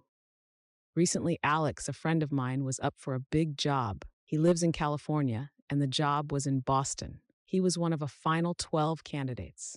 They were going to interview local candidates in person and those out of the area via video conferencing. He called me asking if I knew how to facilitate a web camera video conference. How badly do you want this job? I asked him. It's my dream job, Alex told me. It's everything I've spent 45 years preparing to do. Then get on a plane and show up in person. I said, no need, Alex said. They're flying in the final 3 for a last interview. Listen, I told him, if you want to be in that final 3, you should separate yourself by doing the unexpected. Fly across the country on a moment's notice and show up in person. That's how you make a statement. If I set my sights on something, I'm going to ensure success by going all in and all out. I launch what I call shock and awe campaigns. During this same job hunt, I suggested Alex pull out all the stops, attack from every possible front, and do it relentlessly. Research all the decision makers, I told him. Find out their interests, hobbies, kids' hobbies, spouses' hobbies, neighbors, hobbies, etc. Send them books, articles, gifts, and other resources that you think they might like. Is this over the top? Heck yes, that's the point. They'll know you're trying to butter them up, but they'll appreciate your gumption and creativity. You'll certainly get their attention, and most likely their respect. Then I continued. Research all the people in the organization. Take that list and run it by your entire network to see if they know anyone who might know someone in this organization. Search every name against your LinkedIn database. Find a few people to connect with. Talk with them and ask them to put in a good word for you. Send them gifts, notes, and other things, and ask them to hand deliver these things to the decision makers. Phone, email, fax, text, tweet, Facebook, etc. them during the process. Could this be overly aggressive? Heck, but I have found that you may lose 1 out of 5 for being too aggressive, but you get the other 4. By the way, Alex did not take my advice, and he did not get the job. He didn't even get to be in the final 3. I can unequivocally say he was a far better choice than the person the organization hired, But Alex failed to make an impression, and it cost him his dream job. I'm on the board of a company that needed a congressman to sign off on a piece of legislation that affected whether this company could move forward on an important project. This guy wasn't budging, not because of the actual issue, but because of a political axe he was grinding against others who publicly favored the issue. Instead of making any more futile appeals to sway him, I suggested we go above his head and talk to his boss, his wife. We went through our network until one person led us to someone who was friends with his wife. We then waited for her outside, following a church service she attended, and had her friend introduce us. We explained our important case and cause, which was to build an after-school facility in an impoverished neighborhood that would affect the lives of hundreds of children if her husband would support it. Needless to say, he signed on by Tuesday, that following week, and the company got its project. In our attention deficit, propaganda-saturated society, sometimes doing the unexpected is required to get your voice heard. If you have a cause or ideal worthy of attention, do what it takes, even the unexpected, to make your case heard. Add a little audacity to your repertoire. Do better than expected. Invisible Children. InvisibleChildren.com, another nonprofit for which I'm a board member, helps rescue and recuperate children who have been abducted and made soldiers in northern Uganda and the Congo. To gain awareness for their cause, they staged a 100-city event called The Rescue, where more than 800,000 young people camped outside until prominent leaders of the community came to rescue them, thus gaining their attention and support. After 4 days, all but one city had been rescued, having people like U.S. Sens Ted Kennedy and John Kerry, Val Kilmer, Kristen Bell, and many others show up in 99 other cities. The last city to get rescued was Chicago, and it required Oprah. After 6 days, Oprah was a no-show. On the 4th day, they organized a march that went round and round her studios. The next day, they put on a singing and dancing presentation that went on all day and night. Then the 6th day, having endured harsh weather and sleeping in the rain, the more than 500 participants surrounded her studio and stood in silence, holding signs, starting at 3:30 a.m. That morning, Oprah walked out the doors of Harpo Studios, spoke with the organization's founders, and invited the entire group to participate in a live broadcast segment that morning to her more than 20 million viewers. That attention got Invisible Children on Larry King Live and 232 other news outlets to reach a total of more than 65 million people. A bill is currently moving through Congress supporting Invisible Children's efforts to save these children. The organization had already pulled off more than expected with the rescue event, but the little extra gumption and steadfastness to capture that last city and the attention of Oprah gained Invisible Children its biggest advocate to date, multiplying its results many times over. Find the line of expectation and then exceed it. Even when it comes to the small stuff, or maybe especially then, whatever I think the dress standard is going to be for any event, for example, I always choose to go at least one step above it. When I am unsure of the attire, I always err on the side of dressing better than I suppose the occasion calls for. Simple, I know, but it's just one way I try to meet my standard to always do and be better than expected. When I do keynotes for large companies, I spend a considerable amount of time preparing, learning about their organization, products, markets, and their expectations for my talk. My goal is always to significantly surpass what they expect, and I do this through tireless preparation. Doing better than expected becomes a big part of your reputation. Your reputation for excellence multiplies your results in the marketplace many times over. I did some work with a CEO whose philosophy was to pay people, including his vendors and suppliers, a few days in advance of the contract commitment. I was always blown away when I received a check on the 27th of the month from him for next month's payment. When I asked him about it, he said the obvious. It's the same money, but the surprise and goodwill it buys is immeasurable. Why wouldn't you? This is one of the reasons why I admire Steve Jobs so much. Of all the sensational people we've featured on the cover of Success, Jobs is one of my favorites. Whatever your expectations are about the next Apple product launch, Jobs always has a little or a lot of something extra to wow you. In the grand scheme of things, it might be only a minor addition, but even so, it's better than expected and multiplies the impression and response from his customers and deepens their loyalty. In a world where most things don't meet expectations, you can significantly accelerate your results and stand out from the pack by doing better than expected. I like the boldness of what Robert Schuller told us in his Success feature, December 2008. I say no idea is worthwhile if it doesn't start with wow. Nordstrom is famous for this standard. When it comes to customer service, they always strive to do better than expected.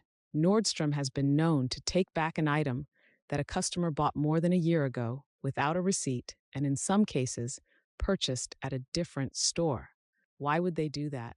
Because they know exceeding expectations builds trust and creates customer loyalty. As a result, they've developed an extraordinary reputation that continues to attract attention. After all, I'm reminding you of it here. The multiplier keeps growing. I challenge you to adopt these philosophies in your own life, in your daily habits, disciplines, and routines. Giving a little more time, energy, or thought to your efforts won't just improve your results, it will multiply them. It takes very little extra to be extraordinary. In all areas of your life, look for the multiplier opportunities where you can go a little further, push yourself a little harder, last a little longer, prepare a little better, and deliver a little bit more. Where can you do better and more than expected? When can you do the totally unexpected? Find as many opportunities for wow, and the level and speed of your accomplishments will astonish you and everyone else around you. Conclusion: learning without execution is useless. I didn't write this book for my own amusement. This is hard work, or even to simply motivate you. Motivation without action leads to self-delusion. As I said in the introduction, the compound effect and the results it will manifest in your life are the real deal. Never again will you wish and hope that success will find you. The compound effect is a tool that, when combined with consistent positive action, will make a real and lasting difference in your life. Let this book and its philosophy become your guide. Let the ideas and success strategies sink in and produce genuine, tangible, measurable outcomes for you. Whenever you realize small, seemingly innocuous poor habits have crept back into your life, take out this book. Whenever you fall off the wagon of consistency, take out this book. Whenever you want to reignite your motivation and bolster your why power, take out this book. Every time you read this book, it entices Big Mo to pay a visit to your life. Let me share with you what motivates me. My core value in life is significance. My desire is to make a positive difference in other people's lives. So to accomplish my goals, I need you to accomplish your goals. It is your testimonial of life-changing results I'm after. I want to receive your email or letter, or to have you stop me in the airport next year, or even 5 or 10 years from now, to tell me about the incredible results you've realized because of ideas you gained from this book. Only then will I know I have accomplished my goals, my objectives, that I am living up to my core values in life. For you to get those results, and me, my testimonial, I know you have to take immediate action on your new insights and knowledge. Ideas uninvested are wasted. I don't want that to happen. It's now time to act on your new convictions. You now have the power, and I expect you to seize it. You are ready to make dramatic improvements, right? Of course, the obvious answer is yes. But you know by now that saying you're ready to make the necessary changes and actually making them isn't the same thing. To get different results, you're going to have to do things differently. No matter where you are or what year it is when you find this book, if I could, I'd ask you these simple questions. Look back on your life 5 years ago. Are you now where you thought you'd be 5 years later? Have you kicked the bad habits you had vowed to kick? Are you in the shape you wanted to be? Do you have the cushy income, the enviable lifestyle, and the personal freedom you expected? Do you have the vibrant health, abundant loving relationships, and the world-class skills you'd intended to have by this point in your life? If not, why? Simple sis, it's time to make a new choice. Choose to not let the next 5 years be a continuum of the last. Choose to change your life once and for all. Let's make the next 5 years of your life fantastically different than the last 5. My hope is that you've now removed your blinders. You know the truth about what it takes to earn success. You've got no more excuses. Like me, you too will refuse to be fooled by the latest gimmicks or become distracted by quick fix enticements. You will stay focused on the simple but profound disciplines that will lead you in the direction of your desires. You know that success isn't easy or overnight. You understand that when you're committed to making moment-to-moment positive choices, despite the lack of visible or instant results, the compound effect will catapult you to heights that will astound you, bewilder your friends, family, and your competition. When you hold true to your why power and stay consistent with your new behaviors and habits, momentum will carry you swiftly forward. And then, together with that momentum and consistent positive action, it will be impossible for the next 5 years to be more of the same. On the contrary, when you put the compound effect to work for you, you will experience a success I'm willing to bet you currently cannot imagine. It will be incredible. I have one more valuable success principle to pass along to you. Whatever I want in life, I've found that the best way to get it is to focus my energy on giving to others. If I want to boost my confidence, I look for ways to help someone else feel more confident. If I want to feel more hopeful, positive, and inspired, I try to infuse that in someone else's day. If I want more success for myself, the fastest way to get it is to go about helping someone else obtain it. The ripple effect of helping others and giving generously of your time and energy is that you become the biggest beneficiary of your personal philanthropy. As the first simple and small step I'd like you to take in improving the trajectory of your life, I ask you to try this philosophy in your own life. If you found value in this book, if it's helped you in any way, consider giving a copy to 5 people whom you care about and want greater success for. The recipients could be relatives, friends, team members, vendors, your favorite local small business owner, or someone you just met and would like to make a marked difference in their life. I know this sounds like it benefits me. It does. Remember, I am after the success testimonials. My goal is to make a difference in millions of people's lives. But to do that, I need your help. But I promise you this, ultimately, it will be you who benefits the most. You're helping someone else find the ideas to gain greater success is the first step toward you exercising them in your own life. At the same time, you could make a marked difference in the life of someone else. This book could forever alter the course of someone's life, and it could be you who gives it to them. Without you, they might not ever find it. Thank you for honoring me with your valuable time. I look forward to reading your success story. To your success. Darren Hardy.